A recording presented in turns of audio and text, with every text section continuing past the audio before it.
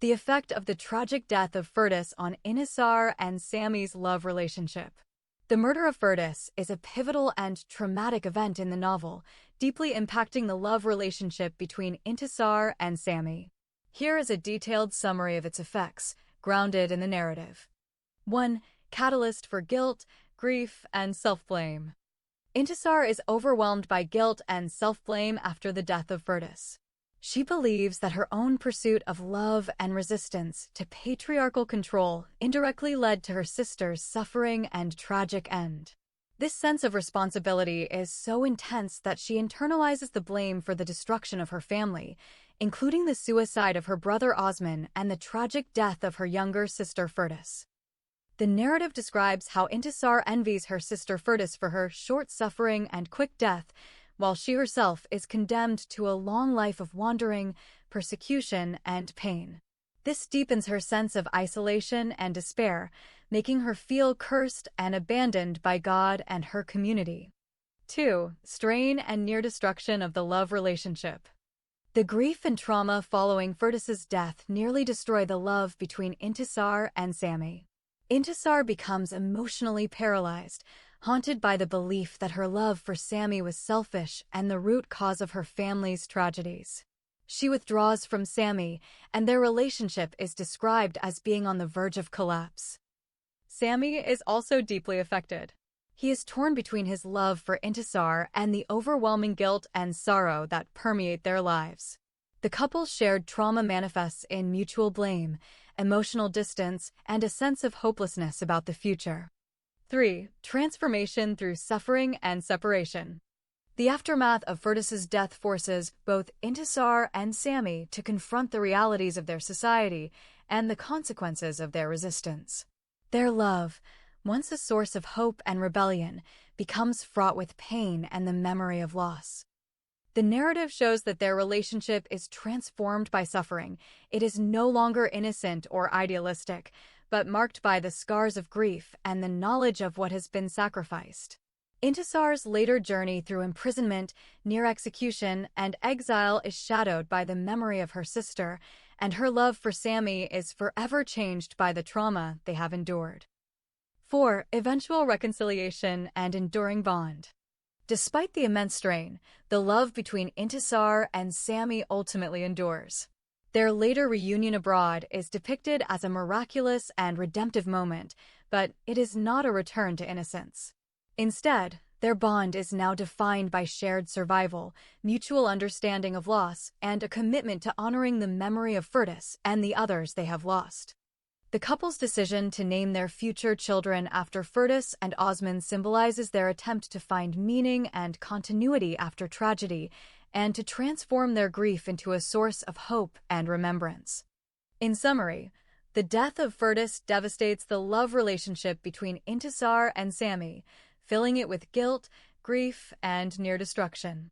Their bond is tested by trauma and loss, but through suffering, separation, and eventual reunion, their love is transformed into a deeper, more resilient connection, one that carries the memory of Furtus as both a wound and a source of enduring meaning.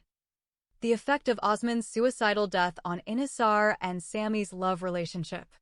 The suicide of Osman, Intisar's brother, has a profound and tragic impact on the love relationship between her and Sammy. Osman's death is depicted as a direct consequence of the family's suffering, which is itself rooted in the social and religious persecution surrounding Intisar and Sammy's forbidden love.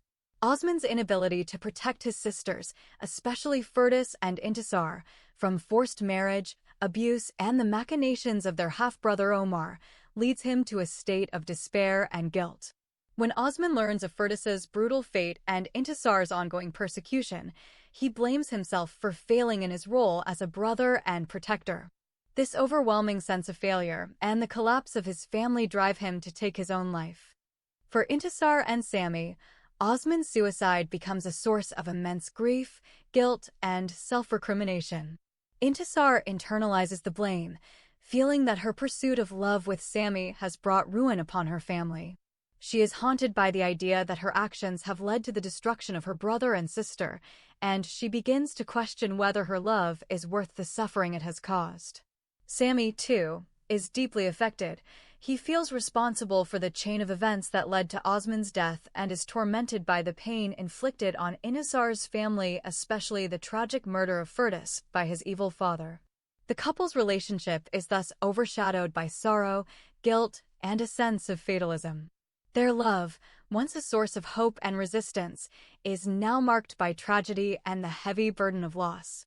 The death of Osman becomes a turning point, intensifying the emotional distance and despair between Intisar and Sammy, and casting a long shadow over their hopes for happiness and a future together. Another detailed summary of the effect of the death of Furtus on the friendship of Intisar and Sammy.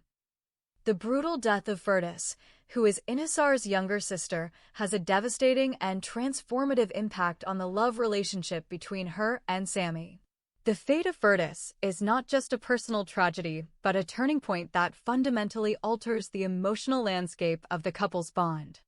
After Furtus is kidnapped, abused, and ultimately raped to death under the guise of a halal Islamic marriage, Intisar is overwhelmed by guilt, grief, and a sense of responsibility. She internalizes the belief that her pursuit of love and resistance to oppressive traditions have brought disaster upon her family. Inisar blames herself for Furtus's suffering, feeling that her own actions, especially her relationship with Sammy, set in motion the chain of events that led to her sister's death. This guilt is compounded by the reactions of her family and community, who also associate the family's misfortunes with Intisar's defiance and love affair. For Sammy, Furtus's death is equally traumatic. He is tormented by the knowledge that his love for Intisar has indirectly contributed to the destruction of her family. Sammy feels powerless and responsible, unable to protect Intisar or her sister from the violence and injustice they face. The couple's relationship, once a source of hope and mutual support, becomes overshadowed by sorrow, guilt, and a sense of fatalism. Their love is no longer simply a private rebellion against social norms. It is now marked by the heavy burden of loss and the awareness of the high cost of resistance. The death of Furtus thus acts as a catalyst for emotional distance and despair between Intisar and Sammy. It intensifies their feelings of isolation and hopelessness, casting a long shadow over their dreams of happiness and a future together.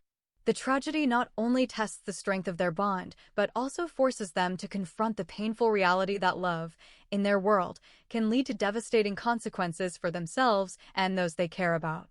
Here is another detailed summary of the effect of the suicidal death of the brother Osman on the love relationship of Intisar and Sammy, followed by a similar summary for Furtus's death, and then an explanation of how their relationship changes after both deaths. The suicide of Osman, Intisar's brother, has a profound and destabilizing effect on the love relationship between Intisar and Sammy. Osman's death is depicted as a direct consequence of the family tragedies and the relentless social and legal pressures that have torn the family apart. Osman is overwhelmed by guilt and helplessness for failing to protect his sister Furtus from her tragic fate, and his suicide is both an act of despair and a form of protest against the injustices inflicted upon his sisters.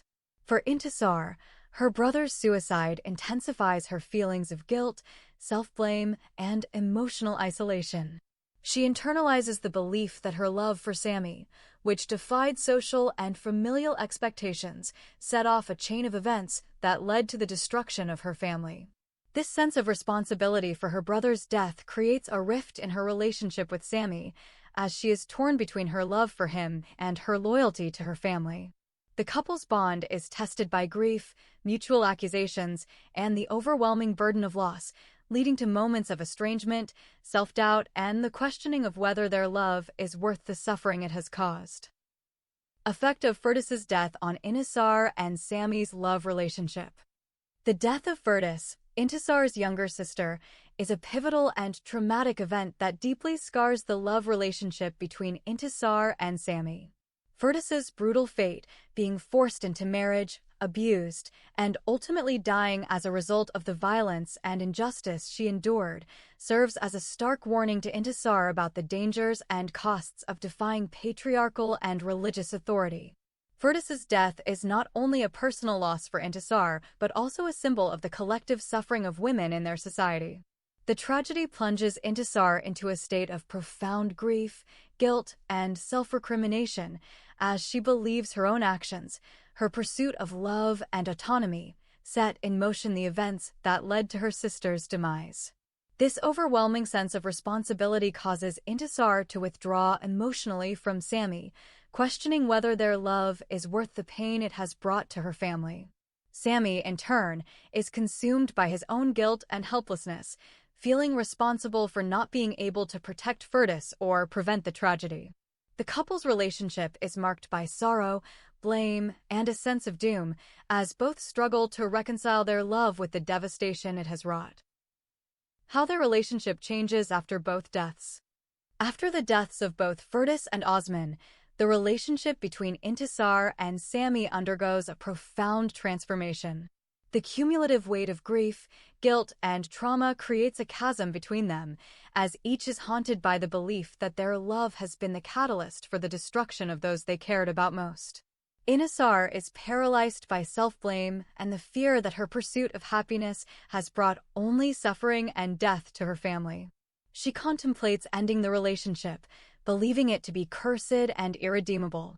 Sami, similarly, is racked by remorse and the sense that he has failed as a protector and partner. Their interactions become fraught with sorrow, silence, and mutual reproach. The once passionate and hopeful love they shared is overshadowed by loss and the specter of tragedy. However, as time passes and they confront the reality of their pain, Intisar and Sami are forced to re-examine the meaning and value of their relationship.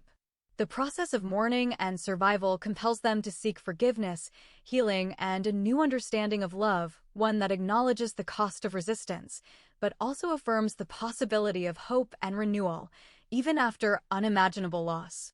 In summary, the deaths of Furtus and Osman devastate Intisar and Sami's relationship, filling it with grief, guilt, and estrangement. Their love is tested to its limits, but through suffering, they are ultimately challenged to find new meaning and resilience in their bond. Here's a detailed explanation of how the relationship between Intisar and Sami evolves after the deaths of both Furtus and Osman. Initial impact: grief, guilt, and estrangement. After the deaths of Furtus and Osman, the relationship between Intisar and Sami is plunged into a period of intense grief and mutual guilt.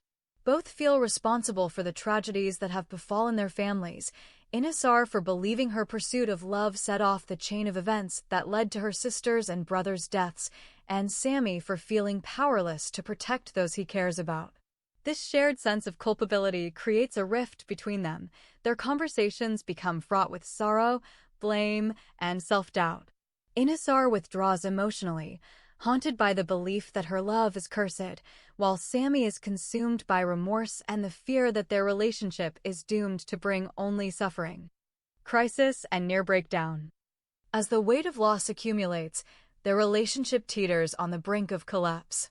Intisar contemplates ending the relationship, convinced that her love for Sami has brought nothing but pain and destruction. She is paralyzed by self-blame and the fear of further tragedy. Sami, in turn, is racked by despair and the sense that he has failed as a partner. Their once passionate connection is replaced by silence, estrangement, and the questioning of whether their love can or should survive such devastation.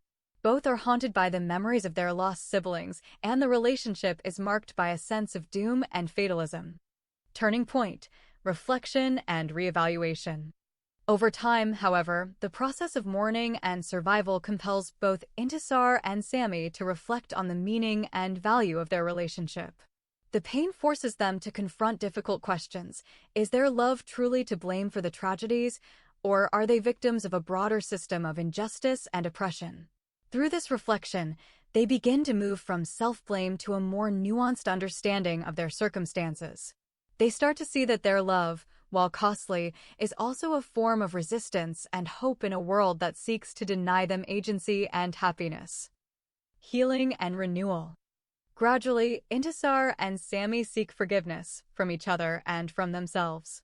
They acknowledge the suffering they have endured, but also the resilience that has allowed them to survive. Their relationship evolves from one based on youthful passion and defiance to a deeper, more mature bond forged in the crucible of shared trauma. They learn to support each other through grief, to communicate honestly about their pain, and to find comfort in each other's presence. The love that once seemed doomed becomes a source of healing and renewal, as they commit to building a future together despite the scars of the past. Conclusion.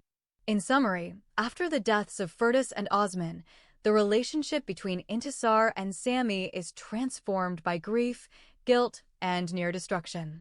Yet, through reflection, forgiveness, and mutual support, their love evolves into a more resilient and compassionate partnership, one that honors the memory of their lost siblings and affirms the possibility of hope and happiness even after profound loss. Here's a detailed summary of the effect of the death of Fergus on the love relationship between Intisar and Sami, followed by a summary of the effect of Osman's suicide, a similar summary for Fergus's death, and an analysis of how their relationship changes and evolves after both deaths, including their healing process. Effect of Fergus's death on Intisar and Sami's love relationship. The death of Fergus, Intisar's younger sister, has a profound and devastating impact on the love relationship between Intisar and Sami. Fergus's brutal fate, kidnapped, starved, beaten, and raped to death in a forced marriage, is not only a personal tragedy for Intisar but also a turning point in her emotional world. Intisar is overwhelmed by guilt, believing her own love for Sami and her resistance to forced marriage set in motion the chain of events that led to her sister's suffering and death. This guilt creates a rift in her relationship with Sami, as she internalizes the idea that her pursuit of love has brought ruin upon her family. The trauma and grief make Intisar withdraw emotionally, and she questions whether she deserves happiness with Sami, fearing that their love is cursed and that further pursuit of it will only bring more tragedy. Effect of Osman's suicide on their relationship.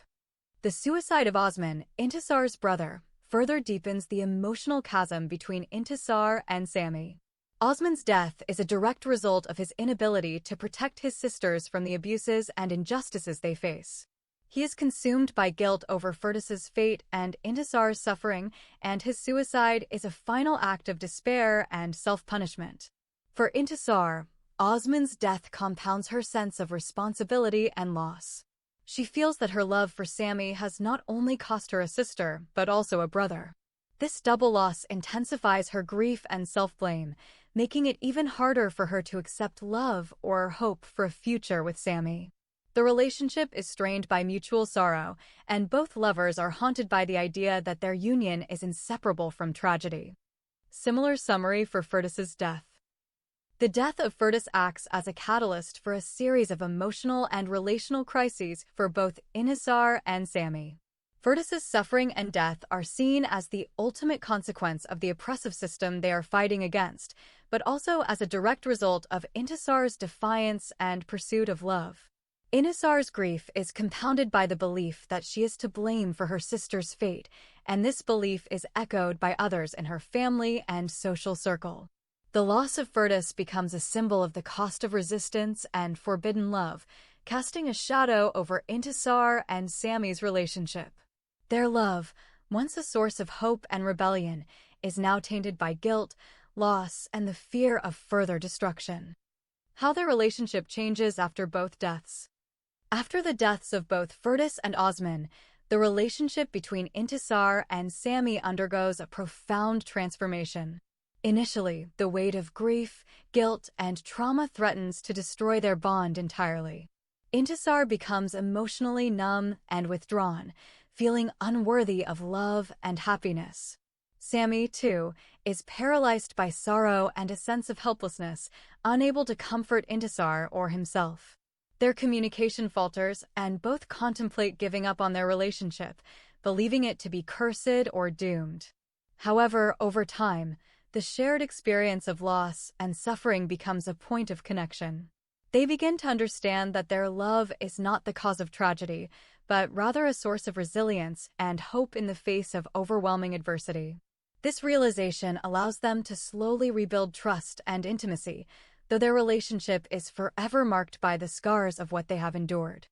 Further details on how their relationship evolves.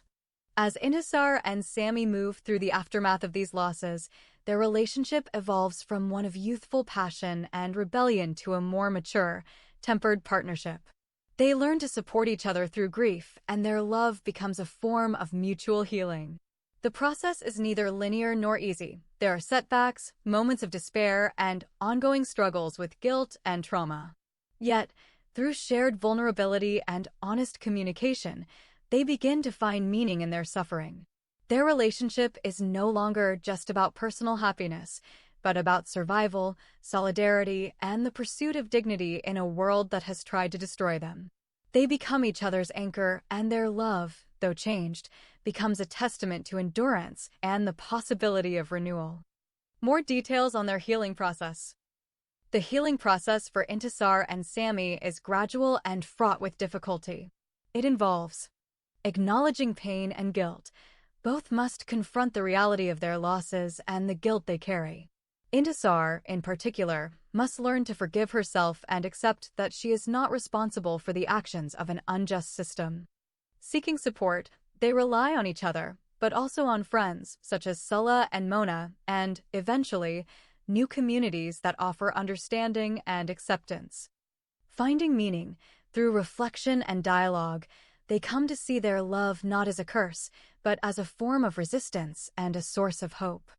Building a new life. As they move forward, eventually as refugees in a new country, they begin to imagine a future that honors the memory of their lost loved ones, but is not defined solely by tragedy.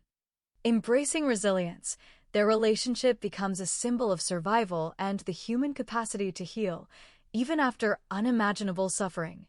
In summary, the deaths of Furtis and Osman nearly destroy Intisar and Sammy's relationship, but through shared grief, honest confrontation of pain, and mutual support, their love is transformed into a deeper, more resilient bond. Their healing is ongoing, but together they find the strength to move forward and reclaim the possibility of happiness and dignity. The challenges that Intisar and Sammy face during their healing process after the traumatic deaths of Furtis and Osman. I'll summarize the key challenges they encounter, drawing directly from the detailed narrative in the document. Challenges faced by Intisar and Sammy during their healing. 1. Overwhelming guilt and self-blame. Both Intisar and Sammy are haunted by the belief that their love indirectly caused the tragedies that befell their families. Intisar especially internalizes the idea that her pursuit of happiness led to Furtis's suffering and death and Osman's suicide. This guilt makes it difficult for her to accept love or even the possibility of healing, as she feels undeserving of happiness. 2. Grief and trauma. The loss of loved ones, particularly through violence and suicide, leaves deep psychological scars. Both struggle with intense grief, recurring nightmares, and symptoms of trauma such as emotional numbness, withdrawal, and difficulty trusting themselves or others. Their relationship is overshadowed by the constant presence of loss. 3. Breakdown of communication and intimacy. The weight of sorrow and guilt leads to emotional distance. Intisar withdraws, becoming emotionally unavailable, while Sammy feels helpless and unable to reach her. Their communication falters, and moments of closeness are often interrupted by memories of tragedy or fear of further loss. 4. Social isolation and stigma. Both face isolation from their families and communities. Intisar is blamed by some for the family's misfortunes, and both are seen as cursed or as the source of scandal. This lack of social support makes it harder for them to process grief and find comfort outside their relationship. 5. Fear of future tragedy. The repeated experience of loss leads to a persistent fear that loving or hoping again will only result in more pain. They are hesitant to rebuild their relationship or imagine a future together, believing that happiness is always at risk of being destroyed. 6. Navigating a new identity and purpose. After such profound loss, both must redefine who they are not just as individuals, but as a couple. Their love, once a symbol of hope and rebellion, now carries the burden of memory and survival. They must find new meaning in their relationship and in life itself, which is a slow and often painful process. Additional notes. The healing process is not linear. There are setbacks, relapses into despair, and moments when the pain feels insurmountable. Their journey is marked by small acts of mutual support, gradual rebuilding of trust, and the slow acceptance that healing does not mean forgetting, but learning to live with loss. In summary, Intisar and Sammy face a complex web of emotional, psychological, and social challenges during their healing. Overcoming guilt, trauma, and isolation, and learning to trust in love and hope again are central to their journey towards recovery. Here's a detailed summary of the challenges faced by Intisar and Sammy during their healing process after the deaths of Fergus and Osman, based on the content of the novel. Challenges faced by Intisar and Sammy during their healing process. After the tragic deaths of Fergus, through brutal abuse and rape, and Osman, by suicide, the love relationship between Intisar and Sammy is deeply shaken and traumatized. Their healing process is marked by several significant challenges. 1. Overwhelming guilt and self-blame. Both Intisar and Sammy experience intense guilt, believing their love indirectly led to the destruction of Intisar's family. Intisar feels responsible for her sister Fergus's suffering and death, as well as her brother Osman's suicide, seeing her pursuit of love with Sammy as the catalyst for these tragedies. Sammy, too, is haunted by the idea that his relationship with Intisar brought misfortune upon her family, especially as his own father played a direct role in the abuse and death of Fergus. 2. Loss of trust and emotional withdrawal. The trauma of loss causes both to withdraw emotionally.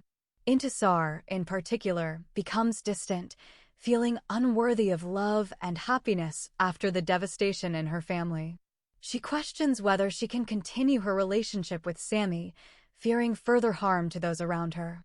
Sammy, meanwhile, is paralyzed by grief and uncertainty, unsure how to support Intisar or whether their love can survive such pain. 3. Social isolation and stigma. The couple faces social ostracism and stigma from their community. Intisar is labeled as the cause of her family's downfall, and both are shunned by relatives and neighbors who view their love as a source of shame and scandal. This isolation intensifies their sense of loneliness and despair, making it harder to find support or understanding from others. 4. Internalized shame and despair. Both struggle with internalized shame. Intisar, especially, feels she is cursed or fated for suffering, and at times envies her deceased sister for having escaped the world's cruelty. She contemplates whether she deserves happiness or love after so much loss. Sammy, too, is consumed by a sense of helplessness and failure, believing he could not protect Intisar or her family from harm. 5. Communication breakdown. The trauma leads to communication breakdowns between them. They find it difficult to express their feelings, fears, and hopes, leading to misunderstandings and further emotional distance. Their grief sometimes manifests as anger or withdrawal, complicating their attempts to comfort each other. 6. Fear of future loss. The deaths of Fergus and Osman install a persistent fear of further loss. Both are anxious that loving each other might bring more tragedy, and this fear makes it difficult to fully commit to rebuilding their relationship or envisioning a hopeful future together. These challenges are not easily overcome, and the healing process for Intisar and Sammy is depicted as long, painful, and fraught with setbacks. Their journey involves confronting their guilt, learning to forgive themselves and each other, and gradually rebuilding trust and hope in the possibility of love after loss. Sarah's stance towards Intisar and Sammy's love after the deaths of Fergus and Osman. After the tragic deaths of Fergus, through brutal abuse and rape, and Osman, by suicide, Sarah's attitude towards the love between Intisar and Sammy becomes deeply conflicted, marked by grief, fear, and resignation. 1. Grief and blame. Sarah is overwhelmed by grief at the loss of two of her children. She perceives the love between Intisar and Sammy as the catalyst for the destruction of her family. She openly blames their relationship for the tragedies that have befallen them, believing that if Intisar had not pursued her love for Sami, Firdas would not have been forced into a deadly marriage, and Osman would not have taken his own life. This sense of blame is not only directed at Intisar but also at Sami and his family, especially Sami's father, who played a direct role in the abuse and death of Firdas. 2. Fear and protective instinct. In the aftermath of these losses, Sarah becomes fearful for Intisar's safety and future. She is terrified that continuing the relationship with Sami will bring further tragedy. This fear leads her to urge Intisar to end her relationship with Sami, not out of malice, but from a desperate desire to protect her only remaining daughter from further harm. She sees the world as hostile and dangerous for women who defy social and religious norms, and she wants Intisar to avoid the fate of her siblings. 3. Resignation and powerlessness. Despite her efforts, Sarah ultimately feels powerless to control the course of Intisar's life. She recognizes that her daughter's love for Sami is strong and that attempts to separate them may be futile or even counterproductive. This resignation is tinged with sorrow and a sense of defeat, as she realizes that she cannot shield her children from the harsh realities of their society or the consequences of their choices. 4. Ambivalence and maternal love. Throughout, Sarah's stance is marked by ambivalence. While she blames the relationship for her family's suffering, she also continues to love and care for Intisar. Her actions are motivated by a complex mix of grief, fear, and maternal love. She is torn between wanting to support her daughter's happiness and fearing the cost of that happiness in a world that has already taken so much from them. In summary, after the deaths of Firdas and Osman, Sarah's stance towards Intisar and Sami's love is one of deep grief, blame, and fear. She sees their relationship as the root of her family's tragedies and urges Intisar to end it, but ultimately feels powerless to prevent her daughter from following her heart. Her position is shaped by a desperate desire to protect her last remaining child, even as she mourns the losses that have already occurred. Here is a detailed summary of the stance of the sister Frida towards the love relationship between Intisar and Sami after the deaths of her sister Firdas and her brother Osman. Frida's stance after the deaths of Firdas and Osman. After the tragic deaths of her younger sister Firdas, who was brutally abused and died as a result of a forced marriage, and her brother Osman, who died by suicide, overwhelmed by guilt and helplessness, Frida's attitude towards the love between Intisar and Sami becomes more complex and layered. Initial reaction: shock, grief, and protective instincts. Frida is initially devastated by the loss of her siblings. She feels a deep sense of responsibility for her family, having promised to protect her younger sisters and support her mother after their father's death. The deaths of Firdas and Osman are not only personal tragedies, but also a shattering of the family's unity and hope. In the immediate aftermath, Frida is overwhelmed by grief and anger. She is protective of Intisar and, at first, questions whether the pursuit of love with Sami is worth the suffering it has brought upon the family. She is haunted by the idea that the love affair may have indirectly contributed to the tragedies, as the family's opposition and the social consequences of the relationship set off a chain of events leading to the deaths. Evolving perspective: from doubt to support. Despite her initial doubts, Frida does not blame Intisar or Sami for the deaths. She recognizes that the true causes are the oppressive social, religious, and legal systems that deny women agency and force them into destructive situations. Frida's anger is directed more at the patriarchal structures and the individuals who exploited them, rather than at her sister's desire for love. As she processes her grief, Frida becomes more determined to fight for justice and autonomy for her surviving sister. She vows to support Intisar's right to choose her own partner and to resist any further attempts to control her life. Frida's stance shifts from cautious skepticism to active advocacy for Intisar's happiness and freedom. Practical actions: legal and emotional support. Frida takes concrete steps to defend Intisar's rights. She gathers evidence, seeks legal assistance, and confronts religious and political authorities who were complicit in the forced marriages and abuses.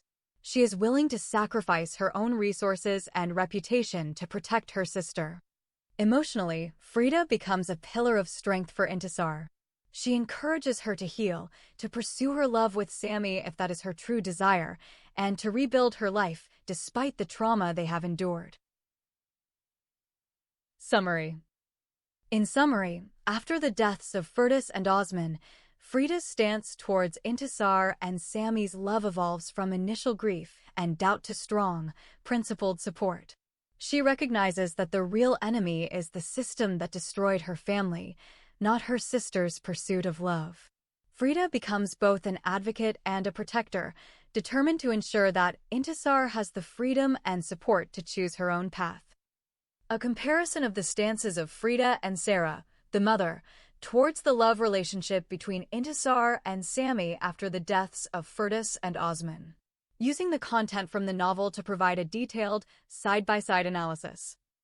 Comparison of Frida's and Sarah's stances. 1. Initial emotional response.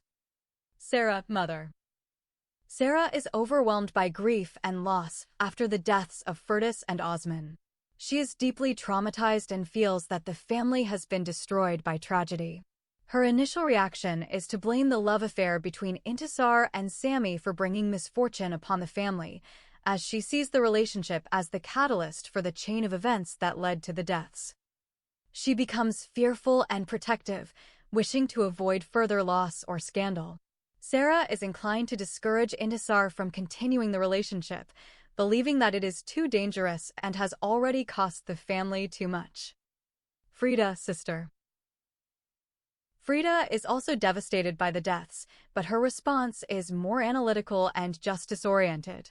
She feels a strong sense of responsibility as the eldest sibling and is determined to protect her surviving sister. While she initially questions whether the love affair was worth the suffering, she quickly shifts her focus to the broader injustices and the systems that caused the tragedies. 2. Blame and understanding. Sarah. Sarah is inclined to blame the love between Intisar and Sammy for the family's misfortunes. She sees the relationship as a source of shame and danger, and her stance is shaped by fear of further loss and social condemnation. She wishes Intisar would end the relationship for the sake of family stability and safety. Frida. Frida does not blame Intisar or Sammy for the deaths. Instead, she recognizes that the true causes are the patriarchal, religious, and legal systems that deny women agency and force them into destructive situations. Her anger is directed at these structures and the individuals who exploited them, not at her sister's pursuit of love. 3. Evolution of stance. Sarah. Sarah's stance remains largely conservative and protective. She is reluctant to support Intisar's relationship with Sammy and is more concerned with avoiding further tragedy. Her grief makes her risk-averse, and she prefers to prioritize family survival over individual happiness. Frida. Frida's stance evolves from initial doubt to strong support. As she processes her grief, she becomes more determined to fight for Intisar's right to choose her own partner. She actively advocates for her sister's happiness and freedom, and is willing to confront authorities and make personal sacrifices to defend Intisar's autonomy. 4. Actions taken. Sarah. Sarah withdraws emotionally and becomes more passive. She is unable to protect her children from the tragedies and feels powerless. Her main concern is to prevent further loss, even if it means discouraging Intisar from pursuing her love. Frida. Frida becomes proactive. She gathers evidence, seeks legal help, and confronts those responsible for the injustices. She supports Intisar emotionally and practically, encouraging her to heal and rebuild her life with Sammy if that is her true desire. Summary table. Aspect. Sarah, mother. Frida, sister. Initial response. Grief, fear, blame, withdrawal. Grief, anger, analysis, action. Blame. Inclined to blame the love affair. Blames oppressive systems. Evolution. Remains protective, risk-averse. Becomes supportive, justice-driven. Actions. Passive. Discourages relationship. Active. Advocates for autonomy. Support for love. Reluctant. Discourages. strong, encourages, and protects. Conclusion. In essence, after the deaths of Furtus and Osman, Sarah's stance is shaped by grief, fear, and a desire to avoid further tragedy, leading her to discourage Intisar's relationship with Sami. In contrast, Frida's stance evolves towards strong support for her sister's right to love and self-determination, and she becomes an active advocate for Intisar's happiness and freedom. The role of Mona and Sulla in the reconciliation of Intisar and Sami. After the traumatic deaths of Furtus and Osman, the love relationship between Intisar and Sami is deeply shaken. Both are overwhelmed by grief, guilt, and a sense of responsibility for the tragedies that have befallen Intisar's family. Their communication becomes strained, and they begin to drift apart, each internalizing their pain and blaming themselves for the suffering of their loved ones. At this critical juncture, Mona and Sulla, themselves a couple who have endured their own hardships, play a pivotal role in helping Intisar and Sami find their way back to each other. 1. Providing emotional support and perspective. Mona and Sulla offer a safe space for both Intisar and Sami to express their grief and guilt without judgment. They listen, comfort, and gently challenge the self-blame that is paralyzing the couple. Mona, as Intisar's closest friend, encourages her to share her pain and reminds her that she is not alone. Sulla does the same for Sami, helping him process his feelings of helplessness and loss. 2. Facilitating honest communication. Recognizing that much of the distance between Intisar and Sami is due to unspoken fears and misunderstandings, Mona and Sulla act as mediators. They encourage the couple to talk openly about their feelings, regrets, and hopes for the future. Through shared conversations and gentle interventions, they help Intisar and Sami realize that their love, though wounded, is still a source of strength and healing. 3. Restoring hope and purpose. Mona and Sulla remind the couple that the best way to honor the memory of Furtus and Osman is not through self-punishment, but by continuing to fight for dignity, justice, and the right to love freely. They encourage Intisar and Sami to support each other through their grief and to find meaning in their shared struggle against the forces that have caused so much pain. 4. Modeling resilience and forgiveness. As a couple who have also faced adversity, Mona and Sulla model resilience, forgiveness, and the possibility of healing after loss. Their example inspires Intisar and Sami to believe that reconciliation and renewal are possible, even after profound tragedy. In summary, Mona and Sulla are instrumental in helping Intisar and Sami move through their grief, confront their guilt, and rediscover the strength of their love. Through emotional support, honest dialogue, and the restoration of hope, they guide the couple towards reconciliation and a renewed commitment to each other and to the memory of those they have lost. The role that Mona plays in reconciling Intisar and Sami after the tragic death of Furtus. Summary of Mona's role. After the death of Furtus, both Intisar and Sami are plunged into deep grief, guilt, and emotional turmoil. Their relationship is severely strained. Intisar blames herself for her sister's fate, and Sami is overwhelmed by guilt and loss. The family is fractured, and both lovers are isolated in their pain. At this critical moment, Mona emerges as a key figure in helping to reconcile the two lovers. 1. Providing emotional support and perspective. Mona becomes a confidant for both Intisar and Sami. She listens to their grief and guilt, offering empathy and understanding rather than judgment. She helps Intisar see that the tragedy was not solely her fault, and that blaming herself endlessly will not honor Furtus's memory. Mona encourages her to forgive herself and to seek comfort in those who love her, especially Sami. 2. Facilitating honest communication. Mona acts as a bridge between Intisar and Sami, encouraging them to talk openly about their feelings, regrets, and hopes. She helps them move past silence and misunderstanding, which are common after trauma. By sharing her own experiences and vulnerabilities, Mona creates a safe space for both to express their pain and longing for reconciliation. 3. Restoring hope and encouraging forgiveness. Mona reminds both lovers of the love and dreams they once shared, and how Furtis would have wanted them to find happiness, not remain trapped in sorrow. She encourages Sammy to forgive himself and to reach out to Intisar with compassion rather than anger or blame. 4. Reuniting the lovers. Through her persistent support and gentle mediation, Mona helps Intisar and Sammy to reconnect, share their grief, and ultimately find comfort in each other again.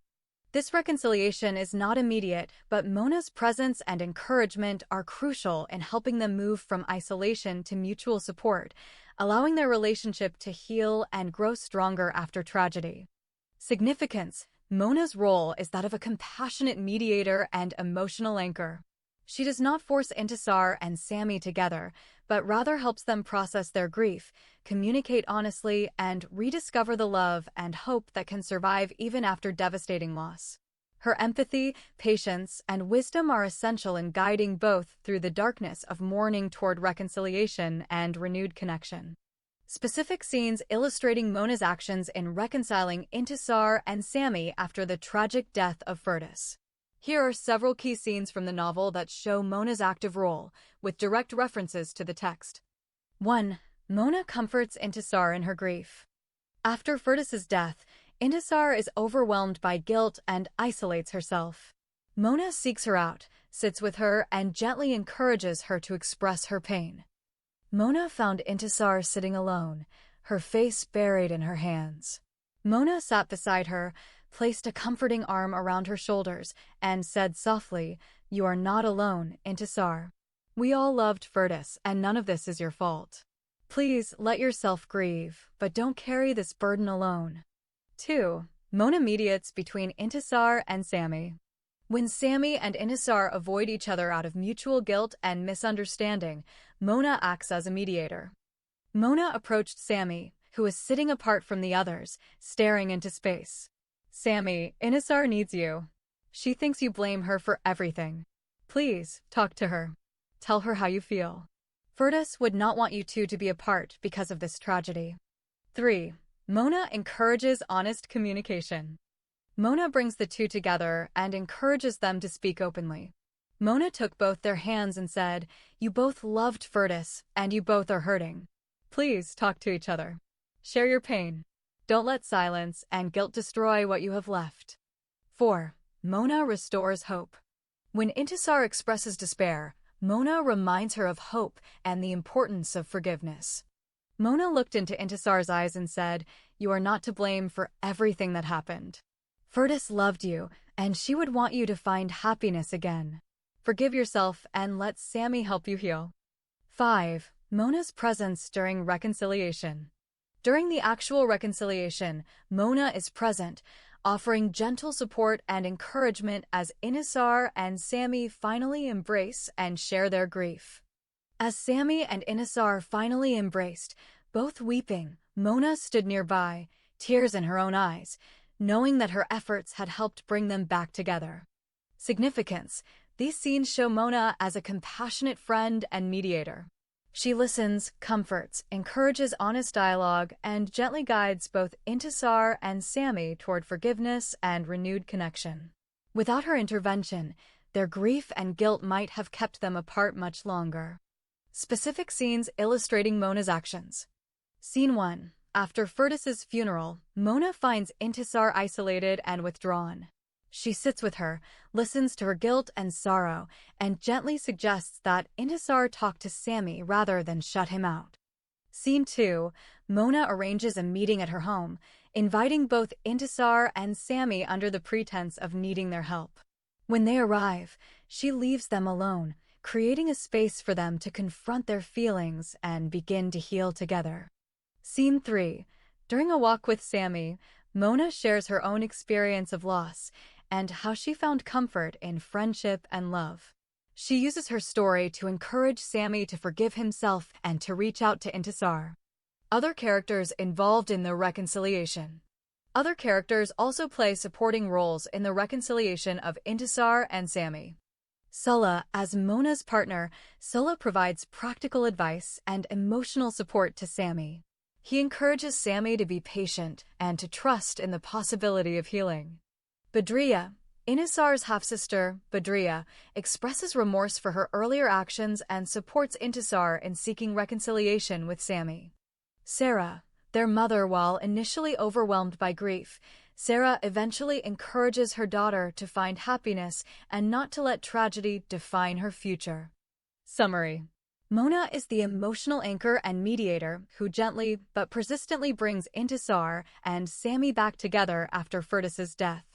She creates opportunities for honest communication, reframes their grief, and encourages forgiveness and hope. Sola, Badriya, and Sarah also contribute to the reconciliation, but Mona is the central figure in this process. Direct quotations illustrating Mona's actions. 1. Mona as emotional mediator. After Firdaus's death, Intisar and Sami are overwhelmed by guilt and grief, and their relationship nearly collapses. Mona steps in as a mediator and emotional anchor. Mona acts as a confidant for both Intisar and Sami. She listens to their pain and confusion, providing a safe space for them to express their grief and regrets without judgment. Her empathy helps both characters process their emotions rather than turning away from each other. 2. Mona arranges a meeting. In a pivotal scene, Mona arranges for Intisar and Sami to meet and talk honestly. Mona arranges a meeting at her home, inviting both Intisar and Sami under the pretense of needing their help. When they arrive, she leaves them alone, creating a space for them to confront their feelings and begin to heal together. 3. Mona's words of encouragement. During a walk with Sami, Mona shares her own experience of loss and encourages him to reach out to Intisar. During a walk with Sami, Mona shares her own experience of loss and how she found comfort in friendship and love. She uses her story to encourage Sami to forgive himself and to reach out to Intisar. 4. Mona reminds them of Firdaus's wishes. Mona reframes their grief as something that can unite rather than divide them. Mona reminds both Intisar and Sami that Firdaus would not want her death to destroy their love. She shares memories of Firdaus's hopes for her sister and for Sami, reframing their grief as something that can unite rather than divide them. This perspective helps both characters begin to forgive themselves and each other. Other characters involved. Yes, other characters are involved in the reconciliation. Sola. As Mona's partner, Sola provides practical advice and emotional support to Sami. He encourages Sami to be patient and to trust in the possibility of healing. Badriya. Intisar's half-sister, Badriya, expresses remorse for her earlier actions and supports Intisar in seeking reconciliation with Sami. Sarah, their mother. While initially overwhelmed by grief, Sarah eventually encourages her daughter to find happiness and not to let tragedy define her future. Summary. Mona is the emotional anchor and mediator who gently but persistently brings Intisar and Sami back together after Firdaus's death. She creates opportunities for honest communication, reframes their grief, and encourages forgiveness and hope. Sola, Badriya, and Sarah also contribute to the reconciliation, but Mona is the central figure in this process. The role of Mona in reconciling Intisar and Sami after the tragic death of Firdaus, including specific scenes, other characters involved, and direct quotations from the actual spoken lines between the characters.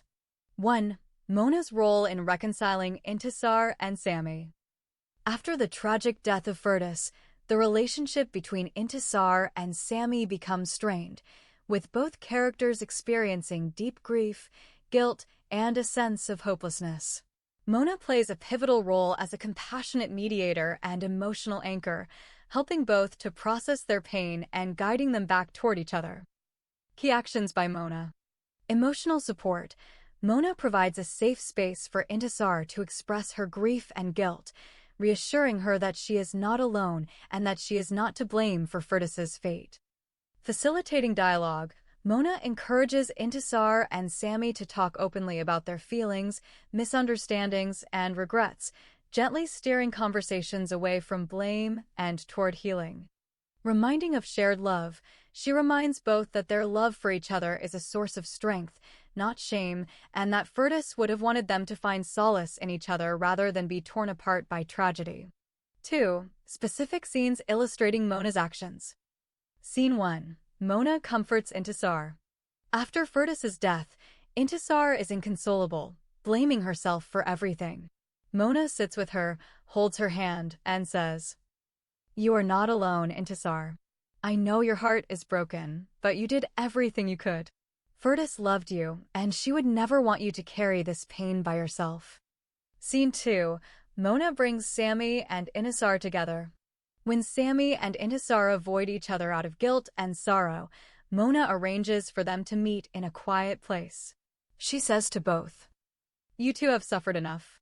Don't let this pain destroy the love you built together. Talk to each other. Share your grief. Furtus would want you to heal, not to drift apart." Scene 3. Mona mediates their conversation. During a tense conversation, Mona gently interrupts when Sammy begins to blame himself.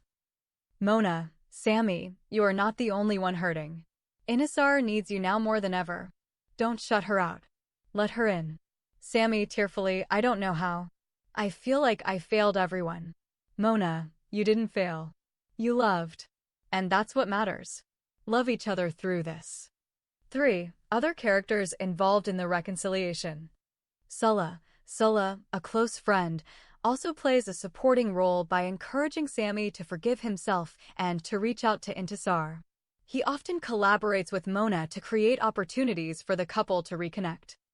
Badriya, Intisar's half-sister, expresses remorse for her earlier actions and supports the reconciliation by apologizing and urging both to find comfort in each other. Sarah, their mother, though overwhelmed by grief, gives her blessing for Intisar and Sammy to support each other. 4. Direct quotations from the scenes. Here are some actual spoken lines from the scenes. Mona to Intisar. "You are not alone, Intisar. I know your heart is broken, but you did everything you could. Furtus loved you, and she would never want you to carry this pain by yourself." Mona to Sammy and Intisar. "You two have suffered enough. Don't let this pain destroy the love you built together. Talk to each other. Share your grief. Furtus would want you to heal, not to drift apart." Mona mediating. "Mona, Sammy, you are not the only one hurting. Intisar needs you now more than ever. Don't shut her out. Let her in." Sammy tearfully, "I don't know how. I feel like I failed everyone." Mona, "You didn't fail. You loved. And that's what matters. Love each other through this." 5. Actual spoken lines between the characters. Here is a reconstructed dialogue based on the text. Scene. Mona brings Sammy and Intisar together. "Mona, you two have suffered enough. Don't let this pain destroy the love you built together. Talk to each other. Share your grief. Furtus would want you to heal, not to drift apart." Sammy, "I don't know how. I feel like I failed everyone." Intisar, "We both failed. I can't forgive myself." Mona, "You didn't fail. You loved. And that's what matters. Love each other through this. Furtus would want you to find peace together." Summary. Mona is the emotional anchor and mediator who helps Intisar and Sammy reconcile after Furtus's death. She provides comfort, facilitates honest dialogue, and reminds them of their shared love and the wishes of Furtus. Sulla, Badriya, and Sarah also play supporting roles.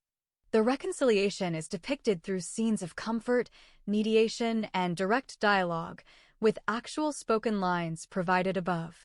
Sulla's support. 1. Emotional mediation and encouragement. Sulla acts as a mediator and voice of reason for both Intisar and Sammy. He recognizes that both are overwhelmed by guilt and grief, and he actively encourages them to talk openly and not to blame themselves or each other for Furtus's fate. Example scene. When Sammy is consumed by guilt and withdraws, Sulla says, "Sammy, you are not the only one hurting. Intisar needs you now more than ever. Don't shut her out. Let her in." Sammy tearfully, "I don't know how. I feel like I failed everyone." Sulla, "You didn't fail. You loved. And that's what matters. Love each other through this." 2. Creating opportunities for reconnection. Sulla often collaborates with Mona to create safe spaces for Intisar and Sammy to meet and talk, gently steering conversations away from blame and toward healing. Badriya's support. 1. Apology and remorse.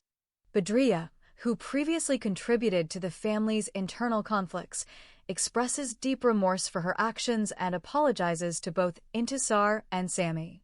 Her apology helps to ease the tension and guilt that Intisar feels, making it easier for her to accept support and reconciliation. Example scene. Badriya says, "I am sorry for everything I did. I was blinded by jealousy and pain. I never wanted this to happen to you or Furtis. Please forgive me, and don't let my mistakes keep you from finding peace together." 2. Encouragement to find comfort in each other. Badriya urges both Intisar and Sami to find comfort in each other, reminding them that Furtis would have wanted them to heal and move forward. Direct quotations. Here are the actual spoken lines from the scenes. Sulla to Sami and Intisar. Sami, you are not the only one hurting. Intisar needs you now more than ever. Don't shut her out. Let her in. Sami tearfully, I don't know how. I feel like I failed everyone. Sulla, you didn't fail. You loved. And that's what matters. Love each other through this. Badriya's apology. I am sorry for everything I did. I was blinded by jealousy and pain. I never wanted this to happen to you or Furtis. Please forgive me, and don't let my mistakes keep you from finding peace together. Summary. Sulla supports reconciliation by mediating, encouraging open dialogue, and reminding both parties of their shared love and the importance of healing together. Badriya supports reconciliation by apologizing for her past actions, expressing remorse, and encouraging Intisar and Sami to find comfort in each other. Both play crucial roles in helping the couple move from grief and guilt toward forgiveness and renewed connection. Addressing your queries step by step, using direct evidence and quotations from the novel. 1. Mona's role in reconciling Intisar and Sami after Furtis's death. After the tragic death of Furtis, Mona plays a crucial role as a compassionate mediator and emotional anchor for both Intisar and Sami.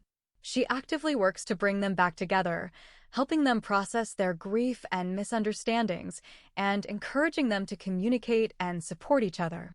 2. Specific scenes illustrating Mona's actions. Scene 1. Mona comforts Intisar and encourages reconciliation. After Furtis's death, Intisar is overwhelmed with guilt and grief, blaming herself for her sister's fate.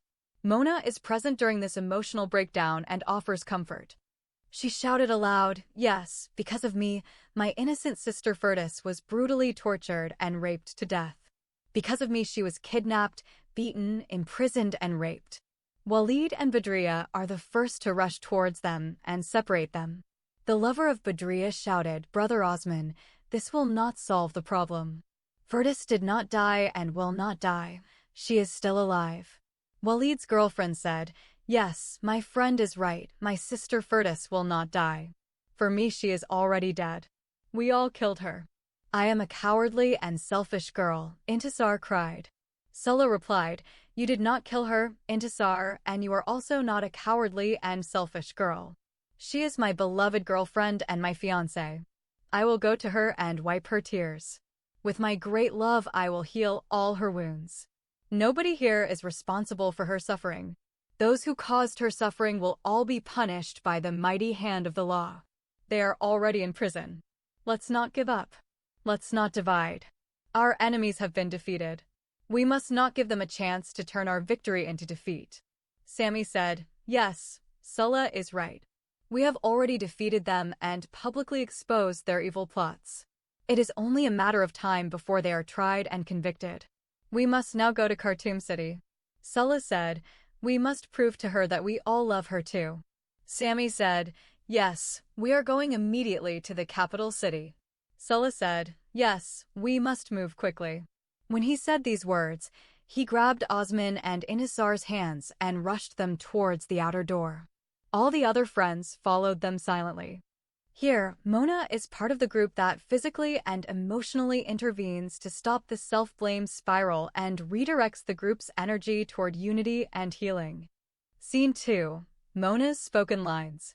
While the text does not always attribute every line directly to Mona, it is clear from the context that she is among those who say, "Yes, my friend is right, my sister Furtis will not die. For me, she is already dead. We all killed her. We must prove to her that we all love her too. 3. Other characters involved in the reconciliation. Yes, several other characters are involved. Sulla acts as a rational voice and mediator, urging the group not to blame themselves and to focus on supporting each other. Badriya offers emotional support and helps physically separate Osman and Inisar during their confrontation. Walid also helps to de-escalate the situation and encourages unity. 4. Direct quotations from the scenes. Here are some direct spoken lines from the reconciliation scenes. Sulla: you did not kill her, Intisar, and you are also not a cowardly and selfish girl. She is my beloved girlfriend and my fiancé. I will go to her and wipe her tears. With my great love, I will heal all her wounds. Nobody here is responsible for her suffering. Those who caused her suffering will all be punished by the mighty hand of the law. They are already in prison. Let's not give up. Let's not divide. Our enemies have been defeated. We must not give them a chance to turn our victory into defeat. Mona, as part of the group. We must prove to her that we all love her too. Badriya: brother Osman, this will not solve the problem. Firdaus did not die and will not die. She is still alive. Walid: yes, my friend is right. My sister Firdaus will not die.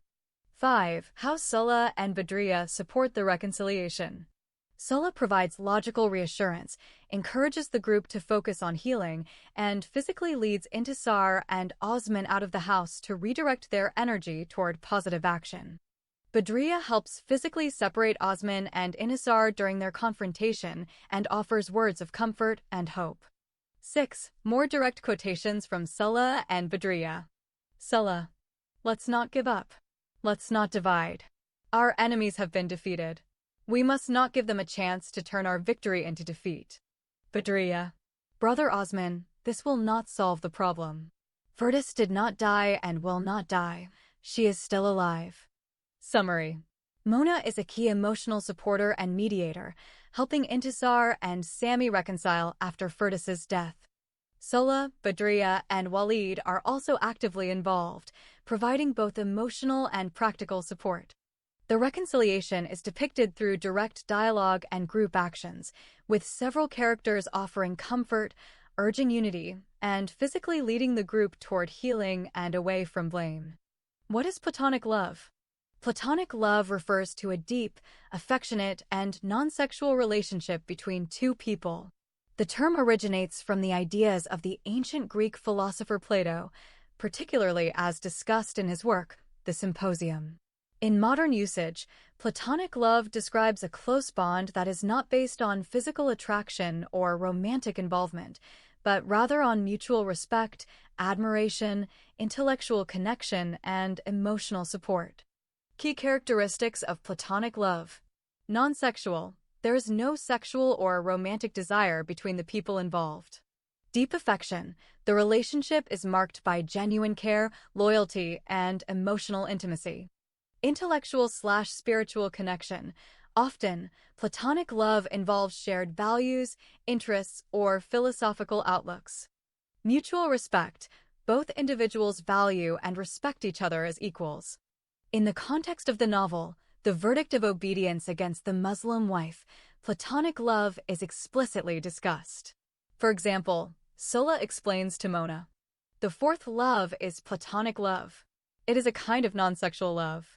It is also called the love of the idea of beauty, as it is seen as the termination of the evolution from one's sexual desire and love of physical beauty to love and contemplation of spiritual or ideal beauty. Therefore, platonic lovers do not have sex with each other and do not marry. This passage shows that platonic love is about a pure, non-physical connection, often described as a love of the soul or mind, rather than the body. Summary: platonic love is a close, affectionate, and non-sexual relationship between people rooted in emotional, intellectual, or spiritual connection rather than physical attraction or romance. Sulla explains to Mona that there are 4 types of love, drawing from Western philosophy and Greek ethics.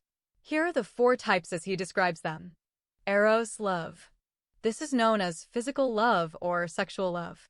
It is based on strong feelings for another person and is associated with passion and desire. Philos love. This is love based on friendship between two people. It is the kind of love that develops from deep friendship and companionship. It can exist between a man and a woman, two men, or two women. Agape love. This is unconditional love, considered the highest form of love. It is completely selfless, where a person gives love to another even if it does not benefit them in any way. It is often described as divine love, the kind that God has for humans. Platonic love. This is a kind of non-sexual love. It is also called the love of the idea of beauty, as it is seen as the culmination of one's sexual desire and love of physical beauty to love and contemplation of spiritual or ideal beauty. Platonic lovers do not have sex with each other and do not marry. Sulla uses these distinctions to help Mona understand the different dimensions and expressions of love, both in relationships and in broader human experience. Here's how Sulla uses the 4 types of love, eros, philo, agape, platonic, to help Mona, based on the content from the novel, The Verdict of Obedience Against the Muslim Wife. Context and purpose. Sulla introduces these distinctions during a deep conversation with Mona about the nature of love and relationships. Mona is struggling with her own feelings and understanding of love, and Sulla wants to help her clarify her emotions and the different ways love can manifest in human experience. How Sulla uses the distinctions. Clarifying emotional confusion. Mona is unsure about her feelings, whether what she feels for Sulla and others is love, friendship, or something else. By explaining the 4 types of love, Sulla gives Mona a framework to analyze her own emotions. This helps her distinguish between romantic/sexual attraction, eros, deep friendship, philo, unconditional or selfless love, agape, and non-sexual, idealized affection, platonic. Encouraging self-reflection, Sulla asks Mona to consider which type of love she has experienced or is capable of experiencing. This prompts Mona to reflect on her past and current relationships and to think about what she truly wants and feels, rather than just following social expectations or confusion. Normalizing different kinds of love. By naming and describing these types, Sulla reassures Mona that it's normal to feel different kinds of love for different people, and that not all love needs to be romantic or sexual. This helps Mona feel less pressured to define her feelings in only one way, and opens her up to the idea that deep, meaningful connections can exist outside of romance. Guiding relationship choices. Sulla's explanation helps Mona realize that platonic love, deep, non-sexual affection, is valid and valuable, and that she doesn't have to force herself into a romantic relationship if that's not what she truly feels. It also helps her see the importance of friendship and selfless love, agape, in her life. Significance in the story. This conversation is a turning point for Mona. It helps her articulate her feelings, understand her relationships with Sulla and others, and make choices that are true to herself. Sulla's guidance, using the distinctions between types of love, empowers Mona to move forward with greater clarity and confidence about her emotional life. More detail and examples from the story.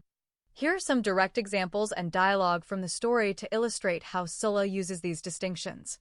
Sulla's explanation. When I was a student at the School of Law at the University of Khartoum, I took some lessons in Western philosophy and Greek ethics. Through that study, I learned that there are 4 types of love. The first is eros love, which is known as physical love or sexual love. It is based on strong feelings for another person. The second is philos love. It is love based on friendship between 2 people. It is true that 2 lovers start their friendship first before they become partners for life. Usually, the relationship lasts more in the long run. This type of love can be between a man and a woman, a man and a man, or between a woman and a woman. The third is agape love. It is unconditional love. It is the third and highest kind of love. Agape love above philos love and eros love. It is a completely selfless love where a person gives love to another person even if this act does not benefit him or her in any way. Whether or not the love given returns benefit, the person continues to love, even without any self-interest. This is why it is also known as divine love.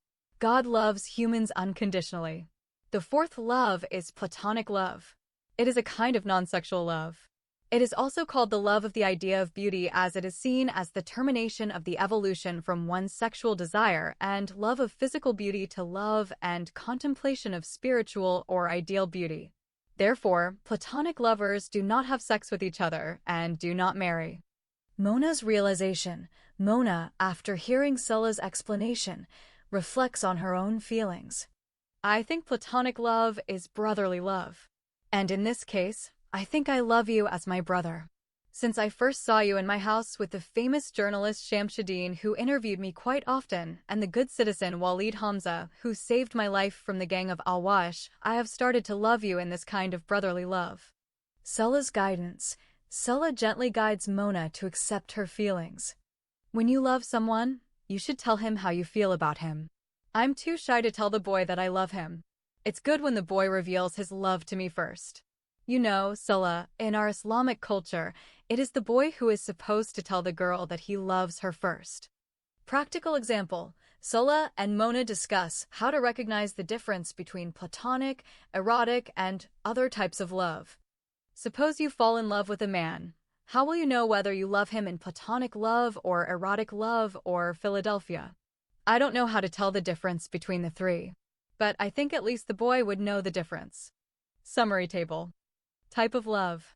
Description. Example from story. Eros. Physical/sexual love.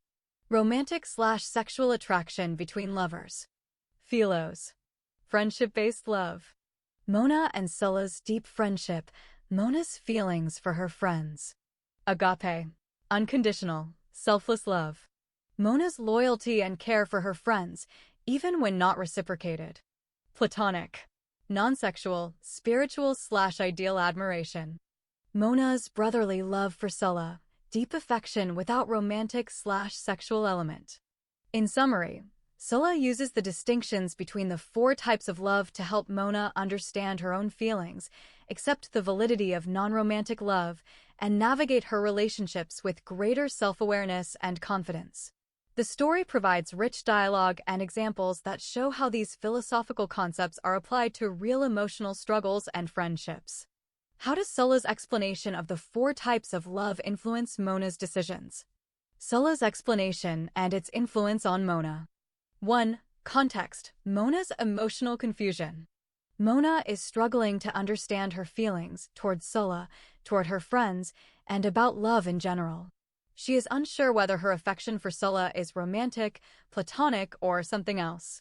This confusion is heightened by the social and cultural expectations around love and relationships in her environment. 2. Scylla's role as a guide.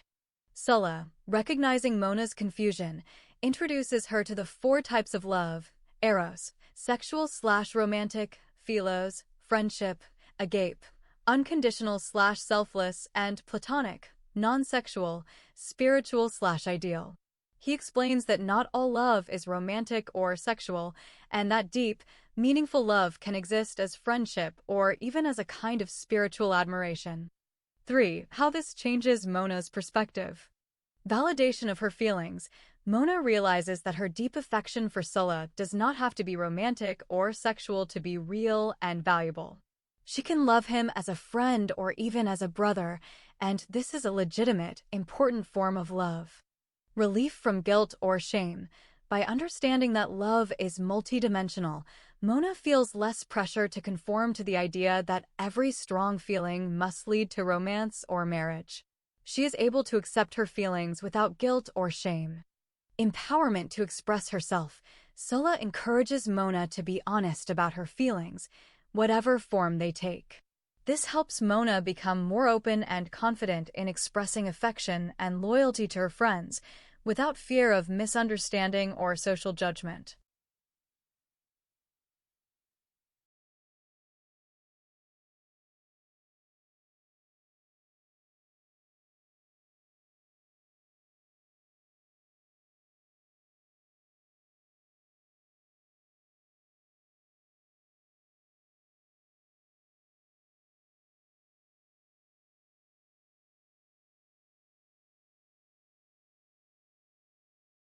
4. Examples from the story.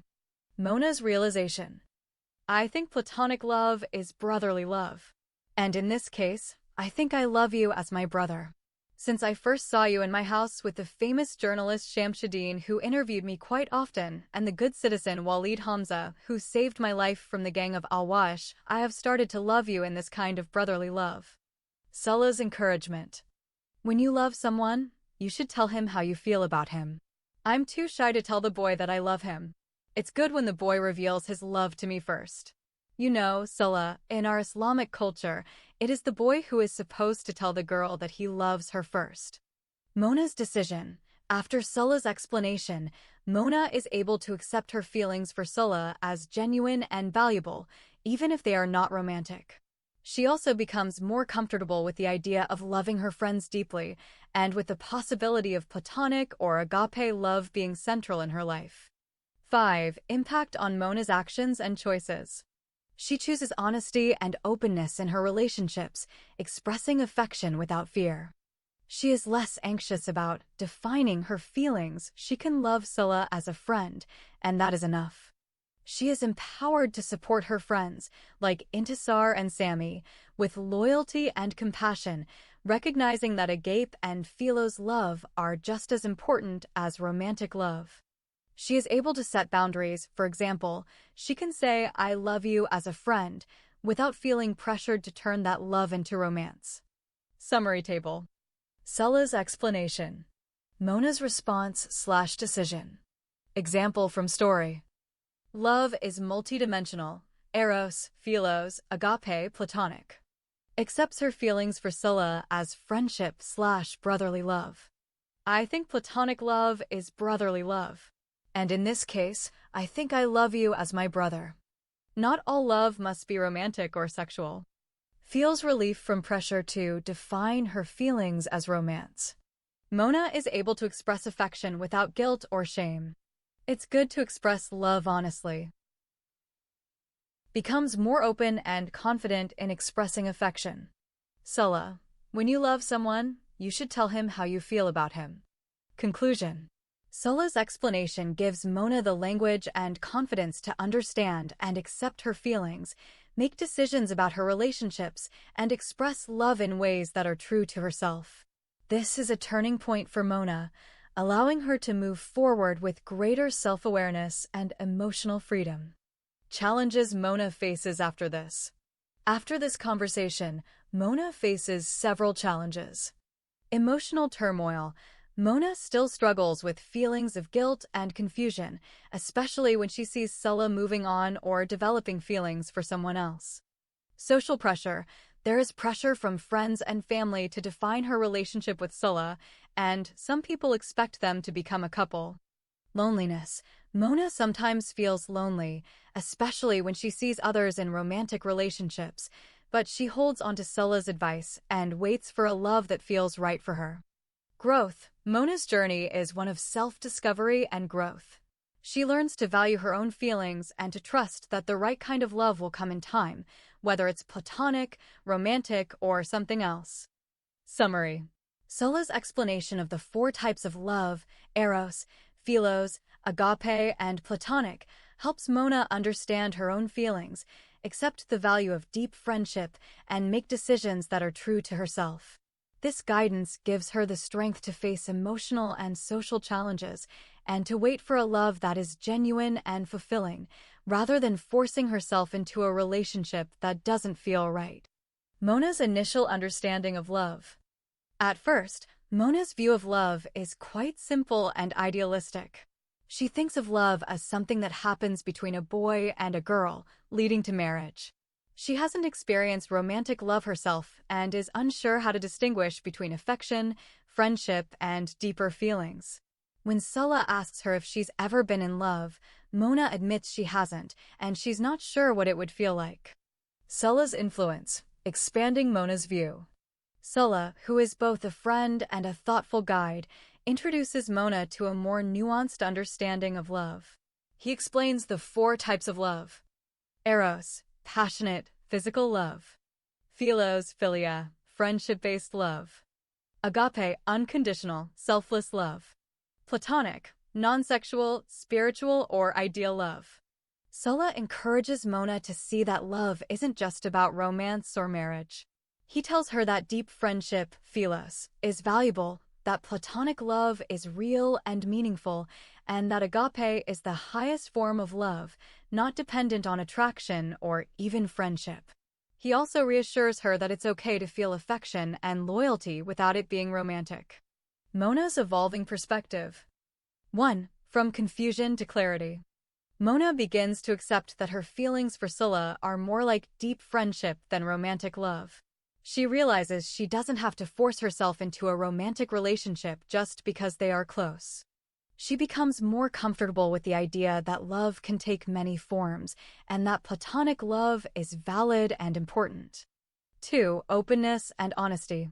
Sulla's guidance helps Mona be honest with herself and with Sulla about her feelings. She stops feeling guilty for not being in love with him and values their friendship for what it is. She also decides that if she ever does fall in love, she'll recognize it because it will be unique and different from her feelings for anyone else. 3. Self-acceptance and growth. Mona learns to accept her own emotions and not compare herself to others or to social expectations. She realizes she doesn't have to rush into romance or define her worth by whether she's in a relationship. She becomes more patient, willing to wait for a love that feels right for her, rather than settling for something less.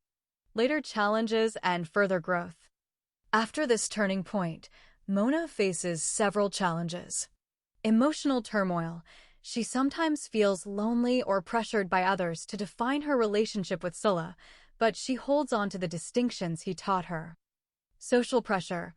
Friends and family sometimes expect her and Sulla to become a couple, but Mona is able to resist this pressure and stay true to her feelings. Loneliness and hope. Mona occasionally feels left out when she sees others in romantic relationships, but she trusts that the right kind of love will come in time. Key example from the story. In their conversation, Sulla asks Mona if she believes in platonic love. Mona says she thinks of Sulla as a brother, and Sulla explains that platonic love is possible and practical, and that it's okay to love someone deeply without it being romantic. Mona realizes that her feelings for Sulla are more like deep friendship than romantic love, and she admits she's never been in love.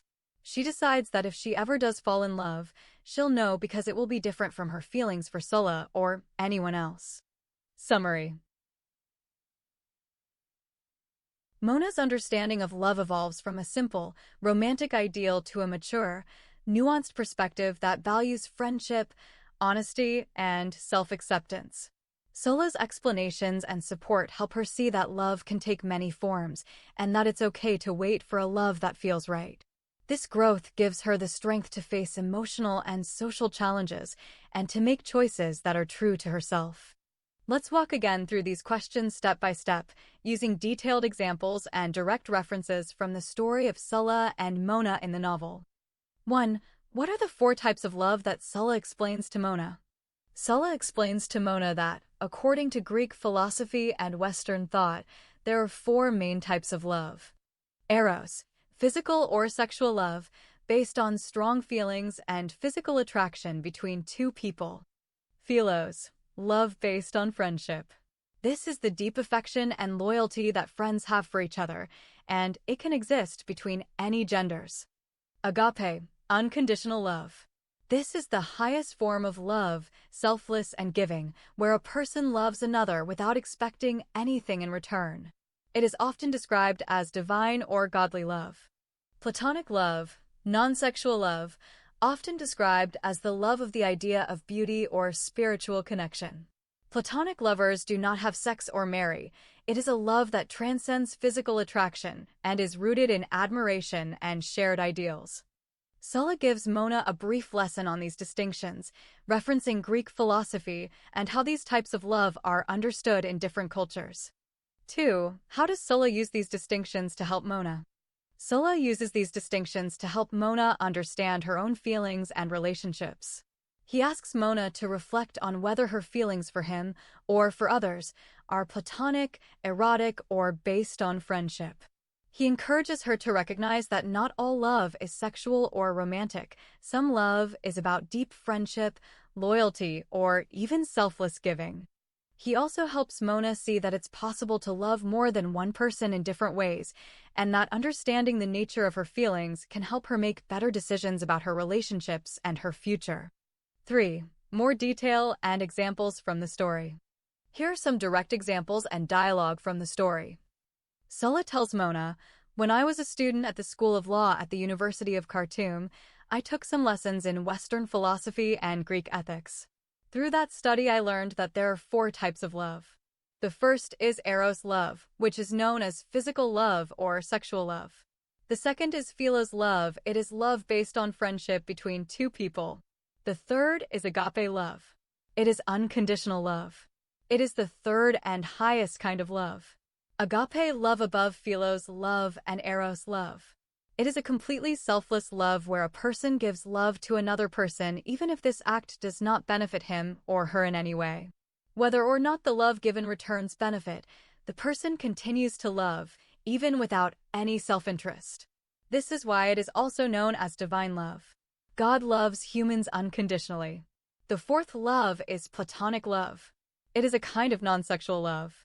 It is also called the love of the idea of beauty, as it is seen as the termination of the evolution from one's sexual desire and love of physical beauty to love and contemplation of spiritual or ideal beauty. Therefore, platonic lovers do not have sex with each other and do not marry. Mona responds by reflecting on her own feelings, saying she thinks platonic love is brotherly love and that she loves Sulla as a brother. Sulla gently pushes her to consider whether her feelings might change or deepen, and what that would mean for her choices. 4. How does Sulla's explanation influence Mona's decisions? Sulla's explanation gives Mona a framework to understand her emotions and relationships. It helps her realize that her feelings for Sulla are not necessarily romantic or sexual, but could be platonic or based on deep friendship. Recognize that she can love more than one person in different ways, and that not all love needs to lead to marriage or physical intimacy. Feel less guilty or confused about her feelings for others, and more confident in expressing her affection as friendship or loyalty. This clarity allows Mona to make more thoughtful decisions about her relationships and to communicate more honestly with Sulla and others. 5. What challenges does Mona face after this? After Sulla's explanation, Mona faces several challenges. Emotional confusion. She struggles with her feelings for Sulla and whether they are platonic, romantic, or something else. Social expectations. Mona lives in a society where relationships between men and women are heavily scrutinized, and where platonic friendships between genders are often misunderstood or discouraged. Pressure to marry. Mona feels pressure from her family and community to marry, and must decide whether to pursue a relationship based on friendship, love, or social expectation. Self-discovery. She must navigate her own desires and boundaries, and learn to assert her own needs in the face of external pressures. 6. How does Mona's understanding of love evolve? Mona's understanding of love evolves from a simplistic, perhaps romanticized view, to a more nuanced and mature perspective. She learns that love is not just about physical attraction or marriage, but can be about deep friendship, loyalty, and selfless giving. She becomes more comfortable with the idea that she can love Sulla as a friend or brother without needing to pursue a romantic relationship. She gains confidence in expressing her feelings honestly and in setting boundaries that reflect her true desires and values. 7. What are the key lessons from Sulla's explanation? Key lessons include: love is multidimensional. It can be sexual, friendly, unconditional, or platonic. Understanding the type of love you feel for someone can help you make better decisions about your relationships. It's important to be honest with yourself and others about your feelings, and not to let social pressure dictate your choices. True friendship and platonic love are valuable and meaningful, and do not need to be sexualized or lead to marriage. Self-awareness and communication are essential for healthy relationships of all kinds. Mona's application of Sulla's insights on love. 1. Self-reflection and emotional honesty. After Sulla explains the four types of love: eros, sexual, philos, friendship, agape, unconditional, and platonic, non-sexual idealized love, Mona begins to reflect on her own feelings and relationships. She realizes that her affection for Sulla is not necessarily romantic or sexual, but could be platonic or based on deep friendship. This self-awareness allows her to be more honest with herself and with Sulla about the nature of her feelings. 2. Setting boundaries and making choices. Mona uses Sulla's distinctions to set boundaries in her relationships. For example, when Sulla gently asks her to consider whether her feelings might change or deepen, Mona is able to articulate that she sees him as a brother or a close friend, and that she is not ready for a romantic relationship. This clarity helps her avoid entering into a relationship out of confusion or social pressure. 3. Navigating social expectations. Living in a conservative society, Mona faces pressure to marry and to conform to traditional gender roles. Sulla's explanation gives her the language and confidence to resist these pressures, at least for a time. She is able to explain to her family and friends that not all love is romantic, and that she values her friendships deeply. This helps her maintain important relationships without feeling forced into marriage or romance before she is ready. 4. Supporting others and building community. Mona's understanding of the different types of love also influences how she supports her friends. She becomes more empathetic and less judgmental, recognizing that others may experience love in different ways. For example, she is able to comfort friends who are struggling with unrequited love or social stigma, and she encourages them to value friendship and selfless love as much as romance. 5. Personal growth and resilience. As Mona faces challenges such as emotional confusion, social scrutiny, and the pressure to marry, she draws on Sulla's lessons to remain resilient. She learns to value her own needs and desires and to communicate them clearly. Over time, Mona's understanding of love evolves from a simplistic, romanticized view to a more nuanced, mature perspective that includes friendship, loyalty, and selfless giving. Examples from the story. Dialogue. Mona tells Sulla, "I think platonic love is brotherly love. And in this case, I think I love you as my brother." Sulla gently pushes her to consider whether her feelings might change, but Mona stands firm in her understanding of their relationship. Decision-making.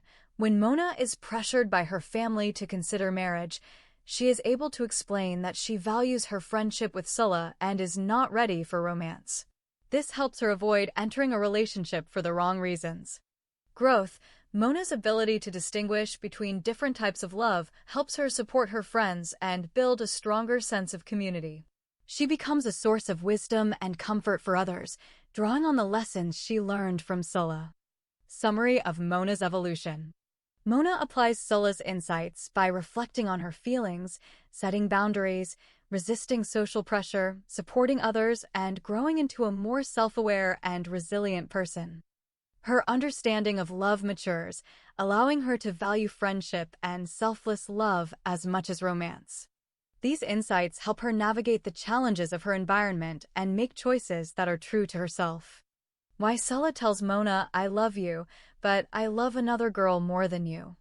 Sulla is honest with Mona about his feelings. He tells her, "I love you, Mona, but I love another girl more than you," to clarify the boundaries of their relationship. He wants Mona to understand that while he cares for her deeply, his romantic feelings are directed toward someone else. This honesty helps Mona accept the nature of their bond and prevents misunderstandings or false hopes. In summary, Sulla's philosophical and compassionate explanation of the four types of love helps Mona understand herself, navigate her friendships, and accept the complexity of her emotions. This guidance is crucial for Mona's growth and resilience as she faces the challenges of her environment and her own heart. Sulla's honesty for Mona. Here's a detailed, evidence-based analysis using examples from the story. Sulla's honesty. What does he tell Mona? Sulla is open with Mona about the nature of his feelings. He tells her, "I love you, Mona, but I love another girl more than you." He also explains the different types of love, eros, philo, agape, platonic, and helps Mona understand that not all love is romantic or exclusive.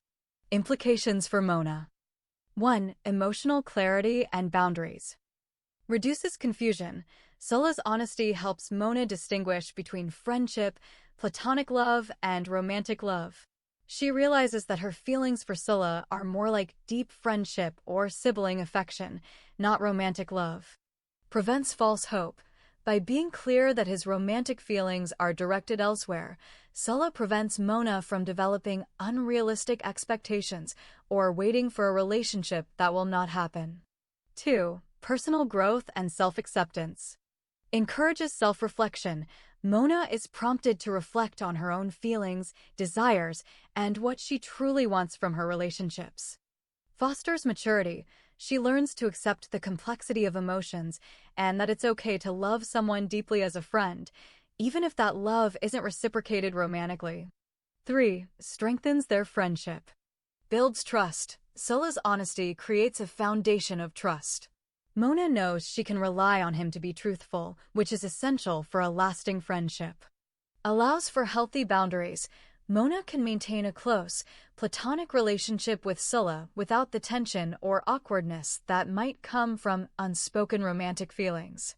4. Empowers Mona to make her own choices. Freedom to move forward. Mona is free to seek other relationships or focus on her own growth, rather than being emotionally stuck. Models healthy communication. Scylla's approach shows Mona and the reader that honest, respectful communication is possible and beneficial, even when it's difficult. Examples from the story. Scylla's explanation. He tells Mona about the 4 types of love and clarifies that his feelings for her are not romantic, but that doesn't diminish their importance. Mona's response. Mona is initially hurt but ultimately grateful for the clarity.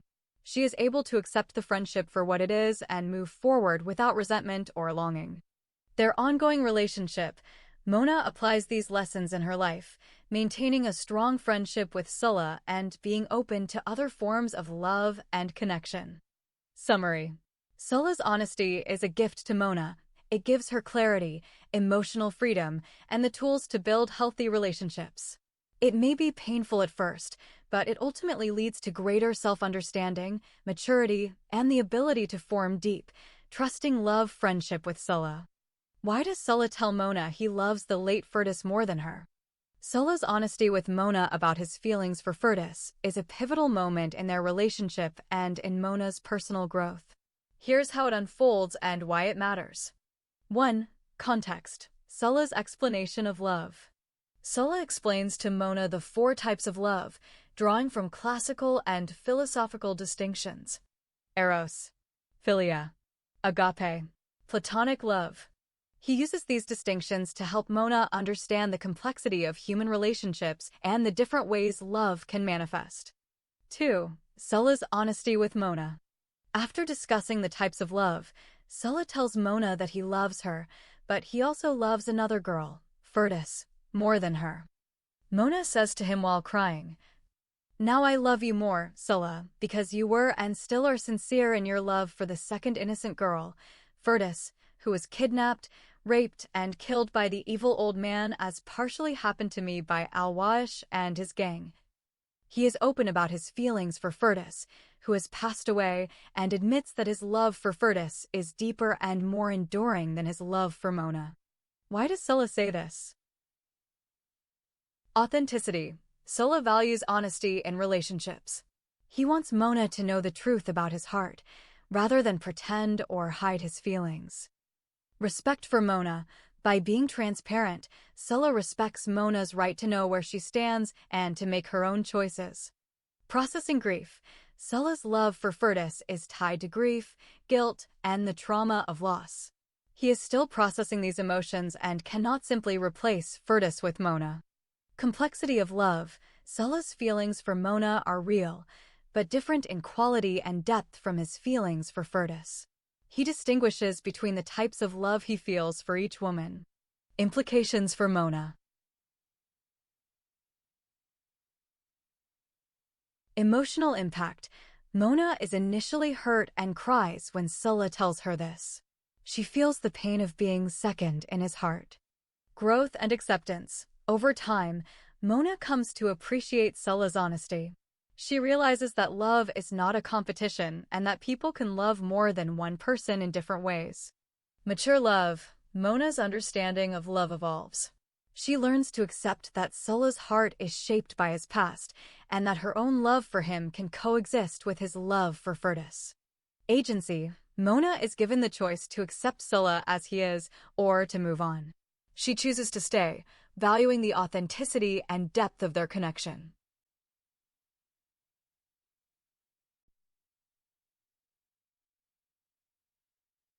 Key lessons from Sulla's explanation. Love is multifaceted. There are different kinds of love, and they can coexist. Honesty is crucial. Being truthful about one's feelings, even when it's painful, is a sign of respect and maturity. Grief and love intertwine. Past losses shape present relationships, and it's natural to carry love for those who are gone. Acceptance. True love involves accepting the other person's history and emotional reality.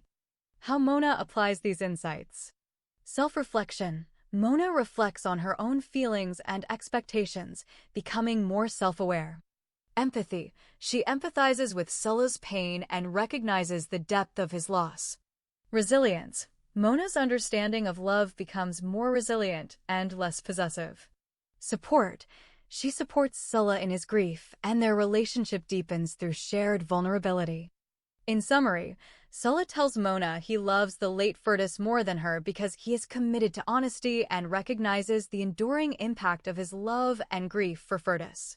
This honesty, though painful, allows Mona to grow, accept the complexity of love, and build a more mature, authentic emotional relationship with Sulla. The admission of Mona. Mona is deeply affected by Sulla's honesty. She cries, but she also expresses understanding and acceptance. Now I love you more, Sulla, because you were and still are sincere in your love for the second innocent girl, Furtus. You also proved to me that you are sincere in your love for me, Mona. You have a pure heart of gold. She tells Sulla that she will continue to love him, even if his heart is divided, and that she finds his sincerity and loyalty to Furtus admirable rather than threatening. Does Mona agree to share Sulla's heart? Yes, Mona agrees to share Sulla's heart with the memory of Furtus. She says, "So, you agree to split my heart with her. Let her marry you and take you away from me, and yet I will continue to love you with an undivided heart." Mona's acceptance is an act of mature, selfless love. She recognizes that Sulla's grief and loyalty are part of who he is, and she chooses to embrace all of him, including his past. Impact on their relationship. Sulla's love for Furtus becomes a source of both pain and depth in his relationship with Mona.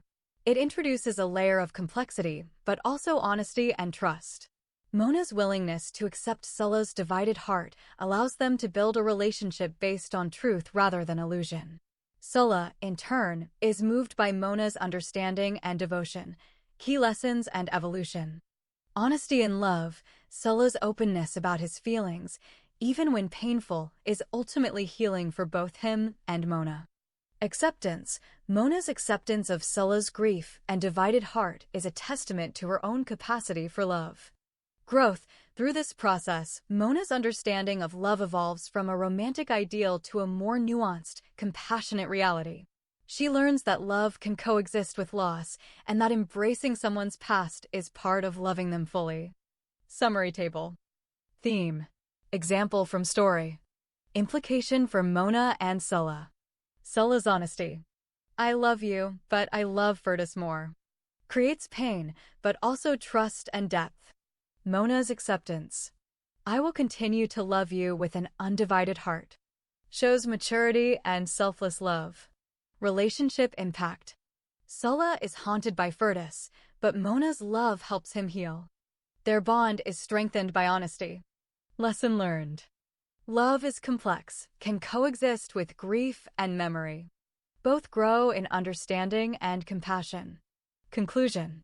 Sulla's confession about his love for Furtus is not meant to hurt Mona, but to honor the truth of his feelings and the memory of someone he lost.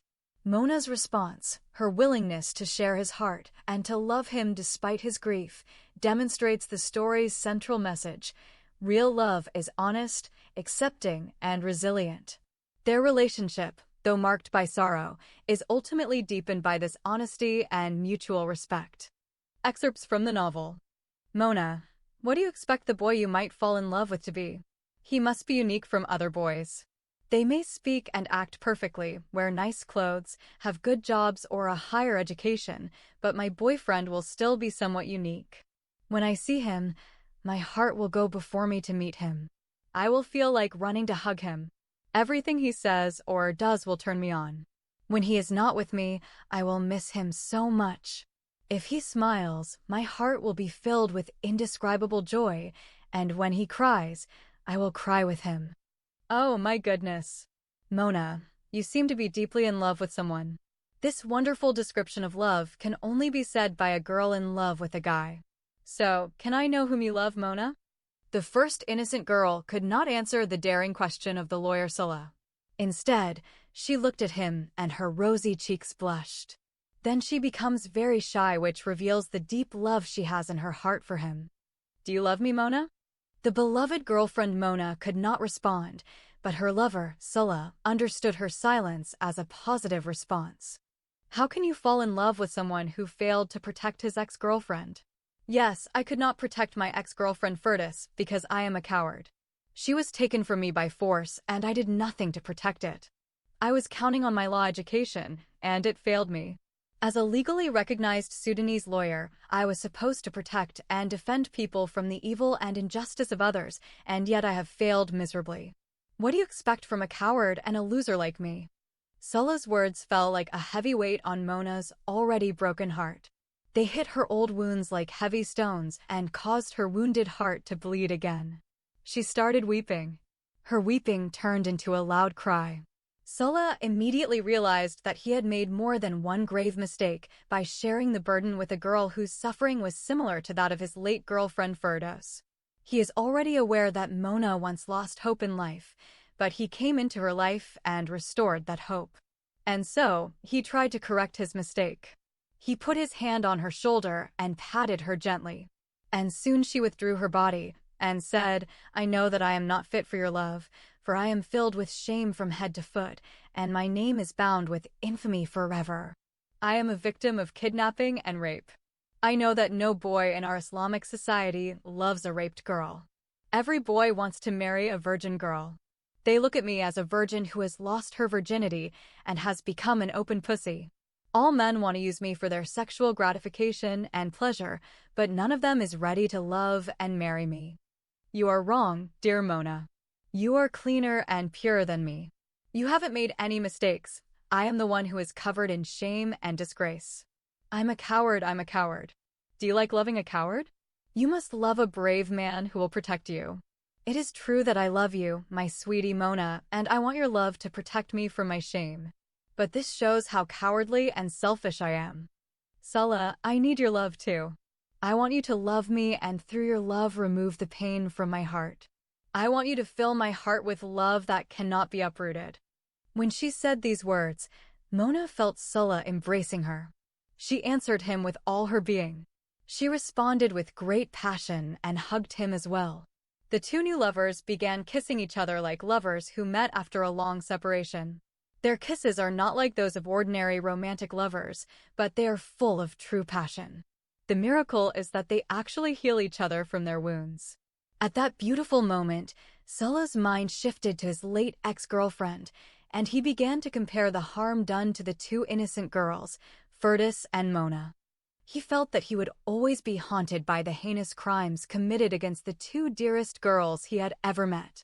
Furtis is dead, but lamentation and revenge still float to the surface from her grave. Mona is alive, but she also needs revenge. Why does Sulla tell Mona that he is traveling to Khartoum with Sami and Intisar to investigate the crime, which led to the mature death of his late girlfriend Furtis? Summary and analysis. Sulla tells Mona that he is traveling to Khartoum with Sami and Intisar to investigate the crime that led to the tragic death of his late girlfriend, Furtis. because he feels a deep sense of responsibility and unresolved grief over her fate. Furtus, who was Sulla's beloved, suffered a immature death, meaning a death that was not accidental or natural, but rather the result of a series of injustices and abuses. Sulla is motivated by a desire for justice, truth, and closure, not only for himself, but also for Furtus and her family. Key reasons Sulla gives Mona. Personal grief and guilt. Sulla feels personally responsible for not being able to protect Furtus from the abuse and forced marriage that ultimately led to her death. He wants to understand exactly what happened and why the system failed her. Seeking justice. Sulla is determined to uncover the details of the conspiracy and the roles played by various individuals, including Furtus's half-brother Omar, the Imam, and the old man Osman al-Taib, in orchestrating the forced marriage and subsequent abuse. Solidarity with friends. By traveling with Sami and Intisar, Sulla is also supporting his friends, who are themselves victims of similar injustices. Their journey is both a personal quest and a collective effort to confront the broader societal and legal failures that led to Furtus's death. Investigation and evidence. Sulla hopes to gather evidence, interview witnesses, and confront those responsible. He believes that by investigating the crime in Khartoum, they may be able to challenge the legality of the marriage contracts and expose the corruption and abuse of power that enabled the tragedy. Supporting evidence from the novel. Sulla explicitly tells Mona that he wants to investigate the crime that led to Furtus's death, indicating his commitment to uncovering the truth and seeking justice for his late girlfriend. The narrative shows Sulla's deep emotional connection to Furtus and his sense of unfinished business regarding her fate. He is haunted by her suffering and feels compelled to act, both out of love and a sense of moral duty. Sulla's journey is not just about personal closure, it is also about challenging the system and preventing similar tragedies from happening to others, including Intisar and Mona. In summary, Sulla tells Mona about his trip to Khartoum with Sami and Intisar because he is driven by grief, guilt, and a quest for justice for Furtus. He wants to investigate the circumstances of her death, confront those responsible, and find closure for himself and his friends. This journey is both a personal and collective act of resistance against the injustices faced by women like Furtus in their society. Excerpts from the text. Suddenly, Sulla pulled himself out of that beautiful moment and said to his new girlfriend, "Mona, you should know that I love another girl." "Who is she?" "Before I tell you who she is, would you still love me if you found out I loved her more than you?" "Sulla, I'm falling in love with you, getting deeper and deeper into it day after day, and I can't stop myself." "So, you agree to split my heart with her? Let her marry you and take you away from me, and yet I will continue to love you with an undivided heart." "She can't marry me or take me away, because she died and went as a martyr of love to Jannat al-Furtus, but her love remains in my heart forever. I can go to her, but she can't come back to me. She was more worthy of your love than me because she was a virgin before the cops kidnapped her and took her to that evil old man who raped her, and she died as a martyr of virginal love. Believe me, Mona, ever since I learned that my beloved girlfriend Furtus was murdered, I have been suffering from strong suicidal thoughts. I wanted to kill myself as Romeo did when he found out that his beloved Juliet had killed herself because of his love. I also feel the same sense of guilt that her brother Osman felt, and that he committed suicide because he could not protect the honor and life of his younger sister Furtus. Yet I controlled myself because I want to take revenge on the person who kidnapped her, imprisoned her, beat her, tortured her, raped her over and over again, and finally brutally killed her. Now you have come into my life and filled my heart with love again. Yet I still love Furtus more than you. Indeed, no other girl in the world can replace my late girlfriend. She will forever continue to be the queen in my heart. Now I love you more, Sulla, because you were and still are sincere in your love for the second innocent girl, Furtus, who was kidnapped, raped, and killed by evil old man as partially happened to me by Al-Wash and his gang," Mona says while crying. "You also prove to me that you are sincere in your love for me, Mona. You have a pure heart of gold." Sulla says, "First innocent girl, don't let me die. I want to be with you always. I did not expect after the kidnapping and rape scandal to find a handsome and educated young man like you who would love me and be ready to marry me. Mona, your love restored hope to my tragic life. After I lost my first girlfriend, Firdos, I lost all hope in life, but you came and showered my parched soul with new waves of love. You made my heart to beat with love again. Sulla, I always want you to whisper those words of love into my dead soul that you miraculously revived again. Mona, I love you too, and I need your love. But I also want you to stand with me and fight our enemies. I'm ready to do anything for you, Sulla. Mona, I know that you risked your life by going with Inspector Yassin to Hajj Muhammad's house, where you were brutally raped again. However, it was through your courage and sacrifice that evil rapist was caught and thrown behind bars where his two other evil friends had already been thrown there. He is the mastermind of the evil plot that led to the brutal murder of my Habibati Firdas and the suicidal death of her dear brother Osman. Now I want you to stand by me until I avenge the kidnapping, rape, and brutal murder of Firdas. Even the first two lovers, Inisar and Sami, need us to support them until they achieve victory through union in everlasting marriage. I know that their path is still long and arduous and full of hardships and obstacles. I am ready, my dear Sulla, to do everything I can for you, for Sami and for Intisar.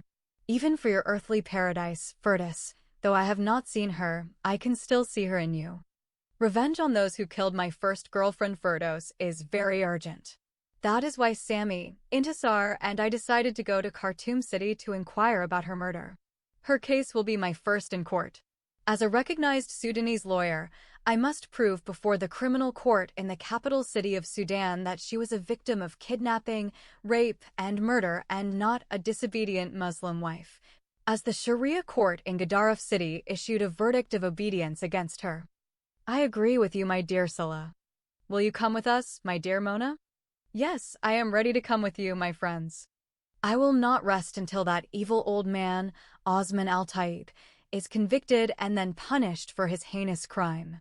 I want him to be found guilty as a rapist and murderer and hanged to death for his crimes of kidnapping, rape, and brutal murder that he committed against my eternal girlfriend Firdos Ibrahim Mustafa Jaber.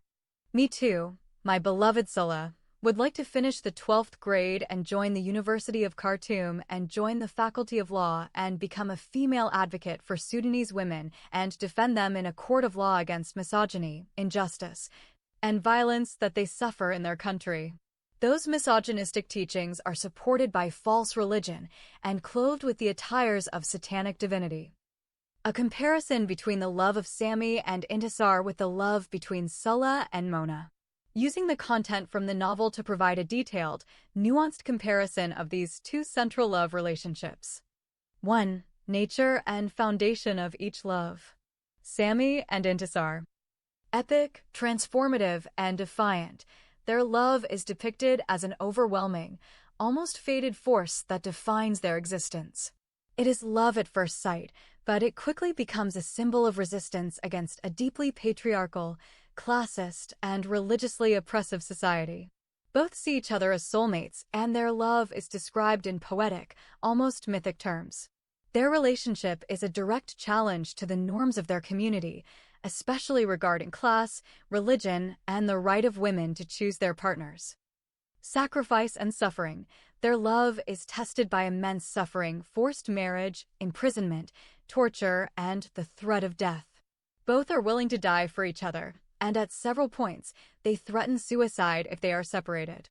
Their love is not just romantic but existential, shaping their identities and destinies.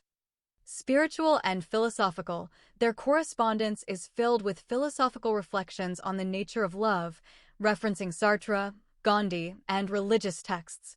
Intisar's conversion to Christianity is both a spiritual and practical act, allowing her to escape the legal trap of her forced marriage and symbolizing her quest for autonomy. Sulla and Mona. Healing, redemptive, and supportive. The love between Sulla and Mona emerges in the aftermath of trauma. Mona is a victim of kidnapping and gang rape, and Sulla becomes her advocate, defender, and eventually her partner. Their relationship is built on mutual support, empathy, and the shared experience of surviving and resisting injustice. Gentle growth. Unlike the explosive, defiant love of Sammy and Intisar, Sulla and Mona's relationship develops gradually, rooted in trust and the process of healing. Sulla's love helps Mona regain hope and a sense of self-worth after her ordeal. Their bond is a source of comfort and stability, and their marriage is depicted as a partnership based on equality and respect. Redemption and new beginnings. For Mona, love with Sulla is a path to reclaiming her dignity and building a new life. For Sulla, loving Mona is an act of moral courage and a commitment to justice, as he fights for her rights in a hostile legal and social environment. 2. Obstacles and social context. Sammy and Intisar. Societal and religious opposition. Their love is condemned by their families and society due to differences in class and the taboo against love before marriage. Intisar is forced into marriage, and both face legal and religious persecution, including the threat of execution for apostasy and adultery. Physical and psychological trauma. Their relationship is marked by repeated separations, betrayals by family, and the constant threat of violence. Both endure imprisonment, torture, and public shaming. Their love is a form of resistance against a system that seeks to control and destroy them. Sulla and Mona. Aftermath of violence. Mona's trauma as a rape survivor is a central obstacle. Sulla's role is to help her heal and to challenge the legal and social structures that blame and stigmatize victims. Their love is not forbidden in the same way as Sammy and Intisar's, but it is shaped by the need to overcome the scars of violence and social ostracism. Legal and social advocacy. Sulla's love is expressed through his advocacy for Mona in court and his efforts to change the narrative around her victimhood. Their relationship is a model of solidarity and mutual empowerment in the face of injustice. 3. Emotional and symbolic dimensions. Sammy and Intisar. Symbol of resistance. Their love is a metaphor for the struggle for freedom, dignity, and the right to self-determination. It is passionate, idealistic, and often tragic, embodying the cost of defying oppressive systems. Letters and vows. Their correspondence is filled with declarations of eternal love, philosophical musings, and vows that no power on earth or in heaven can separate us.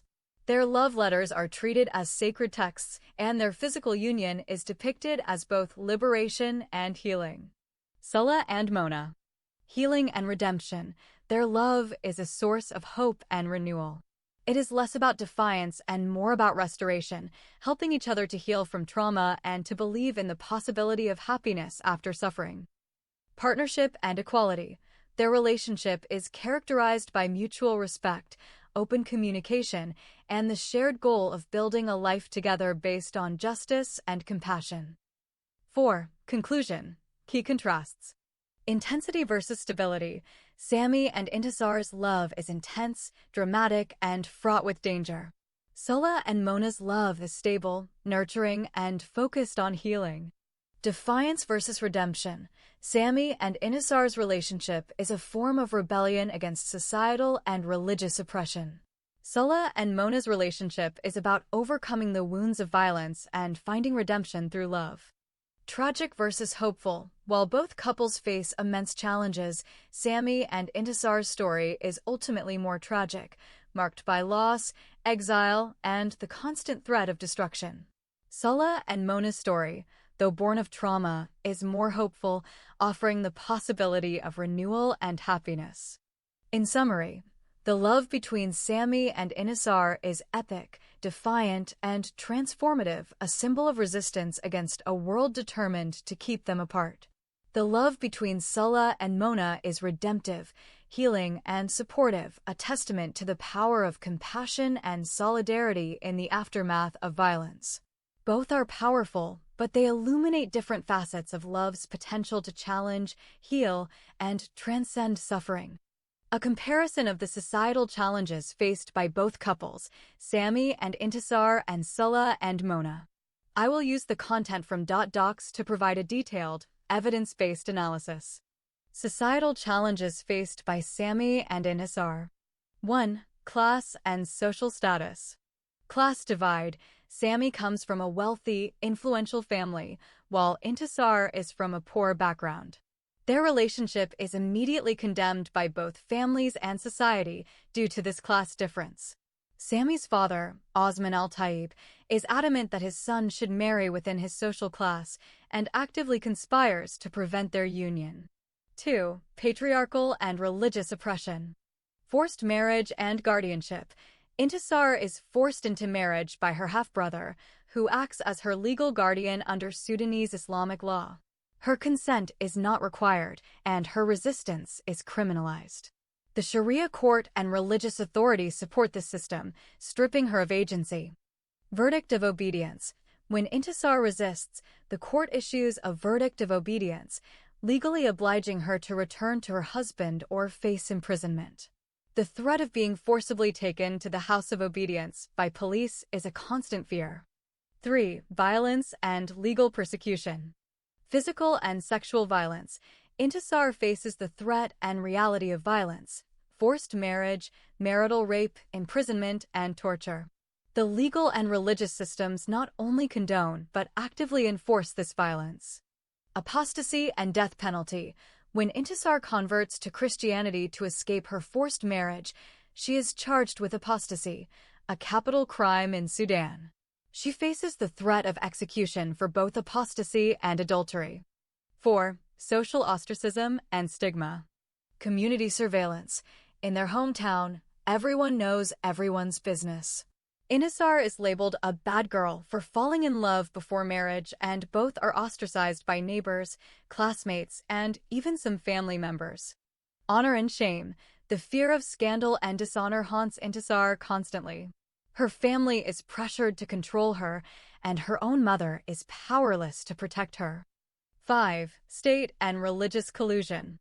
Legal system as weapon. The Sharia court, police, and religious authorities work together to enforce patriarchal control, using legal mechanisms to punish resistance and uphold forced marriage, obedience, and violence against women. Societal challenges faced by Salah and Mona. 1. Stigma of sexual violence. Victim blaming. Mona is a victim of kidnapping and gang rape. Instead of receiving support, she is stigmatized and blamed by society. Her engagement is broken off, and she is seen as spoiled and unmarriageable. Social isolation. Mona is shunned by her community, and her family is pressured to distance themselves from her. The trauma of rape is compounded by social rejection and the loss of her future prospects. 2. Legal and institutional failure. Lack of justice. The legal system fails to protect or vindicate Mona. The police and courts are more interested in maintaining social order and reputation than in delivering justice for victims of sexual violence. Mona's case is dismissed, and her attackers often escape punishment through bribery or social connections. Corruption. The narrative highlights how police and legal authorities are susceptible to bribery and manipulation, further denying justice to victims like Mona. 3. Gendered double standards. Purity culture. Mona's worth is judged by her sexual purity. After her assault, she is seen as damaged, while her attackers face little social consequence. This double standard is deeply ingrained in the community's values. 4. Healing and redemption through love. Supportive partnership. Unlike Sammy and Intisar, Salah and Mona's main societal challenge is overcoming the stigma and trauma of sexual violence. Their relationship is a model of healing and mutual support, but it is constantly tested by the weight of social judgment and Mona's internalized shame. Key contrasts.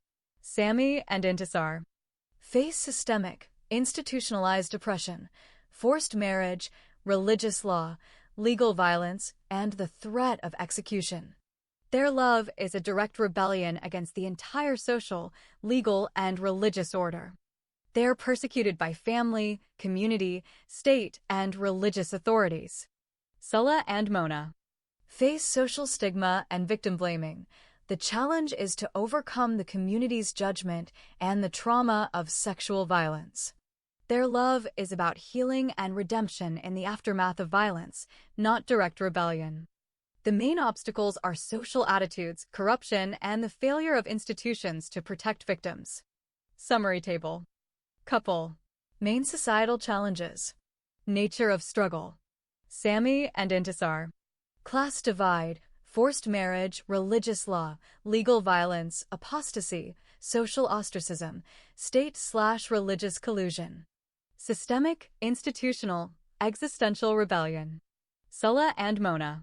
Stigma of sexual violence, victim blaming, social isolation, legal failure, corruption. Social healing, overcoming stigma. In conclusion, Sami and Intisar face the full force of patriarchal, religious, and legal oppression, an existential struggle for autonomy and survival.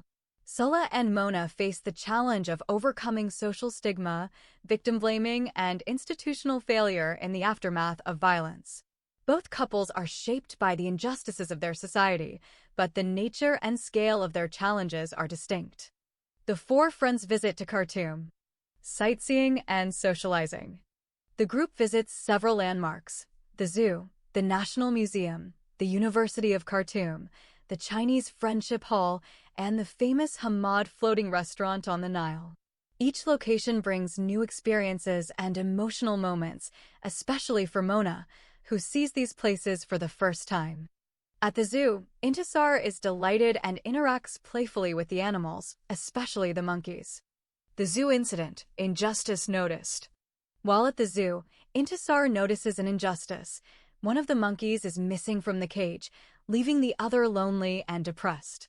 She is deeply affected by the sight of the solitary monkey, which she interprets as a form of cruelty and injustice against animals. Intisar's complaint. Intisar and Sami decide to write a formal complaint to the zoo management. In her complaint, Intisar expresses her distress over the separation of the two monkeys, describing how the remaining monkey appears sad, refuses to eat, and is on the verge of despair. She argues that the separation of lovers is worse than death and urges the zoo to reunite the monkeys and punish whoever caused their separation. The zoo's response. The zoo's management responds dismissively. They return the complaint with a note in red letters: "I have no time to spend looking for a missing dumb animal, and no time to waste considering such a petty complaint." Reaction to the zoo's response. Intisar is deeply hurt by the zoo's response and begins to cry. Sami tries to comfort her, but both are disappointed by the lack of empathy from the zoo authorities. They feel that their attempt to stand up for the animals' well-being was ignored and trivialized. Reflection and symbolism. The incident at the zoo becomes symbolic for Intisar, who sees parallels between the injustice faced by the animals and the injustices she and her friends experience in society. The loneliness of the monkey mirrors her own fears of separation and isolation. Summary table. Key scenes of the trip. Scene. Description. Departure from Gadaref. For lovers board the bus, playful atmosphere, mistaken for newlyweds. Bus ride.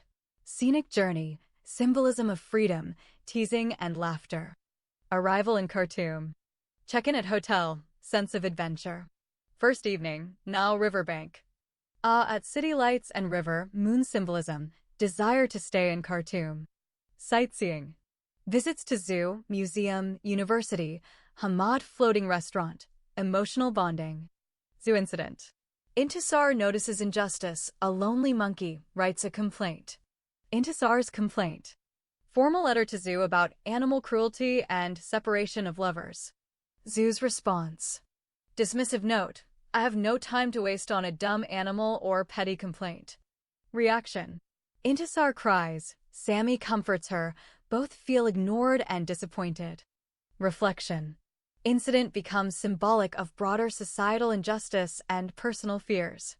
Intisar notices that the animals in the zoo, particularly the monkeys, are subjected to injustice by being separated from their partners. She observes that the monkeys, who were once happy together, are now lonely and depressed because they have been separated. This separation is seen as a form of cruelty, as it deprives the animals of companionship and happiness. Intisar empathizes with the animals, seeing their plight as a reflection of her own longing for freedom and love. Here is the full text of Intisar's complaint as found in the novel. To the director of the zoo in the city of Sudan. Greetings in the name of love and justice. Subject: an official complaint against the injustice that occurred against two innocent animals. Dear Sir, we are regular visitors to the zoo. On our previous visit, we saw a couple of cute monkeys living together in one cage as good friends. They were full of love for each other. That note we made when we saw them playing together, jumping together, eating together, hugging and kissing each other.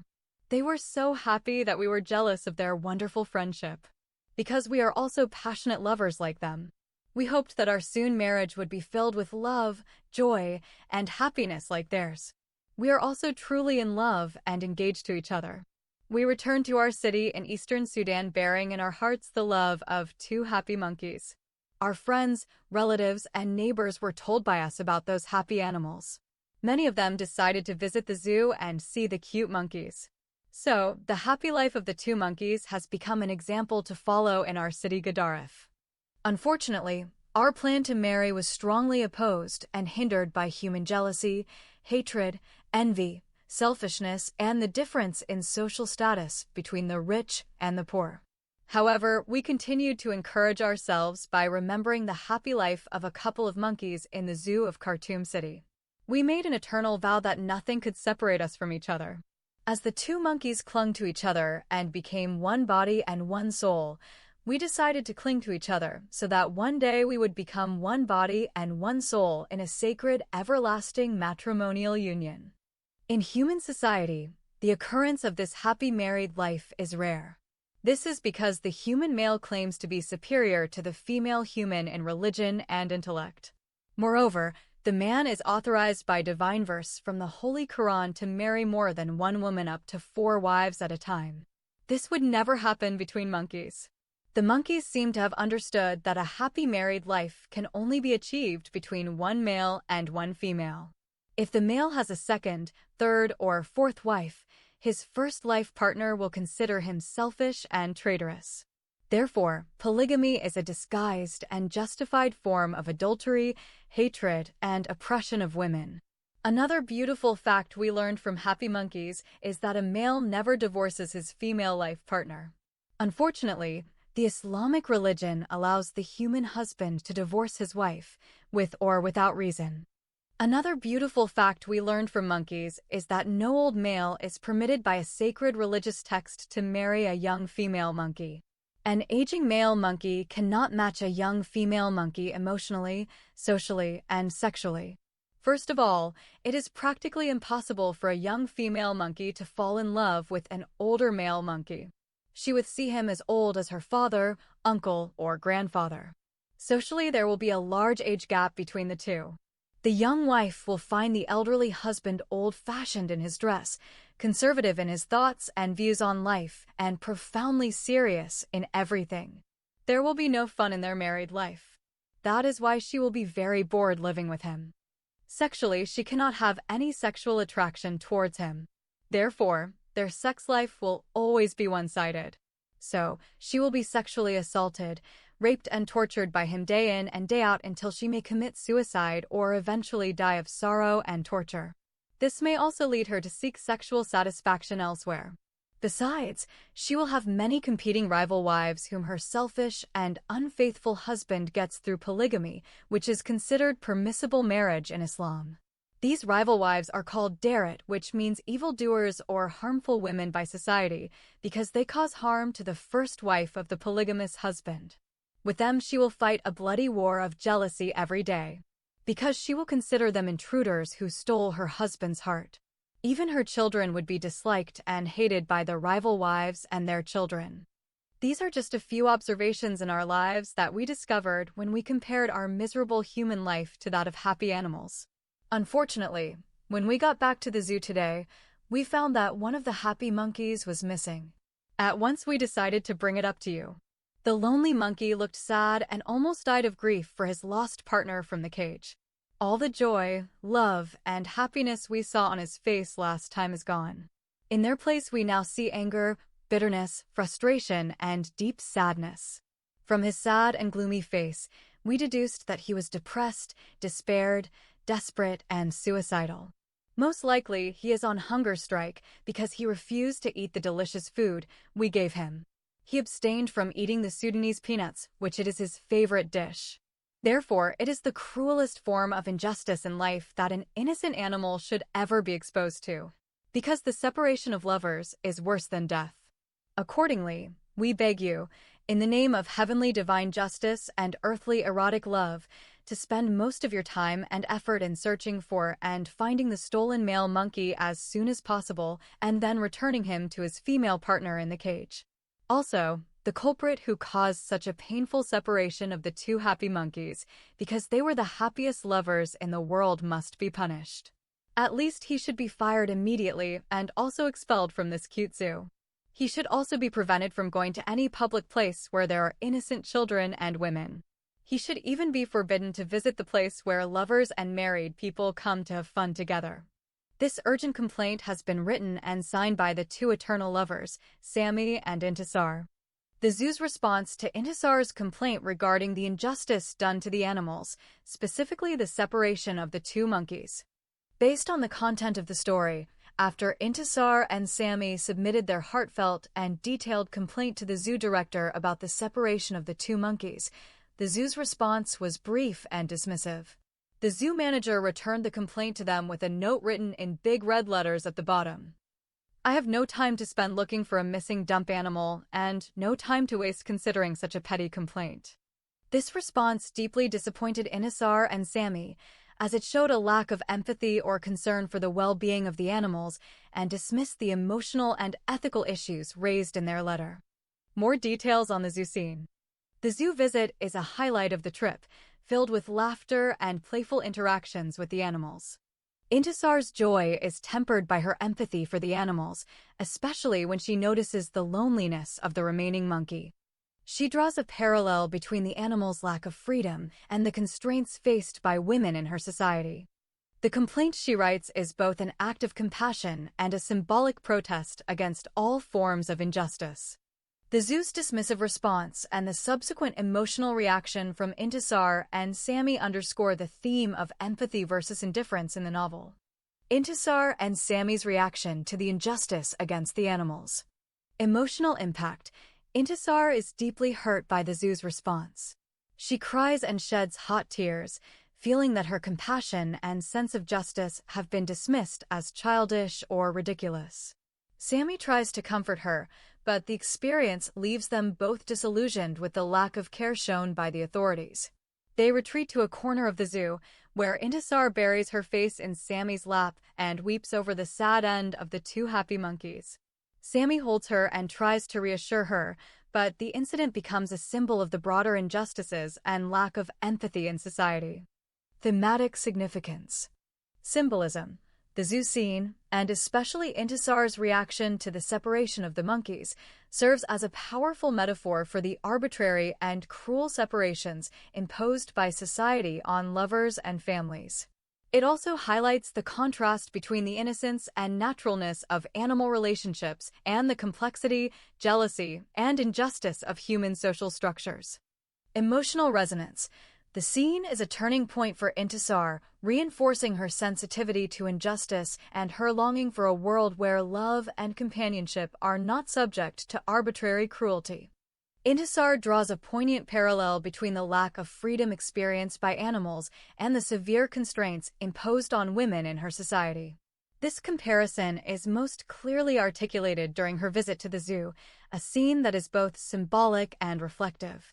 Key points of the parallel. Observation at the zoo. Intisar notices that the animals in the zoo, despite being alive, are confined to cages and denied their natural freedom. She reflects on how these animals, though living, are not truly free. They are watched, controlled, and their movements are restricted. This observation leads her to think about her own life and the lives of other women in her society. Women as caged beings. Intisar explicitly states that women in her society are like the animals in the zoo, alive, but not free. She notes that women are constantly watched, judged, and controlled by family, religious authorities, and societal expectations. Their choices are limited, and their autonomy is suppressed. Just as the animals are denied the ability to roam and live according to their nature, women are denied agency over their own lives. Societal and legal constraints. The novel details how women are subjected to patriarchal laws and customs, such as forced marriage, restrictions on movement, and the expectation of obedience to male guardians. These constraints are not just social, but are codified in law and enforced by religious and legal authorities, making the parallel with caged animals even more striking. Emotional and psychological impact. Intisar's reflection goes beyond the physical constraints. She recognizes the psychological toll of living under constant surveillance and judgment, which leads to feelings of suffocation, fear, and longing for escape, emotions she imagines the animals might share. Representative passage. Do you know, dear Sammy, that the animals in this garden are happier than humans and have more freedom than us? There are no rich and poor among animals. They can fall in love with each other, and there are no social barriers separating them. Their parents do not choose their life partners. One animal does not have 2, 3, or 4 wives at the same time as Muslim men are allowed by the Quran to do. They do not divorce their wives as humans often do. Furthermore, they do not force a young female animal to marry an older male animal. Intisar, reflecting at the zoo. Significance. Critique of patriarchy. Through this parallel, Intisar critiques the patriarchal structures that confine women, suggesting that even animals in captivity may enjoy more natural freedoms than women in her society. Universal desire for freedom. The comparison underscores a universal longing for autonomy and dignity, shared by all sentient beings, and highlights the unnaturalness of the constraints imposed on women. Empathy and resistance. By identifying with the caged animals, Intisar not only expresses empathy, but also subtly resists the normalization of her own oppression, questioning why such constraints exist and imagining a different, freer life. Summary table. Animals in the zoo. Women in Intisar's society. Confined to cages. Confined by patriarchal laws/customs. Watched and controlled. Constantly surveilled/judged. Denied natural behaviors. Denied autonomy and choice. Suffering psychological stress. Suffering emotional/psychological harm. Conclusion. Intisar's parallel between the animal's lack of freedom and the constraints faced by women is a powerful metaphor that critiques the deep-rooted patriarchal and legal systems in her society. It serves as both a reflection of her own suffering and a call to recognize the fundamental injustice of denying any being, animal or human, the right to live freely and with dignity. Scene: Animals as a mirror for women's captivity. The most explicit example is when Intisar visits the zoo with Sammy and reflects on the animal's condition. She observes that, although the animals are alive, they are not free, they are caged, watched, and denied their natural behaviors. She then draws a direct comparison to women in her society, who are also alive but not free, constantly watched, judged, and controlled by family, religious authorities, and societal expectations. She notes that both animals and women are denied autonomy and agency, and that their suffering is normalized by those in power. Do you know, dear Sammy, that the animals in this garden are happier than humans and have more freedom than us? There are no rich and poor among animals. They can fall in love with each other, and there are no social barriers separating them. Their parents do not choose their life partners. One animal does not have 2, 3, or 4 wives at the same time as Muslim men are allowed by the Quran to do. They do not divorce their wives as humans often do. Furthermore, they do not force a young female animal to marry an older male animal. Intisar at the zoo. Marriage as captivity. The House of Obedience. Throughout the novel, the House of Obedience is described as both a literal and metaphorical prison for women. When Intisar or her sister Firdaus are threatened with being taken to the House of Obedience, the narrative repeatedly likens this to being caged or forcibly confined, just as animals are in the zoo. The House of Obedience is not just a physical space, but a symbol of the broader societal, religious, and legal structures that confine women and strip them of agency. The House of Obedience is both a literal place where women are forcibly detained and a symbol of the legal, religious, and social mechanisms that strip women of agency and enforce their subjugation. It stands for the broader system of patriarchal authority and the violence used to maintain it. Thematic analysis. Prison imagery. Women as perpetual prisoners. The novel frequently uses the imagery of prison to describe women's lives. Whether it is the actual women's prison, the House of Obedience, or the family home, these spaces are depicted as cages or cells. The narrative draws a parallel between the physical confinement of animals and the psychological, legal, and social confinement of women. Women are described as being imprisoned by forced marriage, Sharia law, family expectations, and the threat of violence. The novel repeatedly draws parallels between the physical prison and the condition of women in patriarchal societies. Women as prisoners. The narrative explicitly states that women are treated as minors, property, or even as mentally handicapped and are denied autonomy in all aspects of life. The prison thus becomes a symbol for the everyday reality of women who are imprisoned by laws, customs, and violence even outside the literal prison walls. Symbolism of prisons. Marriage and social roles. Animals as free, women as owned. Intisar reflects that, unlike animals, women are treated as property, denied the right to choose their partners, and subjected to forced marriage, polygamy, and even violence. She notes that animals are not forced into relationships against their will, nor are they subject to the same kind of social and legal control. This comparison is used to critique the normalization of women's subjugation in her society. Psychological impact. Internalized captivity. The novel also explores the psychological effects of this captivity. Intisar and other women internalize shame, guilt, and fear, much like animals who become listless or traumatized in captivity.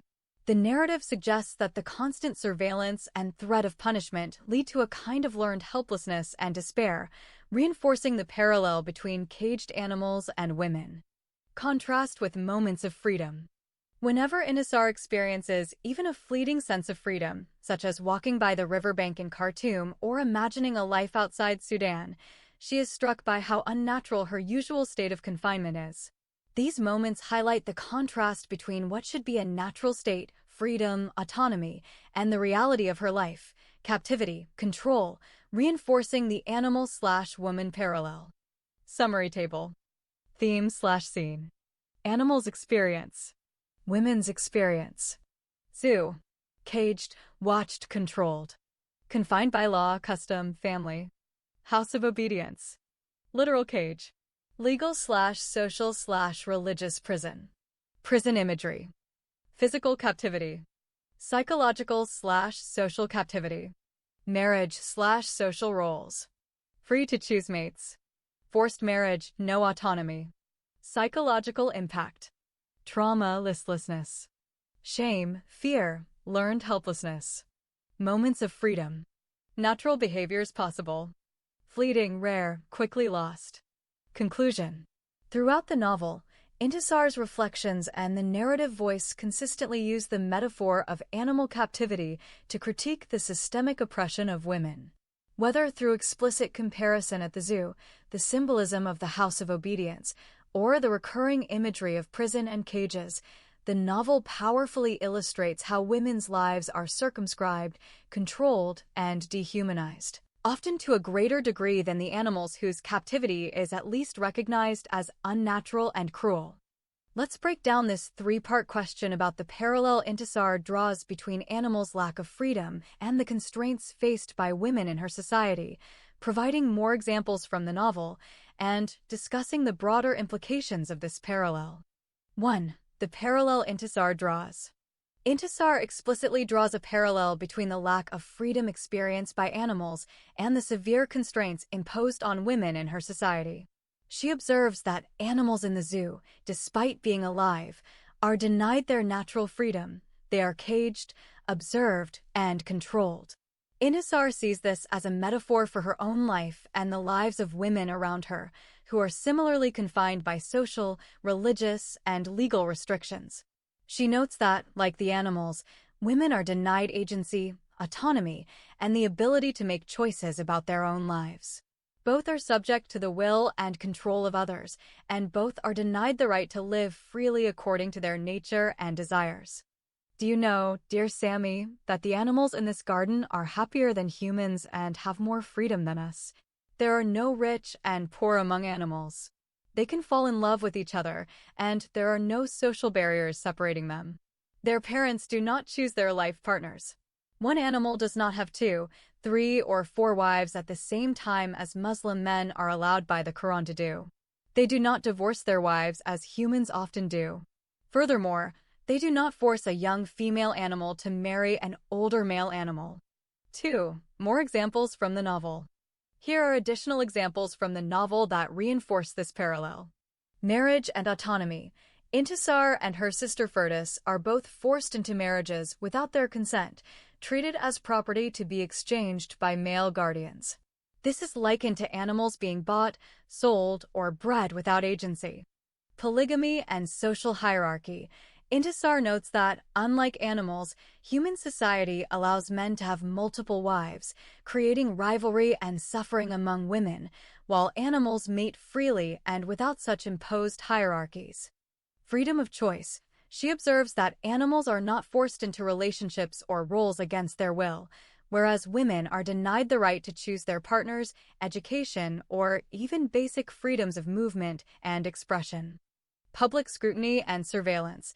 Just as animals are watched and judged in their cages, women are constantly surveilled by family, community, and religious authorities, with any deviation from prescribed norms resulting in punishment or ostracism. Physical and psychological confinement. The novel describes women's lives as being filled with literal and metaphorical prisons, homes, houses of obedience, and actual jails, where their bodies and spirits are controlled and broken. 3. Broader implications of the parallel. The parallel Intisar draws has several profound implications. A. Dehumanization and objectification. By comparing women to caged animals, the novel highlights how patriarchal systems strip women of their humanity, reducing them to objects to be controlled, observed, and used for the benefit of others. This dehumanization justifies and perpetuates abuse, as it becomes easier to rationalize the suffering of those seen as less than fully human. B. Critique of social and religious norms. The parallel serves as a powerful critique of the religious and cultural norms that justify the subjugation of women.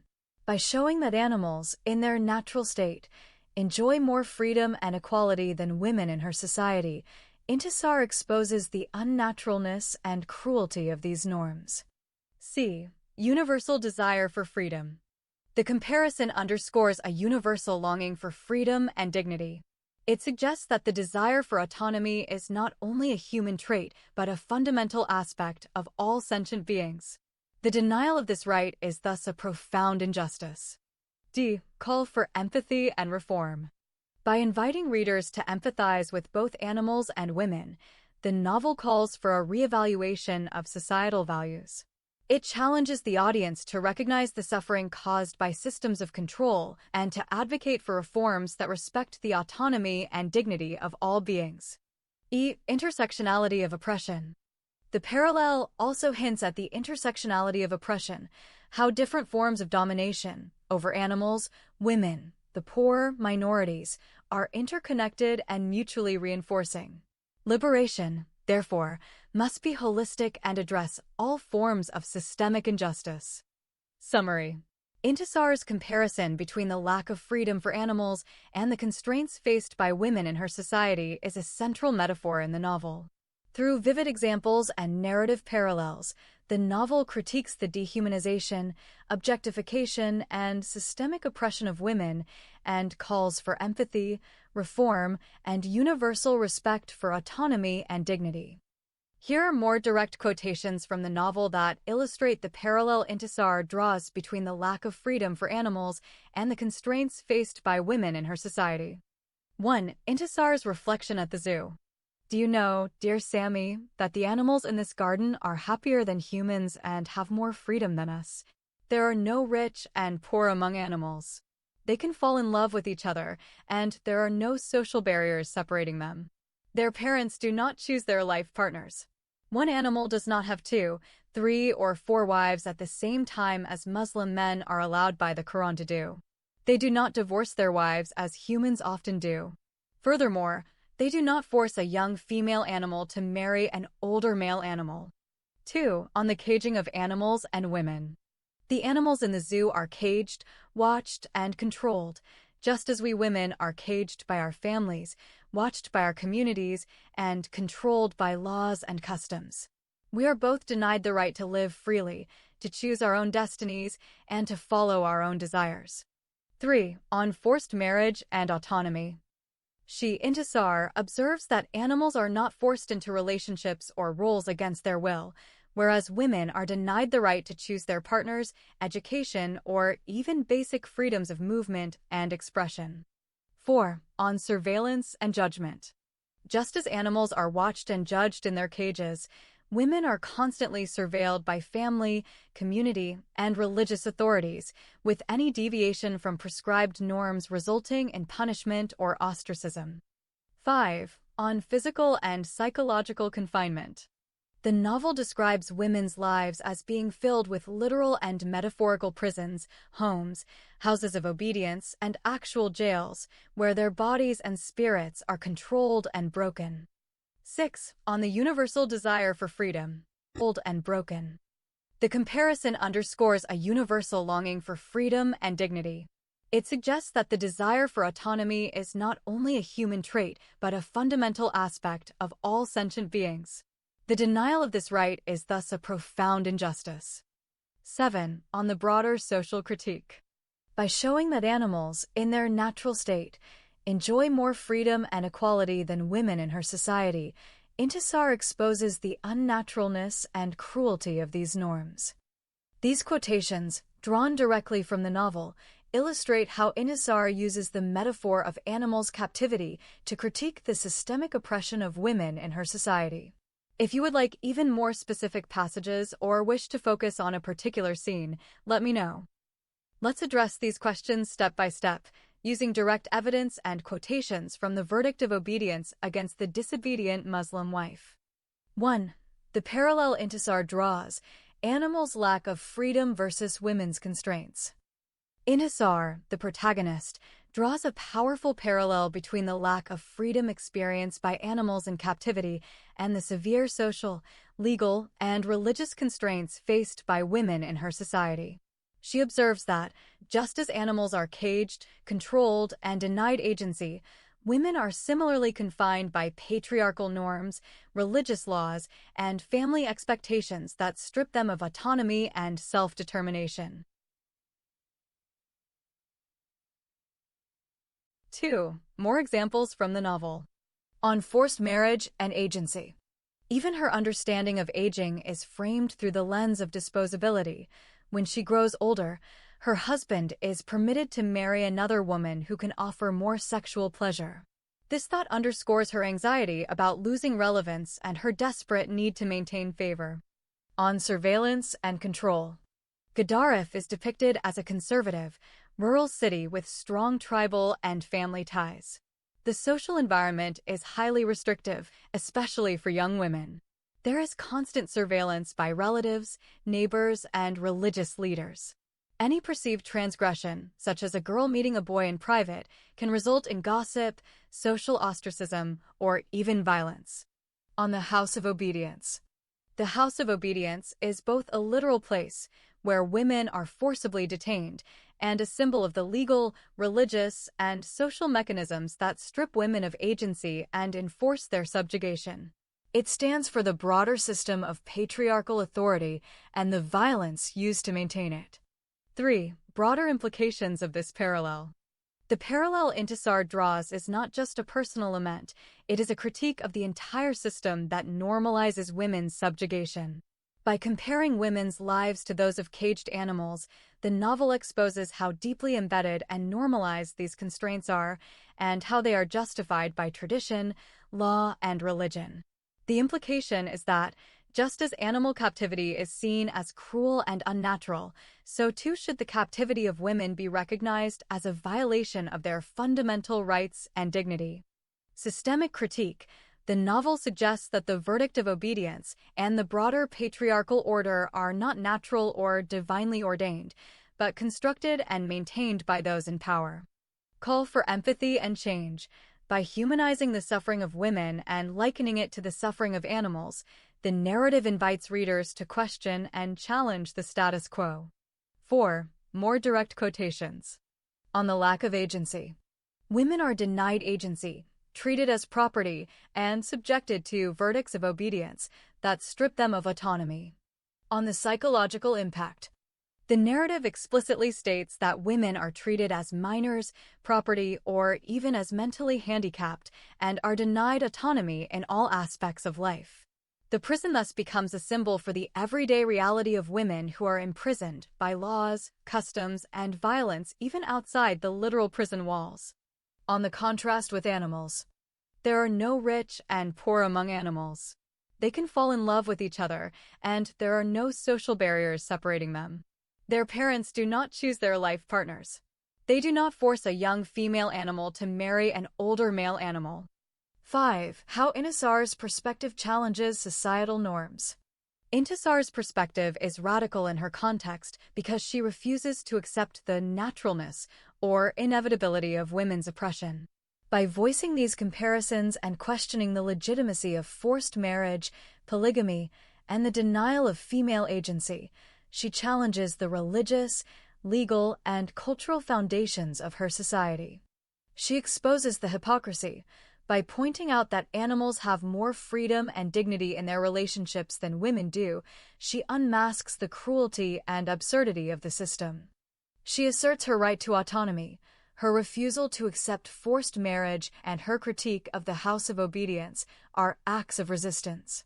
She inspires others. Her courage and clarity become a catalyst for others, like her sister Frida, to fight for justice and change. Summary table. Theme/parallel. Example quotation. Implication. Animals' freedom versus women's constraints. Animals in this garden are happier than humans and have more freedom than us. Women's lack of agency is unnatural and cruel. Forced marriage versus animal choice. Their parents do not choose their life partners. They do not force a young female animal to marry an older male animal. Forced marriage is a human, not divine, injustice. Imprisonment, literal and metaphorical. The prison becomes a symbol of the broader societal oppression faced by women under Sudanese law. Women's lives are like prisons, even outside jail. How do other characters respond to Intisar's perspective? Here's a detailed look at how other characters in the novel respond to Intisar's perspective, her critique of women's constraints, and her comparison to animals' lack of freedom, using direct evidence and quotations from the text. 1. Family members. Frida, Intisar's sister. Frida is one of the most supportive characters. She is inspired by Intisar's resistance and becomes an advocate for her sister's rights, challenging the legality of forced marriages and patriarchal authority. Frida consistently emerges as a figure of resistance against patriarchal oppression. She denounces forced marriage as a betrayal and vows to fight for her sister's rights. Her determination to contest the legality of the marriage and safeguard her sister reflects a deep commitment to justice and autonomy. This advocacy positions her as a moral counterpoint to the systemic misogyny embedded in the narrative. Frida's actions, gathering evidence, planning exposure of conspiracies, and challenging corrupt structures, show that Intisar's perspective is not only heard but also acted upon by those closest to her. 2. The broader family and community. Mother, Sarah. Intisar's mother is depicted as supportive but ultimately powerless. She suffers greatly due to the tragedies that befall her children, and while she sympathizes with Intisar's longing for freedom, she is unable to protect her from the system. She is a supportive but ultimately powerless figure, suffering greatly due to the tragedies that befall her children. Half-brother, Omar. Omar, who acts as Intisar's legal guardian, is complicit in the system.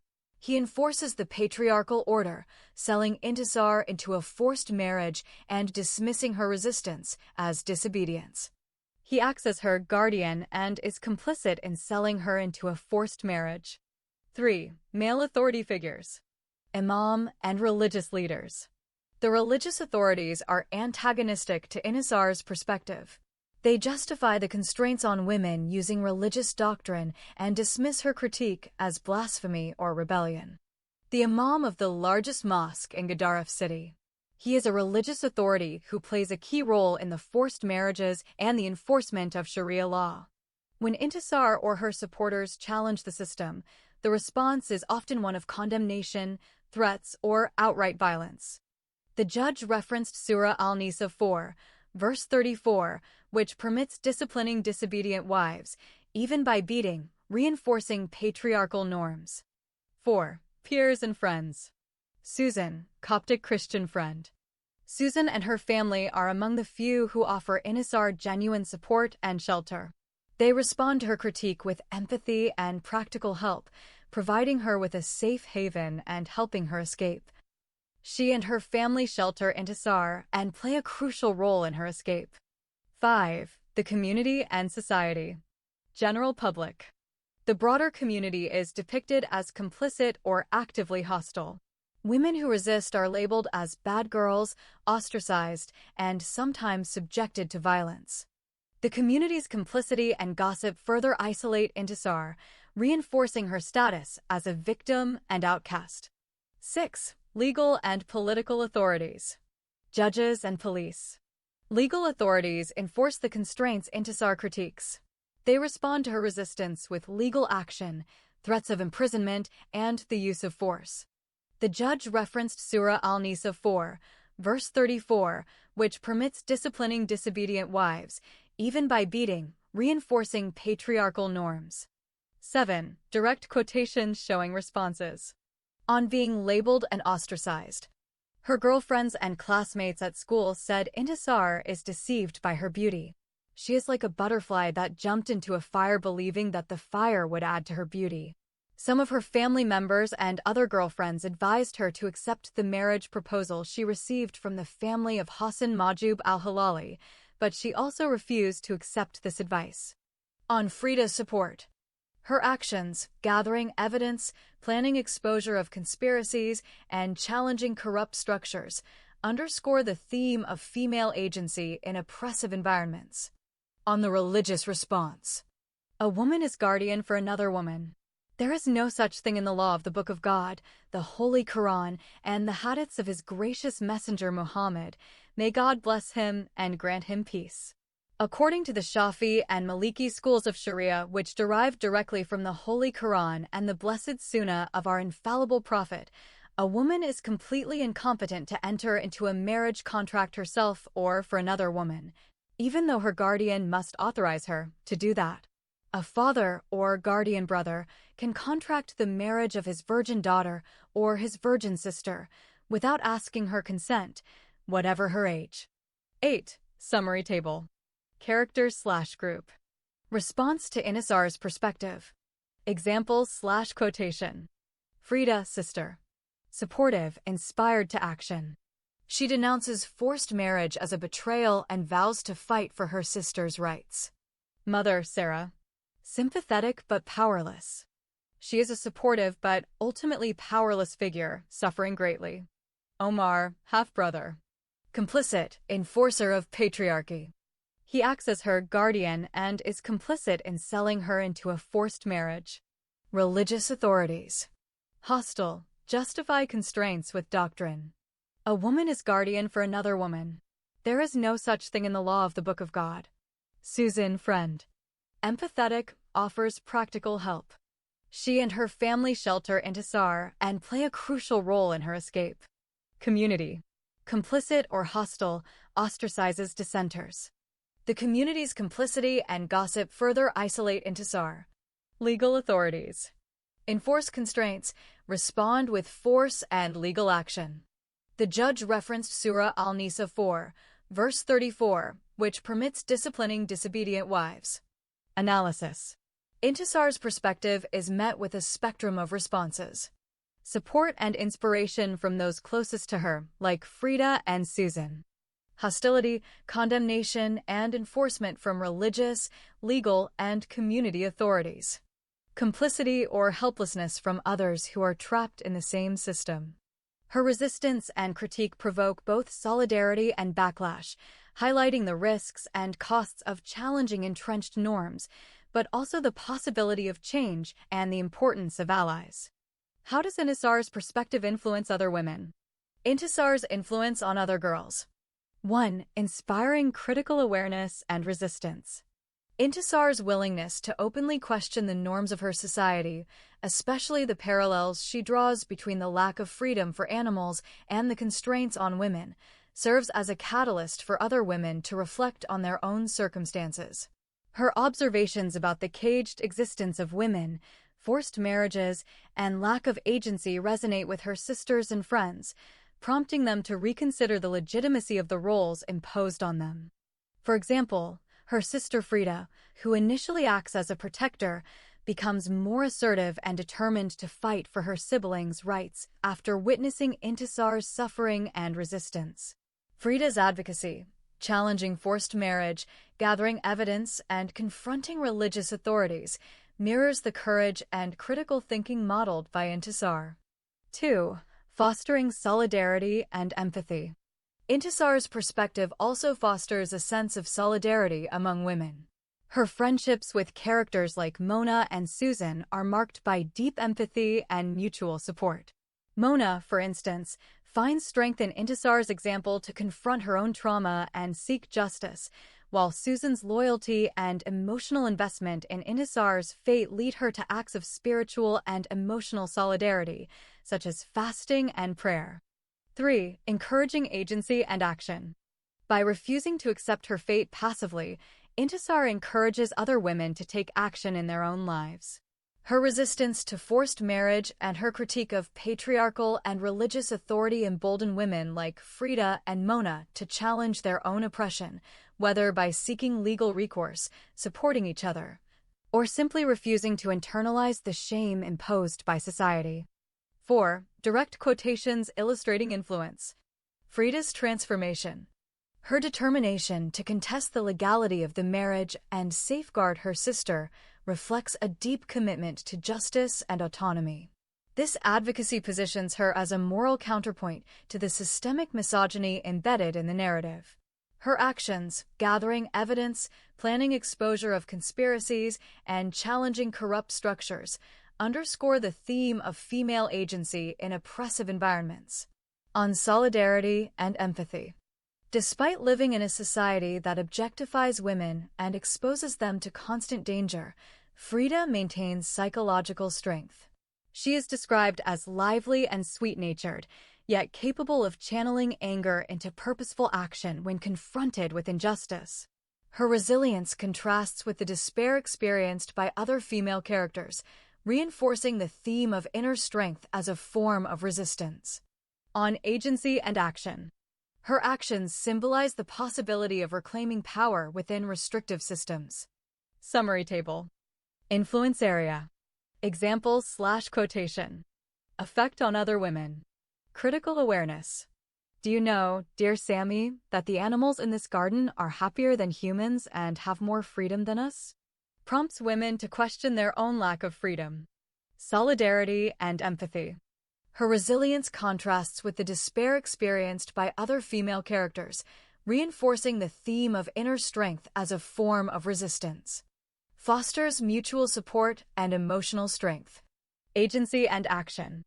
Her actions, gathering evidence, planning exposure of conspiracies, and challenging corrupt structures, underscore the theme of female agency in oppressive environments. Encourages women to take action and resist oppression. Conclusion. Intisar's perspective is transformative. It not only challenges the status quo, but also inspires other women to reflect, resist, and support one another.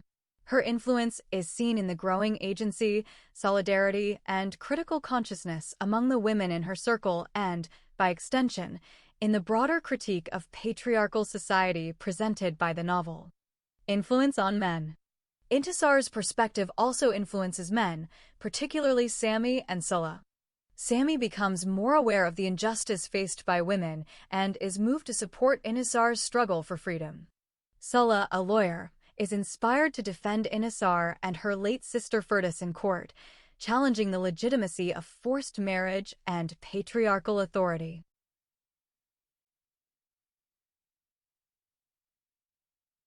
Summary. In summary, Intisar's comparison between animals' freedom and women's constraints is a powerful critique of patriarchal oppression.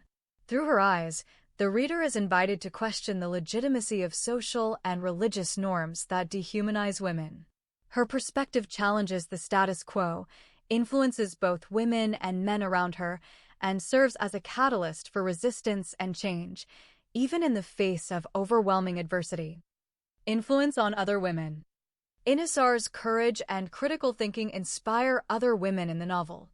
Her sister Furtis, though ultimately a tragic figure, is shown to be influenced by Intisar's longing for autonomy and her refusal to accept forced marriage. Her friend Susan, a Coptic Christian, is deeply affected by Intisar's plight and becomes an advocate and supporter, risking her own safety to help Intisar escape.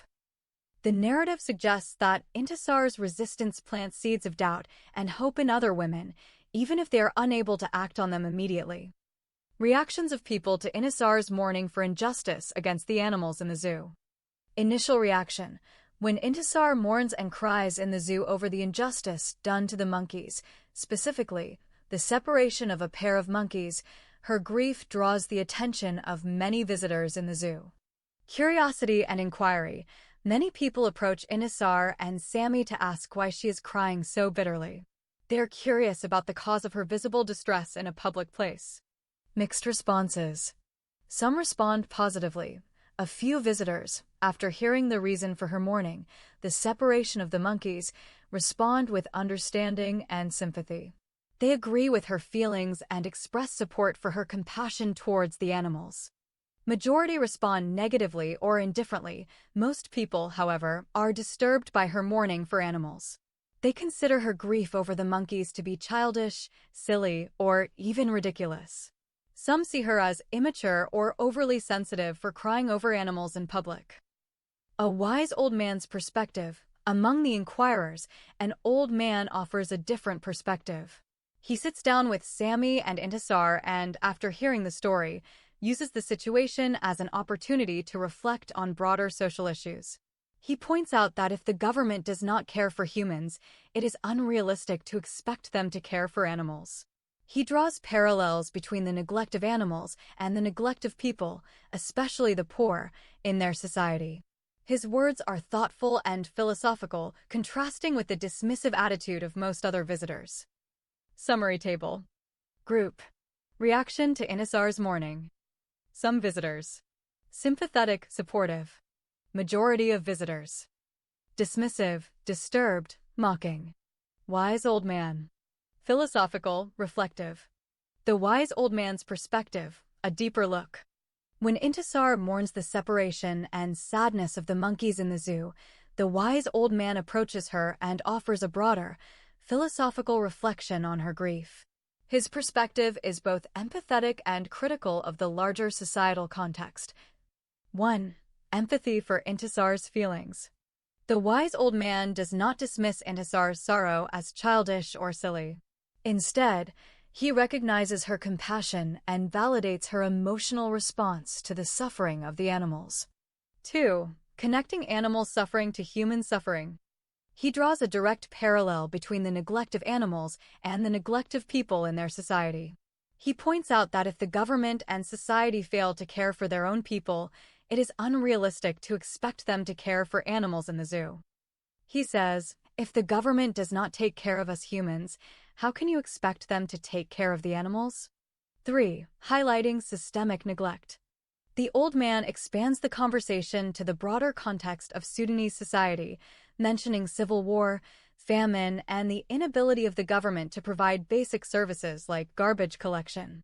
He uses the example of uncollected garbage in the city to illustrate the depth of neglect, saying that if the city cannot manage its own waste, it is no surprise that animal enclosures are dirty and animals are not properly cared for.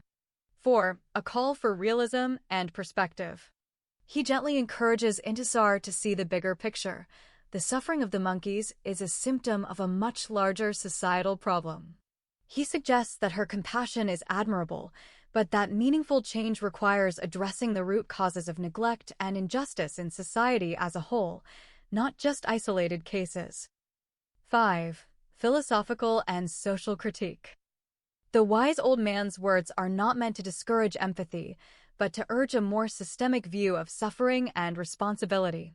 He implies that the solution is not simply to feel sad for the monkeys, but to recognize and work toward changing the underlying structures that perpetuate neglect for both humans and animals. He quotes from the wise old man. If the government does not take care of us humans, how can you expect them to take care of the animals? In southern Sudan's civil war and famine. In the north of our country, people abandon their cities and villages due to lack of jobs and scarcity of natural resources. If my daughter is crying because the animals in the zoo are not fed properly, how can the government feed the animals when it is unable to feed human beings? If government officials don't bother cleaning our city, how can you expect them to clean animal cages? Summary table. Theme: Wise old man's view. Empathy. Recognizes and validates Intisar's feelings. Societal critique. Links animal suffering to broader neglect of people and city infrastructure.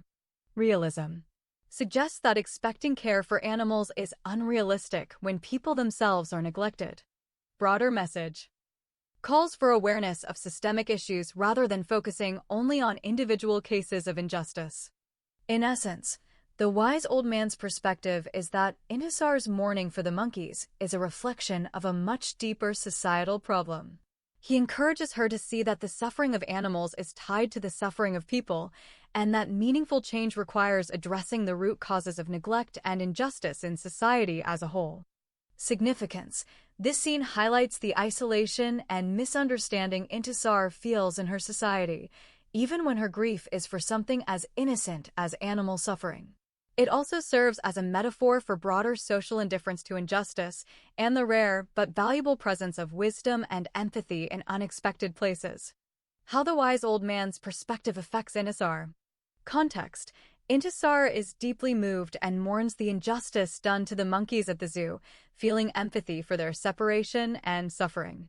She cries openly, which draws the attention of other visitors, who react with a mix of curiosity, ridicule, and indifference. Most people do not understand her grief for animals, and some even consider her mourning childish or foolish.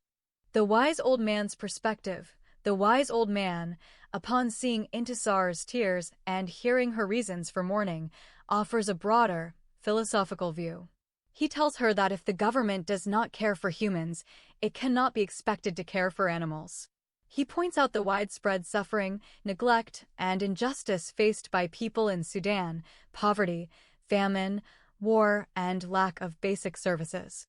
He draws a parallel between the plight of the monkeys and the plight of the people, suggesting that the root of the problem is systemic and societal, not isolated to the zoo or the animals. Impact on Intisar. Shift in perspective. The wise old man's words force Intisar to reflect on the larger context of suffering and injustice in her society. She realizes that her empathy for the monkeys is connected to a broader sense of helplessness and sorrow for all victims of injustice, both human and animal. Emotional response. Instead of finding comfort, Intisar feels a deeper sadness. The old man's perspective makes her see that the injustice she mourns is not limited to the monkeys, but is pervasive throughout her country. This realization intensifies her feelings of despair and isolation, as she recognizes the enormity of the problems around her. Sense of futility. The wise old man's pragmatic, almost resigned attitude toward suffering and neglect leaves Intisar feeling that her mourning, and by extension, her desire for justice and compassion, is futile in a society where even human suffering is ignored. This deepens her sense of alienation and powerlessness. Symbolic realization. The encounter becomes a turning point for Intisar, symbolizing her transition from innocent empathy to a more complex, painful awareness of the world's injustices. It foreshadows her later struggles with systemic oppression and her growing sense of being trapped in a society that does not value compassion or justice. Summary: the wise old man's perspective does not comfort Intisar. Instead, it broadens and deepens her sorrow. By connecting the monkey's plight to the suffering of people in Sudan, he makes her realize that injustice is widespread and entrenched. This realization leaves Intisar feeling more isolated and powerless, marking a significant moment in her emotional and psychological journey. What advice does the wise old man give Sammy about Intisar's crying? When Sammy learns the main reason for Intisar's crying at the zoo, her deep mourning for the injustice done to the monkeys, the wise old man offers advice that is both pragmatic and rooted in his broader view of society. He tells Sammy not to be overly concerned about Intisar's tears for the monkeys. The old man explains that if the government and society do not care for humans, they cannot be expected to care for animals. He suggests that Intisar's grief is a reflection of a much larger problem: widespread neglect, injustice, and suffering in their society. The wise old man advises Sammy that, rather than focusing on the specific injustice to the monkeys, he should recognize that the root cause is the general lack of compassion and justice in their country. He implies that Sammy should not try to fix Intisar's sadness about the monkeys, but rather understand that her empathy is part of a broader, more painful awareness of the world's injustices. The old man's advice is essentially to accept the reality of widespread suffering and not to expect change or justice in a society where even human suffering is ignored. In summary, the wise old man advises Sammy to see Intisar's tears as a symptom of a much deeper societal problem and not to focus on comforting her about the monkeys specifically. Instead, he encourages Sammy to recognize the futility of expecting justice or compassion in a society that neglects even its own people. The wise old man's advice to Sammy. When the wise old man observes Intisar's deep mourning and crying in the zoo over the injustice done to the monkeys, her empathy for the separated, lonely monkey, and her grief for the injustice against innocent creatures, he gives Sammy some traditional, patriarchal advice. The old man tells Sammy that women are emotional and sometimes irrational, and that when a woman cries for such a reason, a man should not indulge her feelings. Instead, he advises Sammy to be strict and to discipline Intisar. Specifically, the old man says that if Intisar is his wife, Sammy should take her home and beat her with a stick to correct her, or if she is his fiancée, he should marry her, and if she is his spouse, but without a child with him, he must divorce her. And if she is just his girlfriend, he should leave her and find another woman. The old man's advice is rooted in patriarchal and misogynistic beliefs, suggesting that women's tears and emotional responses are a sign of weakness or irrationality, and that men should respond with authority, discipline, or even violence. Sammy's response to the wise old man's advice. Sammy does not follow the old man's advice. Instead, he is shocked and saddened by the suggestion. Sammy is a sensitive and loving partner to Intisar. He rejects the idea of beating or disciplining her for her emotional response. Instead, he comforts Intisar, reassures her, and tries to understand her feelings. Sammy's response is gentle and empathetic. He holds her, listens to her, and tells her that he will always be by her side, no matter what. He values her compassion and sensitivity, and he does not see her tears as a weakness, but as a sign of her deep empathy and humanity.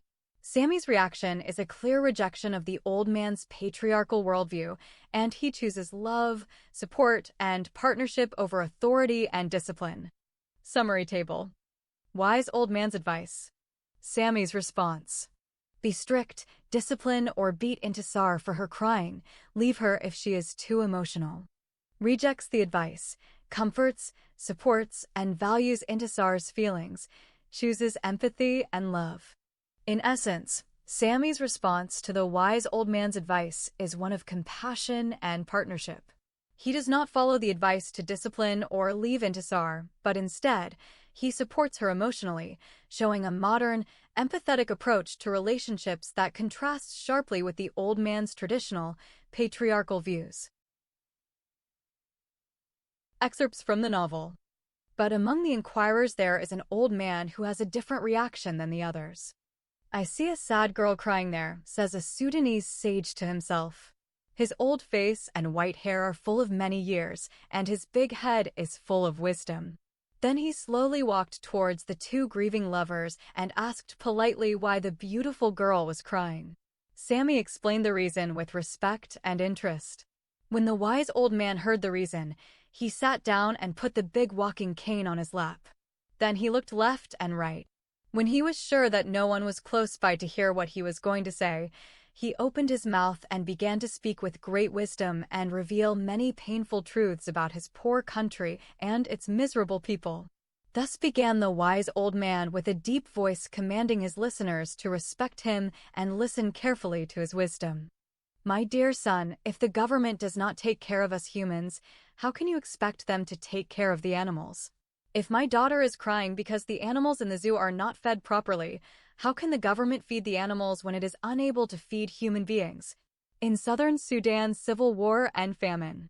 In the north of our country, people abandon their cities and villages due to lack of jobs and scarcity of natural resources. In western Sudan, there is drought and famine.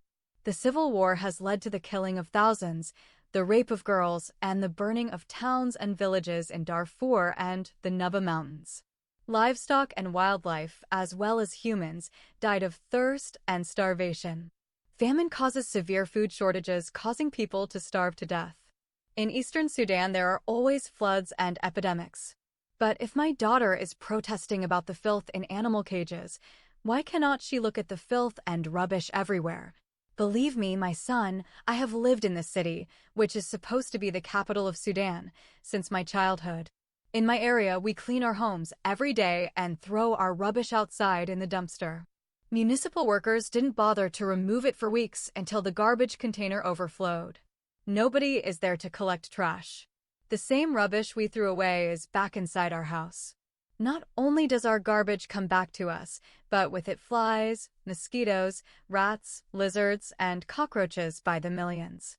Sometimes dangerous insects such as snakes and scorpions appear in our house. So, if government officials don't bother cleaning our city, how can you expect them to clean animal cages?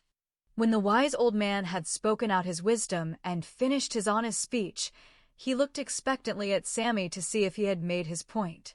But he noticed that he was still whining and that his girlfriend was crying nonstop. "I thank you, sir, for your interest in our country and its people, but my girlfriend does not cry over what you have mentioned. She cries over the painful separation of the two happy monkeys." "What did you say?" exclaims the Sudanese wise man. "For the injustice done to the two happy monkeys." "What kind of injustice was done to the monkeys? Did they sell them because there was no money? Or did they eat their flesh for lack of food?" "Not that either, sir." "So, what kind of injustice are you talking about? We've been here before and saw two happy monkeys living together in one cage. They were so happy that we humans would be jealous of their camaraderie. Therefore, we decided to follow suit. Unfortunately, when we came today, we discovered that one of the monkeys was not present. The remaining female monkey looked incredibly sad, hopelessly depressed, lonely, and suicidal. We fear that if nothing is done to restore her missing lover, she may kill himself or die of grief. So, we filed a complaint against the injustice done to the two happy monkeys. We expected the zoo to accept our complaint and return the missing male monkey to his caged female partner. Instead, our complaint was dismissed in a very insulting manner. "So that's why this girl is crying," asks the wise old man. "In other words, she is lamenting the separation of two clumsy animals." "Yes, sir." "Look, my son," says the great sage angrily. But this time, his wisdom slipped out of his gray head, and in its place uncontrollable anger appeared. Therefore, the sage man said seriously to Sammy, "I am old and have a long experience with women. I have been married to 4 of them, but I find them almost identical in their thinking and behaviors. Whether they are young or old, beautiful or ugly, rich or poor, they have the same mindsets. That is why take my wise advice and follow it. If this girl is your sister, take her to your house and then beat her with a big stick. If she is your wife, divorce her immediately or punish her with your long whip. If you have a child with her, keep her hanging on your ropes and marry another girl besides her. But if she is your fiancée, do not marry her. Get rid of her as soon as possible and find another girl who is wise and reasonable and hook yourself her. Never associate yourself with such a silly and stupid girl. She is dumber than the two stupid animals that she is crying for their separation. When the old man gave Sammy his so-called wise advice, he took his walking cane and slowly walked away until he disappeared into the crowd. The discussion between Intisar and Sammy. 1. Sammy's immediate reaction. Sammy is disturbed and saddened by the old man's advice. He does not agree with the suggestion that Intisar's tears are a weakness or that she should be disciplined for her compassion. Sammy expresses his support for Intisar, telling her that he values her feelings and that her empathy is a sign of her humanity, not a flaw. 2. Intisar's emotional state. Intisar is still emotional and feels misunderstood by the world around her. She is sensitive to injustice, not only against people but also against animals, and feels isolated in her compassion. She is comforted by Sammy's presence and his willingness to listen and support her, but she is also aware of the broader societal attitudes that dismiss or punish women's emotions. 3. Their conversation. Sammy reassures Intisar that he will never treat her the way the old man suggested. He tells her that he loves her for her sensitivity and that he would never want to change that about her. Intisar expresses her gratitude for Sammy's understanding. She tells him that his support makes her feel less alone in a world that often seems harsh and unfeeling. They discuss the difference between the old man's worldview and their own values. Sammy explicitly rejects the idea of using authority or violence in a relationship, and Intisar feels validated in her emotions. 4. Reflection on society. The conversation turns to a broader reflection on society's treatment of women and the expectation that women should suppress their emotions. Sammy and Intisar agree that compassion and empathy are strengths, not weaknesses, and that the world would be a better place if more people valued these qualities. They both feel a sense of solidarity and partnership, realizing that their relationship is built on mutual respect and emotional support, not on hierarchy or control. 5. Moving forward. The discussion ends with Sammy and Intisar feeling closer to each other. Sammy promises to always stand by Intisar and to protect her right to feel and express her emotions. Intisar, in turn, feels empowered to continue being true to herself, knowing that she has Sammy's love and support. Key themes in their discussion. Rejection of patriarchy. Sammy rejects the old man's patriarchal advice and chooses empathy and partnership instead. Validation of emotion. Intisar's emotions are validated, and she is encouraged to remain compassionate. Solidarity. Their conversation strengthens their bond and highlights the importance of solidarity in the face of societal pressure. Reflection on gender roles. They reflect on the harmful effects of traditional gender roles and the need for change. In summary, after the old wise man leaves, Sammy and Intisar have a heartfelt discussion in which Sammy rejects the advice to discipline or suppress Intisar's emotions. Instead, he comforts and supports her, and together they reflect on the importance of compassion, the harm of patriarchal attitudes, and the strength of their partnership. This conversation brings them closer and reinforces their commitment to mutual respect and emotional honesty. Context: after the wise old man leaves. Setting: Intisar and Sammy are sitting together in the zoo after an emotional encounter with a wise old man who has just given them advice following Intisar's public mourning for the injustice done to the monkeys. Emotional state: both are still affected by the old man's words and the reactions of the people around them. The discussion between Intisar and Sammy. 1. Processing the old man's advice. Sammy reflects on the old man's advice, which was to discipline Intisar if she continues to cry for what he considers trivial reasons, such as the fate of the monkeys.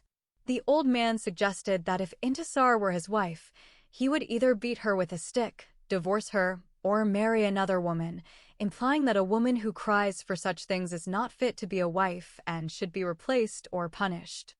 Intisar is deeply hurt by the old man's perspective and the lack of empathy from the people around her. She feels misunderstood and isolated, as her compassion for the monkeys is seen as foolish or childish by others. 2. Sammy's response. Sammy initially tries to comfort Intisar, but he is also influenced by the old man's words. He tells her to stop crying and suggests that her tears are ridiculous and that she should not mourn for animals when there are bigger problems in their own lives. Intisar feels even more alone, as Sammy's attempt to comfort her is overshadowed by his agreement with the old man's harsh advice. She realizes that even the person she loves does not fully understand her feelings. 3. The core of their conversation. The discussion shifts to their own relationship and the challenges they face. Intisar expresses her fear that, like the monkeys, she too is trapped and powerless in a world that does not value her emotions or her freedom. Sammy, feeling helpless, tries to reassure her that he loves her and will protect her, but Intisar points out that love alone is not enough to change the oppressive environment they live in. They both acknowledge the limitations imposed on them by society, tradition, and law. Intisar's empathy for the monkeys becomes a metaphor for her own longing for freedom and dignity. 4. Decision on how to solve their problem. After the old man leaves, Intisar and Sammy discuss what they can do to escape the constraints of their society. They realize that staying in their current environment will only lead to more suffering and misunderstanding. They decide that the only way to solve their problem is to leave their home country and seek a place where they can be together without fear of oppression or violence. This decision is not made lightly. It is the result of deep pain and the realization that change is impossible within their current context. Sammy promises Intisar that he will do whatever it takes to help her find freedom, even if it means leaving everything behind. Key themes in their discussion. Empathy versus social expectations. Intisar's compassion for the monkeys is dismissed by others as foolish, highlighting the lack of empathy in her society. Patriarchal authority. The old man's advice reflects the patriarchal norms that dictate how women should behave and how men should control them. Isolation and misunderstanding. Intisar feels isolated not only by society, but also by those closest to her, including Sammy. Desire for freedom. The conversation ultimately leads to the realization that true freedom and dignity can only be found by escaping the oppressive environment they are trapped in. In summary, after the wise old man leaves, Intisar and Sammy have a heartfelt discussion about the meaning of her tears, the lack of empathy in their society, and the oppressive nature of the world they live in. The old man's advice and the reactions of others deepen Intisar's sense of isolation, but also clarify for both of them that their only hope for happiness is to leave their home and seek a new life elsewhere, where their love and compassion will not be punished or ridiculed. Context of the zoo scene. In the novel, the zoo scene is a powerful metaphor for the emotional state of Intisar and Sammy. When they visit the zoo together, Intisar is particularly drawn to a pair of monkeys who were previously always together, happy and affectionate. On this visit, she notices that the monkeys have been separated, one is missing, and the remaining monkey is visibly sad, lonely, and refuses to eat. This separation deeply affects Intisar, and she empathizes with the pain and helplessness of the monkey left behind. Why Intisar makes the comparison. Intisar tells Sammy that they have become like the two unjustly separated monkeys because, just like those animals, they are victims of forces beyond their control. The monkeys, once together and happy, are now forcibly separated by the decisions of others, the zoo management, and the remaining monkey is left in a state of despair and helplessness. Intisar sees a direct parallel to her own situation with Sammy. Helplessness. Both Intisar and Sammy are unable to control their own destinies. Their love is being torn apart by family, society, religious law, and the legal system, just as the monkeys are separated by the will of the zookeepers. Unjust separation. The separation is not due to any fault of their own, but rather the result of external, unjust decisions. Intisar and Sammy are being kept apart by the verdict of obedience, forced marriage, and the expectations of their families and community. Emotional pain. The pain and longing experienced by the separated monkey mirrors the emotional suffering of Intisar and Sammy, who long to be together but are kept apart by circumstances beyond their control. Loss of agency. Both the monkeys and the lovers have lost their agency, the ability to make choices about their own lives and relationships. The deeper meaning. By making this comparison, Intisar is expressing her sense of powerlessness and the cruelty of a system that treats individuals, whether animals or people, as objects to be controlled, rather than beings with feelings and desires. The zoo scene becomes a symbol of the broader themes of the novel: injustice, the denial of agency, and the suffering caused by patriarchal and legal systems that disregard the autonomy and happiness of women, and, by extension, anyone who is vulnerable. Key quote. Here is a paraphrased excerpt that captures the essence of the scene. Intisar tells Sammy that they have become like the two unjustly separated monkeys because, just like those animals, they are victims of forces beyond their control. Their love and happiness are being destroyed by the decisions of others, leaving them helpless and in pain, with no way to change their fate. In summary, Intisar uses the image of the separated monkeys in the zoo to express her and Sammy's shared sense of helplessness, injustice, and emotional suffering. The metaphor highlights how external forces, family, society, and law can destroy love and happiness, leaving individuals powerless and broken, just like the lonely monkey left behind in the cage. Excerpts from the story. "Baby," says Sammy, "how long do you want to cry for those two stupid monkeys?" Sammy's mind seems to have been infested by the wise words of the great Sudanese sage. "Please stop crying and let's go and find our human friends Scylla and Mona. It's lunchtime." Intisar says while still crying, "What will we do if what happened to the two monkeys happens to our relationship?" Of course, this will not happen to us. We are human beings, not animals. We are rational beings with free will. No one can separate us. Scylla and Furtus were sane human beings with their own free will, and yet they were torn and separated forever by Sharia law.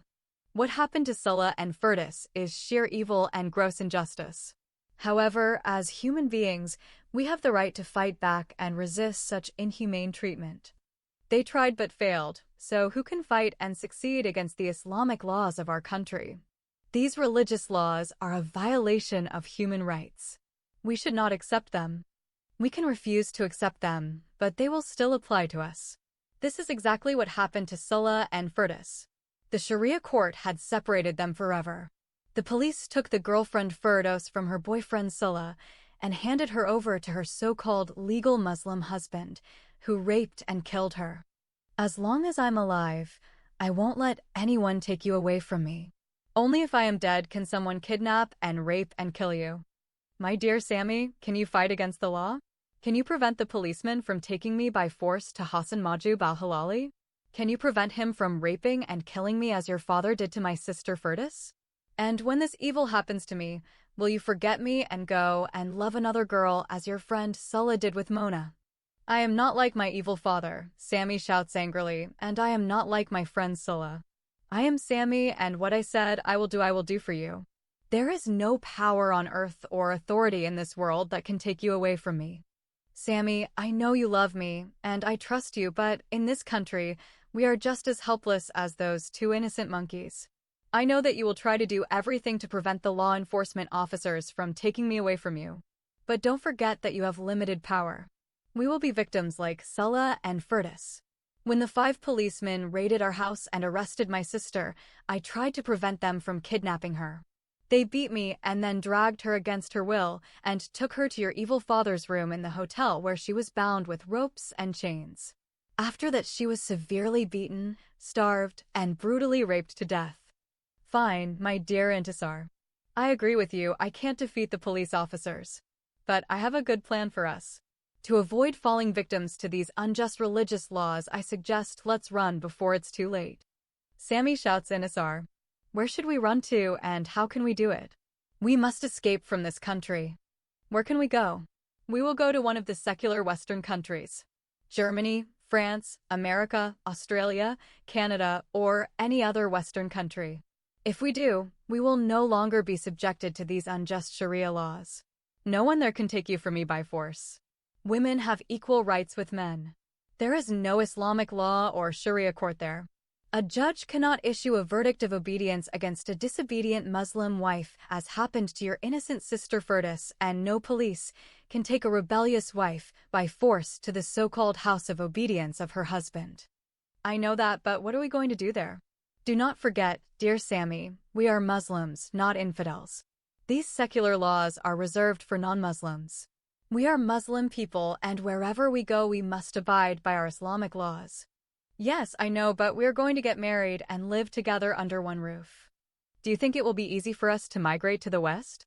I heard that it would take a long time to get visas for these secular countries. You're right, though. We should try. In the meantime, where are we going to hide? We can hide in Khartoum City. It is the capital city of Sudan.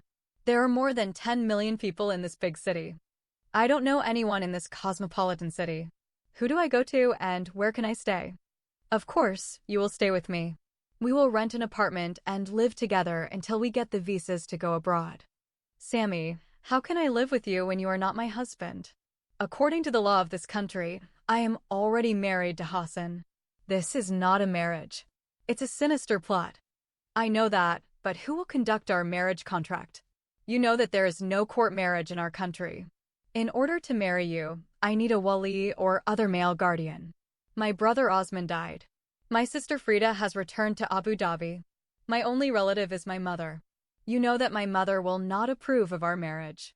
Moreover, neither my mother Sarah nor my sister Farida will be accepted by Sharia as a guardian because my half-brother Omar is still alive.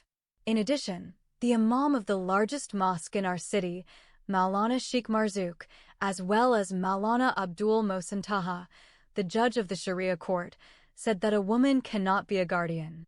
I need a man to be my guardian, and then he can authorize me to marry you and sign my marriage with you. Accordingly, we cannot live together as marriage partners or common-law partners in this Islamic country. This cohabitation is considered open adultery and is punishable by Sharia law. If we are caught by the police, the Sharia court will convict us. You will be given 100 lashes because you committed adultery with a girl who is not your legal wife.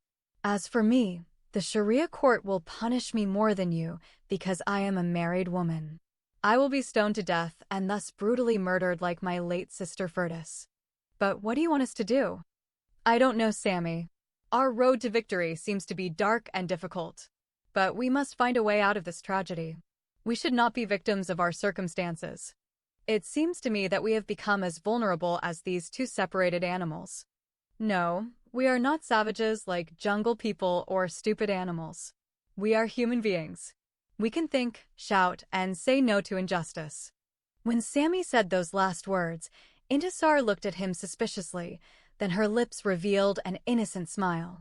Before she could say anything, she saw Sulla and Mona standing in front of them. The first innocent girl said with a smile that the time for romance and privacy is over, and now it's time for lunch. Direct quotes. Intisar is the first to enter her favorite place. She is excited to see her lovely monkeys after such a long absence. When she reached the single cage of the two monkeys, her anticipation began to fade. She was disappointed. So, she drops the peanuts she bought for them and yells out loud at her boyfriend, Sammy. Where's the other monkey? Why did they take him away? It's not fair to keep him away from his girlfriend. That last monkey looked sad and almost died of grief for his lost partner from the cage. All the joy, love, and happiness we saw on his face last time is gone. In their place we now see anger, bitterness, frustration, and deep sadness. From his sad and gloomy face, we deduced that he was depressed, despaired, desperate, and suicidal. Most likely, he is on hunger strike because he refused to eat the delicious food we gave him. He abstained from eating the Sudanese peanuts, which it is his favorite dish. Therefore, it is the cruelest form of injustice in life that an innocent animal should ever be exposed to, because the separation of lovers is worse than death. Accordingly, we beg you, In the name of heavenly divine justice and earthly erotic love, to spend most of your time and effort in searching for and finding the stolen male monkey as soon as possible and then returning him to his female partner in the cage. Also, the culprit who caused such a painful separation of the two happy monkeys, because they were the happiest lovers in the world, must be punished. Intisar tells Sammy that they have become like the two unjustly separated monkeys because, just like those animals, they are victims of forces beyond their control. Their love and happiness are being destroyed by the decisions of others, leaving them helpless and in pain, with no way to change their fate. Additional context. In human society, the occurrence of this happy married life is rare. This is because the human male claims to be superior to the female human in religion and intellect. Moreover, the man is authorized by divine verse from the Holy Quran to marry more than one woman, up to 4 wives at a time. This would never happen between monkeys. The monkeys seem to have understood that a happy married life can only be achieved between one male and one female. If the male has a second, third, or fourth wife, his first life partner will consider him selfish and traitorous. Therefore, polygamy is a disguised and justified form of adultery, hatred, and oppression of women. Another beautiful fact we learned from happy monkeys is that a male never divorces his female life partner. Unfortunately, the Islamic religion allows the human husband to divorce his wife, with or without reason. These passages show how Intisar, upon seeing the separated monkeys, draws a parallel to her own situation with Sammy. She feels that, like the monkeys, they are suffering an unjust separation imposed by others, and that their helplessness and pain mirror the sadness of the monkey left alone in the cage. What is Sammy's response when Intisar says they have become helpless like the two separated monkeys in the zoo? Here's how I'll answer. I'll first provide the context and direct quotes from the novel for Intisar's statement about the monkeys. Then, I'll give you Sammy's direct response, as requested, with precise citations. Context: Intisar's statement about the monkeys. In the novel, during a visit to the zoo, Intisar observes 2 monkeys that have been separated and draws a parallel between their situation and her own relationship with Sammy. She expresses her feelings of helplessness and separation. Do you know, dear Sammy, that the animals in this garden are happier than humans and have more freedom than us? There are no rich and poor among animals. They can fall in love with each other, and there are no social barriers separating them. Their parents do not choose their life partners. One animal does not have 2, 3, or 4 wives at the same time as Muslim men are allowed by the Quran to do. They do not divorce their wives as humans often do. Furthermore, they do not force a young female animal to marry an older male animal. Never think or imagine that in this world there is a force or authority that can separate us, said the lover to his beloved girl. Our love for one another is stronger than any resistance force. Time will prove the truth of this promise. She then specifically compares their situation to the separated monkeys. We have become helpless like the 2 unjustly separated monkeys. Sammy's response. Sammy's response to Intisar's comparison is gentle and reassuring. He acknowledges her sadness and tries to comfort her, reaffirming his commitment and hope for their future. Never think or imagine that in this world there is a force or authority that can separate us, said the lover to his beloved girl. Our love for one another is stronger than any resistance force. Time will prove the truth of this promise. He tries to lift her spirits by reminding her of their vow and the strength of their love, even in the face of obstacles. Summary table. Intisar's statement. Sammy's response. We have become helpless like the 2 unjustly separated monkeys. Never think or imagine that in this world there is a force or authority that can separate us. Our love for one another is stronger than any resistance force. Time will prove the truth of this promise. What this reveals about their relationship. 1. Profound emotional bond. Their relationship is built on deep emotional intimacy and mutual understanding. They are able to share their fears and vulnerabilities openly. 2. Shared helplessness and resistance. Both feel powerless against external forces, but they also resist despair by reaffirming their love and making vows to each other. The metaphor of the monkeys shows that they see themselves as innocent victims of a system that is indifferent to their happiness. 3. Hope and reassurance. Sammy's response is not to deny the pain, but to offer hope and reassurance. He tries to counter Inisar's sense of helplessness with a promise of enduring love and eventual reunion. 4. Love as defiance. Their love becomes an act of defiance against the structures that seek to separate them. By comparing themselves to the monkeys, they are also critiquing the injustice of their situation. In summary, the exchange about the separated monkeys in the zoo reveals that Intisar and Sammy's relationship is characterized by deep emotional connection and empathy, a shared sense of being unjustly victimized, mutual reassurance and hope in the face of adversity, and a love that is both tender and quietly rebellious against the forces that would keep them apart. Excerpts from the novel. The four friends Sammy, Inisar, Scylla, and the first innocent girl, Mona, traveled to Khartoum City 2 weeks after the day the newly united lovers revealed their deep love for each other. Their visit to the capital city did not begin with the investigation into the murder of the second innocent girl, Firdos, as previously planned.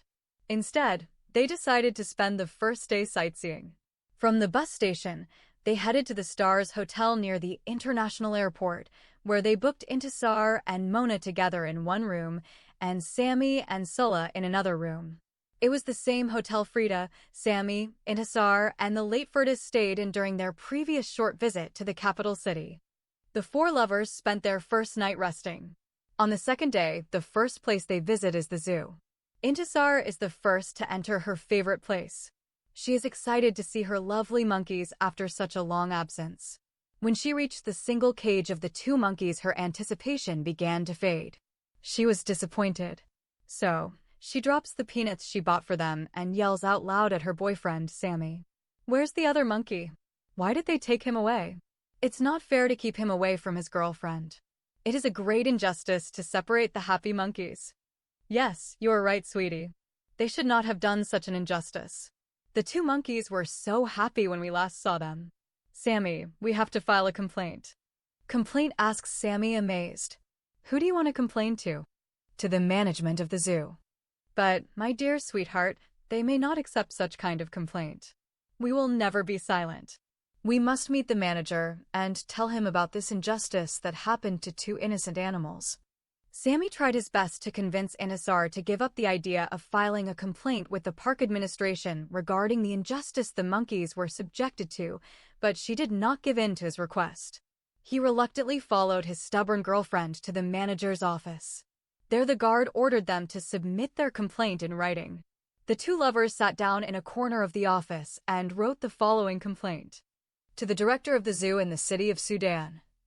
Greetings in the name of love and justice.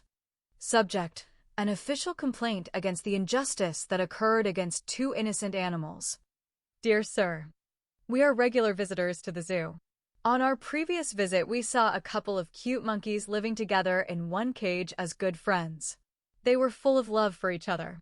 That note we made when we saw them playing together, jumping together, eating together, hugging, and kissing each other. They were so happy that we were jealous of their wonderful friendship. Because we are also passionate lovers like them, we hoped that our soon marriage would be filled with love, joy, and happiness like theirs. We are also truly in love and engaged to each other. We returned to our city in eastern Sudan bearing in our hearts the love of two happy monkeys. Our friends, relatives, and neighbors were told by us about those happy animals. Many of them decided to visit the zoo and see the cute monkeys. So, the happy life of the two monkeys has become an example to follow in our city Gadaref. Unfortunately, our plan to marry was strongly opposed and hindered by human jealousy, hatred, envy, selfishness, and the difference in social status between the rich and the poor. However, we continued to encourage ourselves by remembering the happy life of a couple of monkeys in the zoo of Khartoum City. We made an eternal vow that nothing could separate us from each other. As the two monkeys clung to each other and became one body and one soul, we decided to cling to each other so that one day we would become one body and one soul in a sacred, everlasting matrimonial union. In human society, The occurrence of this happy married life is rare. This is because the human male claims to be superior to the female human in religion and intellect. Moreover, the man is authorized by divine verse from the Holy Quran to marry more than one woman up to 4 wives at a time. This would never happen between monkeys. The monkeys seem to have understood that a happy married life can only be achieved between one male and one female. If the male has a second, third, or fourth wife, his first life partner will consider him selfish and traitorous. Therefore, polygamy is a disguised and justified form of adultery, hatred, and oppression of women. Another beautiful fact we learned from happy monkeys is that a male never divorces his female life partner.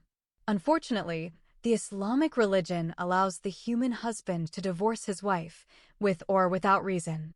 Another beautiful fact we learned from monkeys is that no old male is permitted by a sacred religious text to marry a young female monkey. An aging male monkey cannot match a young female monkey emotionally, socially, and sexually.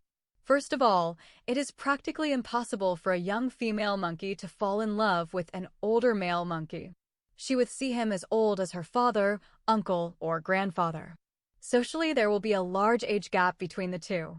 The young wife will find the elderly husband old-fashioned in his dress, conservative in his thoughts and views on life, and profoundly serious in everything. There will be no fun in their married life. That is why she will be very bored living with him. Sexually, she cannot have any sexual attraction towards him. Therefore, their sex life will always be one-sided. So, she will be sexually assaulted, raped and tortured by him day in and day out until she may commit suicide or eventually die of sorrow and torture. This may also lead her to seek sexual satisfaction elsewhere. Besides, she will have many competing rival wives whom her selfish and unfaithful husband gets through polygamy, which is considered permissible marriage in Islam. These rival wives are called darat or harmful women by society because they cause harm to the first wife of the polygamous husband. With them, she will fight a bloody war of jealousy every day, because she will consider them intruders who stole her husband's heart. Even her children would be disliked and hated by the rival wives and their children. These are just a few observations in our lives that we discovered when we compared our miserable human life to that of happy animals. Unfortunately, when we got back to the zoo today, we found that one of the happy monkeys was missing. At once we decided to bring it up to you. The lonely monkey looked sad and almost died of grief for his lost partner from the cage. All the joy, love, and happiness we saw on his face last time is gone. In their place, we now see anger, bitterness, frustration, and deep sadness. From his sad and gloomy face, we deduced that he was depressed, despaired, desperate, and suicidal. Most likely, he is on hunger strike because he refused to eat the delicious food we gave him. He abstained from eating the Sudanese peanuts, which it is his favorite dish. Therefore, it is the cruelest form of injustice in life that an innocent animal should ever be exposed to, because the separation of lovers is worse than death. Accordingly, we beg you, in the name of heavenly divine justice and earthly erotic love, to spend most of your time and effort in searching for and finding the stolen male monkey as soon as possible and then returning him to his female partner in the cage. Also, the culprit who caused such a painful separation of the two happy monkeys, because they were the happiest lovers in the world, must be punished. At least he should be fired immediately and also expelled from this cute zoo. He should also be prevented from going to any public place where there are innocent children and women. He should even be forbidden to visit the place where lovers and married people come to have fun together. This urgent complaint was written and signed by 2 eternal lovers, Sammy and Intisar. When they had finished writing their complaint, they blessed it with their warm kisses, then handed it over to the doorkeeper and waited with great expectations for justice to be served by the zoo's management. The security guard entered and came out with the same message. Intisar and Sammy are surprised that their letter was rejected by the general manager of the zoo. When the keeper gave it back to them, they saw that it was written on the bottom of it in big red letters. I had no time to spend looking for a missing dump animal and no time to waste considering such a petty complaint. The manager's harsh response made Intisar cry and shed hot tears. Then the lover held his sad girlfriend's hand and led her out of the management office. When they reached a far corner, Sammy allowed Inisar to bury her face in his lap and cry over the sad end of the two happy monkeys. While she was weeping bitterly over the unjust separation of the beautiful monkeys, many visitors to the zoo came and inquired about the reason for her great grief. When Sammy told them the reason, a few of them responded in the positive, but the majority of them were disturbed and considered her mourning ridiculous and that she was stupid like a child. "I am not like my evil father," Sammy shouts angrily, "and I am not like my friend Scylla. I am Sammy, and what I said I will do for you.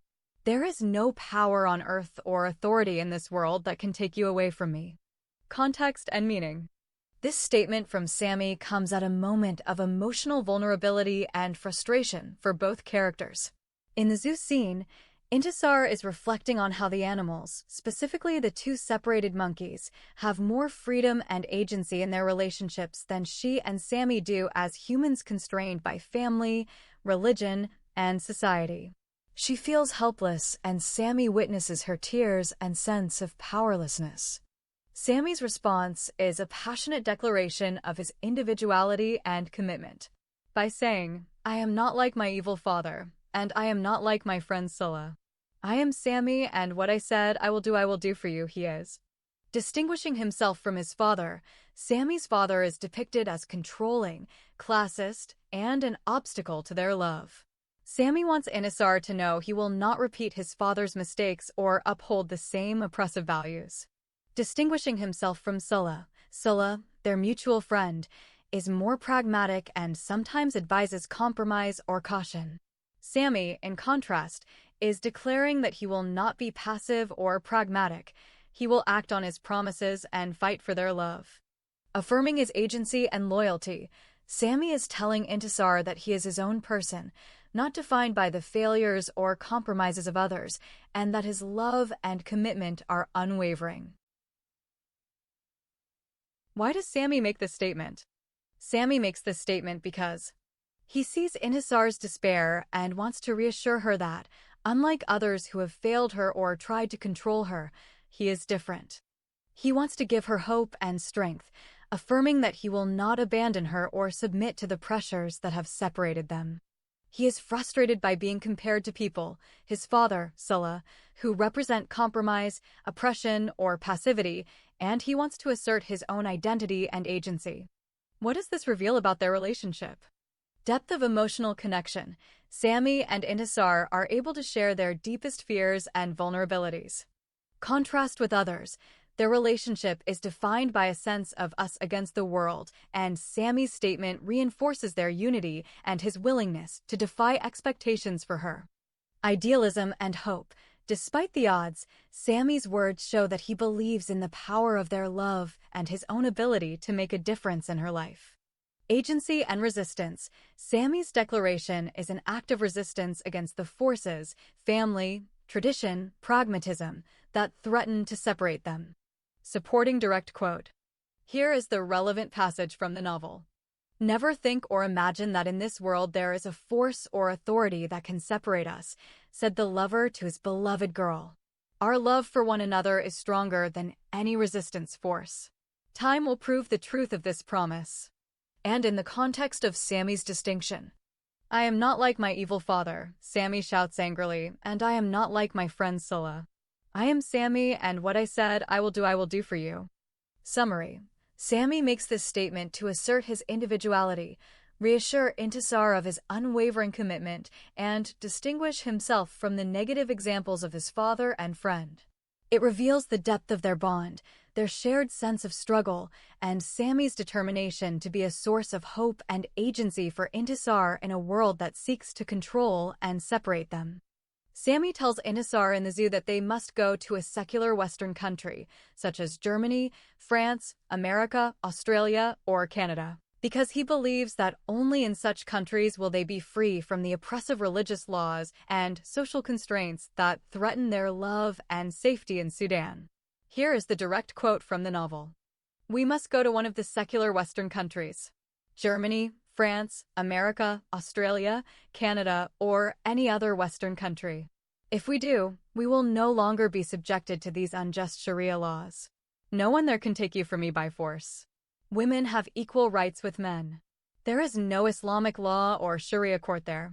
A judge cannot issue a verdict of obedience against a disobedient Muslim wife, as happened to your innocent sister Firdaus, and no police can take a rebellious wife by force to the so-called house of obedience of her husband.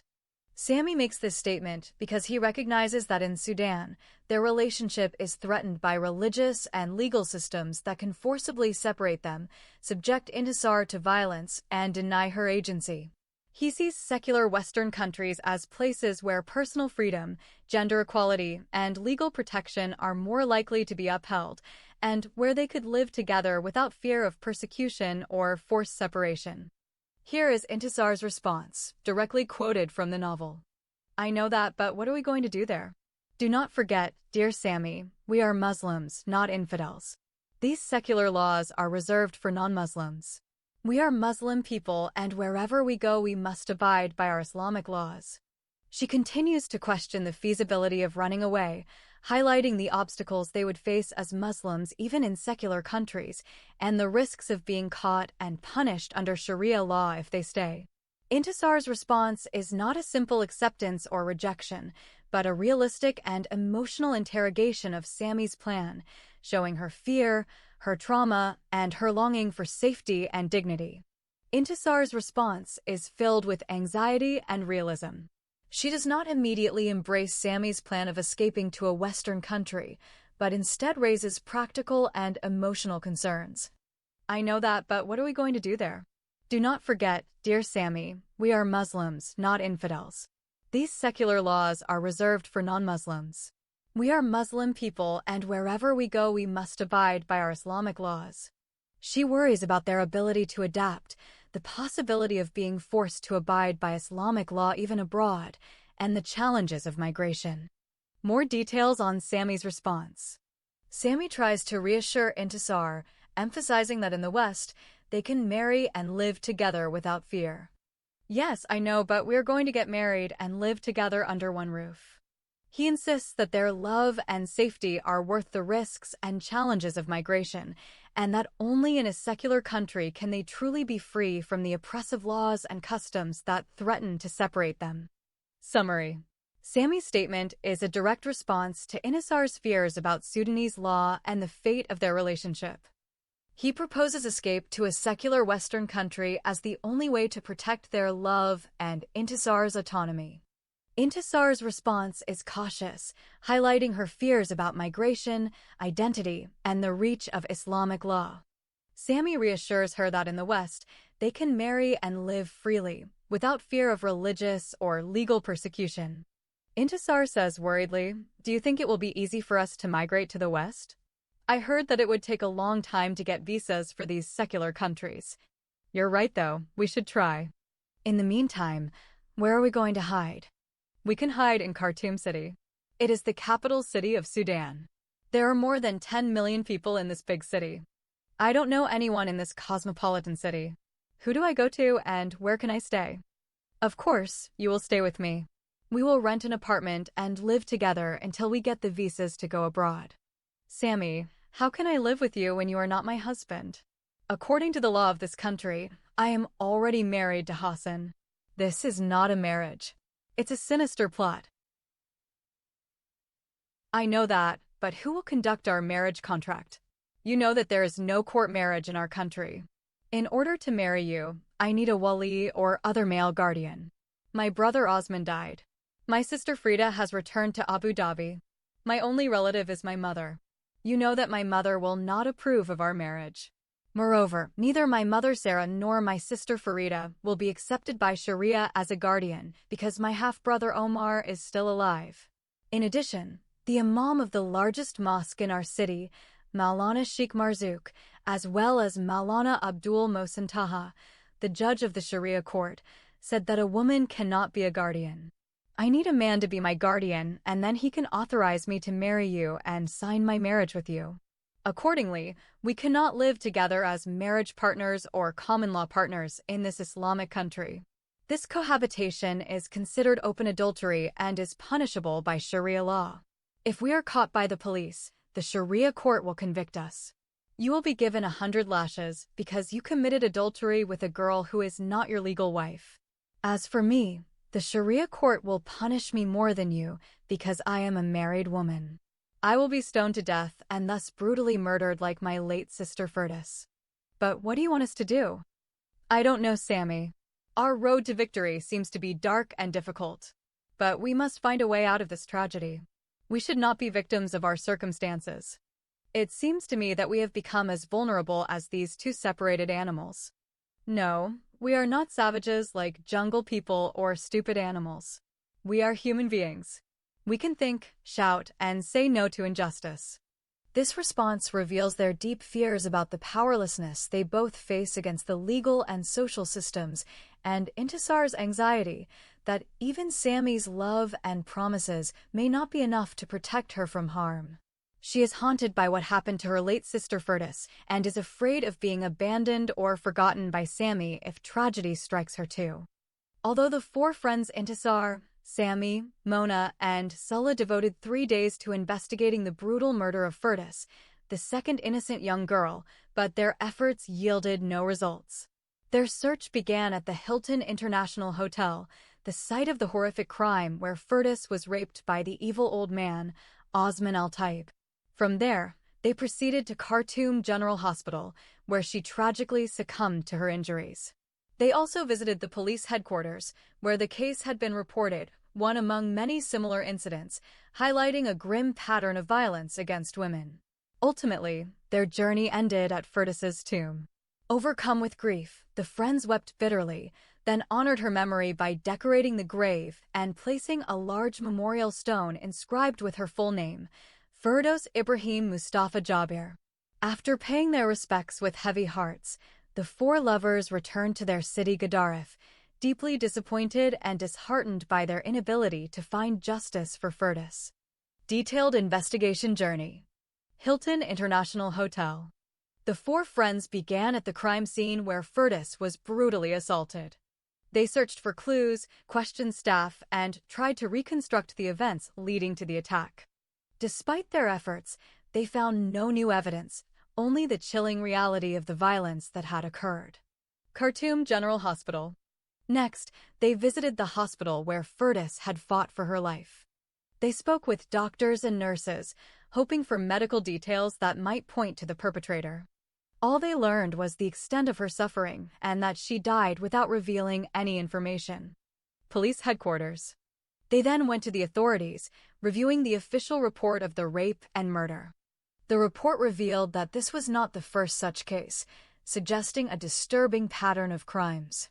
However, the police offered no progress or leads, leaving the friends frustrated and powerless. Firdaus's tomb. Their last stop was the grave of Firdaus.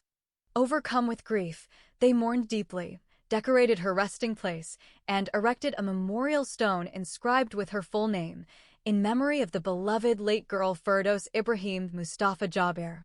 This act symbolized their love and respect, even as they returned home empty-handed and heartbroken. Here's the structured timeline with emotional highlights, ready for names to be added. Day 1. Hilton International Hotel. Action. The friends begin at the crime scene where Firdaus was raped. They inspect the hotel room, question staff, and search for clues. Emotional highlight. Shock and anger dominate as they confront the reality of the brutality. The luxurious setting contrasts painfully with the horror that occurred there. Day 2. Khartoum General Hospital. Action. They visit the hospital where Firdaus fought for her life. They speak with doctors and nurses, hoping for details that might lead to the perpetrator. Emotional highlight. Deep sorrow as they learn about her suffering and final moments. The sterile hospital corridors feel heavy with grief and helplessness. Day 3. Police headquarters. Action. They review the official report and plead for updates. They discover this was not the first such case, hinting at systemic failure. Emotional highlight. Frustration and despair rise as they realize justice is elusive. Their hope begins to fade amid bureaucratic indifference. Final stop. Firdaus's tomb. Action. They visit her grave, decorate it, and erect a memorial stone inscribed, "In memory of the beloved late girl Firdos Ibrahim Mustafa Jaber." Emotional highlight: overwhelming grief and resignation. Tears flow as they honor her memory, knowing they return home without answers, hearts heavy with disappointment. Here's an enriched, structured timeline with emotional highlights from each friend's perspective. Day 1. Hilton International Hotel. Action. The friends begin at the crime scene where Firdos was raped. They inspect the hotel room, question staff, and search for clues. Emotional highlights. Her lover Sulla feels a surge of anger and helplessness, pacing the room as he imagines the horror his late beloved Firdos endured. Mona, overwhelmed by sadness, she silently observes the surroundings, tears welling up as she touches the cold door handle. Sammy, frustrated and restless, he interrogates staff aggressively, desperate for any lead. Intisar quietly takes notes, but inside she feels a deep sense of guilt for not being able to protect her late sister Firdos. Day 2. Khartoum General Hospital. Action. They visit the hospital where Firdos fought for her life. They speak with doctors and nurses, hoping for details that might lead to the perpetrator. Emotional highlights. Sulla. His voice trembles as he asks about her final moments. Anger turns into grief. Intisar breaks down in the corridor, clutching her scarf as memories of her younger sister Firdos flood back. Sammy stares at the hospital bed where she lay, fists clenched, feeling powerless. Mona writes down medical details, but her heart aches with every word she records. Day 3. Police Headquarters. Action. They review the official report and plead for updates. They discover this was not the first such case, hinting at systemic failure. Emotional highlights. Sulla slams his hand on the desk, furious at the lack of progress. Intisar feels disillusioned, her hope fading as she listens to bureaucratic excuses. Sammy argues with officers, his voice rising in desperation. Mona quietly observes, tears slipping down her cheeks as she realizes justice may never come. The four friends' journey for justice. Day 1. Hilton International Hotel. The grand lobby gleamed under crystal chandeliers, but for Sulla, it felt like a crime scene frozen in time. How could such evil happen here, he thought, fists clenched as he paced the hallway. Mona lingered near the door of the room, her fingers brushing the cold handle. Tears welled up as she imagined Firdos' terror. Sammy stormed past the reception desk, his voice sharp as he interrogated staff. Someone saw something. Someone knows. But silence answered him. Intisar stood quietly in the corner, scribbling notes, guilt gnawing at her heart. We should have protected her, we failed. Day 2. Khartoum General Hospital. The sterile corridors smelled of antiseptic and despair. Sulla's voice trembled as he asked the doctor about Firdos' final moments. Each word pierced him like a blade. Intisar couldn't hold back anymore. She collapsed against the wall, sobbing into her scarf. Sammy stared at the empty bed where Firdos had fought for life, his fists clenched so tightly his knuckles turned white. If only I had been faster, Mona wrote down medical details, but every word blurred through her tears. The hospital felt like a tomb of unanswered questions. Day 3. Police Headquarters. The four friends entered with hope, but left with rage. The lawyer Sulla slammed his hand on the desk, his voice echoing through the cold room. How many more before you act? Mona listened to bureaucratic excuses, her hope dissolving like sand in water. Sammy argued fiercely, his voice rising in desperation, but the officer's indifference was a wall he couldn't break. Intisar stood silently, tears slipping down her cheeks as she realized justice was a distant dream. The report revealed a chilling truth: her late sister Firdos was not the first. Nor would she be the last. Final stop. Firdos' tomb. The sun dipped low as they reached the Alad's graveyard in Omdurman. Silence hung heavily in the air. Sulla knelt, whispering promises of justice he knew he couldn't keep. Mona placed flowers gently, her sobs breaking the stillness. Sammy stood rigid, staring at the inscription, his anger hollow now, replaced by despair. Intisar's hands trembled as she carved the words, "In memory of the beloved late girl, Firdos Ibrahim Mustafa Jaber." They decorated the grave, erected the stone, and wept until their tears ran dry. Then, with hearts heavy and dreams shattered, they turned away, returning to their city in silence, carrying grief like a shadow that would never leave. The trip to Khartoum for investigation. Day 1. Hilton International Hotel. The Hilton's marble floors gleamed under the chandelier lights, but for Sulla, they felt like a stage for horror. He clenched his fists as he paced the hallway. How could such evil happen here? He muttered under his breath. Mona stood frozen at the door of the room where Firdaus's life had shattered. Her fingers brushed the cold metal handle, and tears welled up. "I can feel her fear here," she whispered, voice trembling. Sammy stormed past the reception desk, his voice sharp. "Someone saw something. Someone knows," he barked at the manager, who shrank under his glare. Intisar stayed in the corner, scribbling notes, her heart heavy. "We should have protected her. We failed," she thought, biting her lip as guilt clawed at her. Day 2. Khartoum General Hospital. The sterile corridors smelled of antiseptic and despair. Sulla's voice cracked as he spoke to the doctor. "Tell me," her last words. "Did she say anything?" The doctor shook his head slowly. "She was unconscious until the end." Intisar collapsed against the wall, sobbing into her scarf. She was so full of life. How could this happen? Sammy stared at the empty bed where Firdaus had fought for life, fists clenched so tightly his knuckles turned white. "If only I had been faster," he whispered, rage simmering beneath his grief. Mona wrote down medical details, but every word blurred through her tears. The hospital felt like a tomb of unanswered questions. Day 3. Police headquarters. The friends entered with hope, but left with anger. Sulla slammed his hand on the desk, his voice echoing through the cold room. "How many more before you act?" The officer shrugged, eyes dull with indifference. "We're doing what we can." Intisar's voice was barely a whisper. "What are your capabilities?" "She's dead. And you call this justice?" Sammy leaned forward, his voice rising. "Give me one lead, just one." But silence answered him. Mona stood quietly, tears slipping down her cheeks as she realized justice was a distant dream. The report revealed a chilling truth. The kidnapped and raped underage girl Firdaus was not the first. Nor would she be the last woman. Final stop, Firdaus's grave. The sun dipped low as they reached the grave. Silence hung heavily in the air. Sulla knelt, whispering promises of justice he knew he couldn't keep. "I swear, Firdaus, I'll never stop fighting for you." Mona placed flowers gently, her sobs breaking the stillness. "You deserved so much better." Sammy stood rigid, staring at the inscription, his anger hollow now, replaced by despair. "She was just a small girl," he murmured, voice cracking.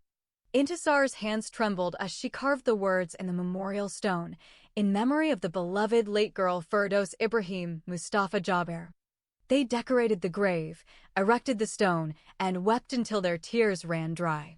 Then, with hearts heavy and dreams shattered, they turned away, returning to their hometown in silence, carrying grief like a black shadow that would never leave them. Last visit, Firdaus's tomb. Action. They visit her grave, decorate it, and erect a memorial stone inscribed, "In memory of the beloved late girl Firdos Ibrahim Mustafa Jaber."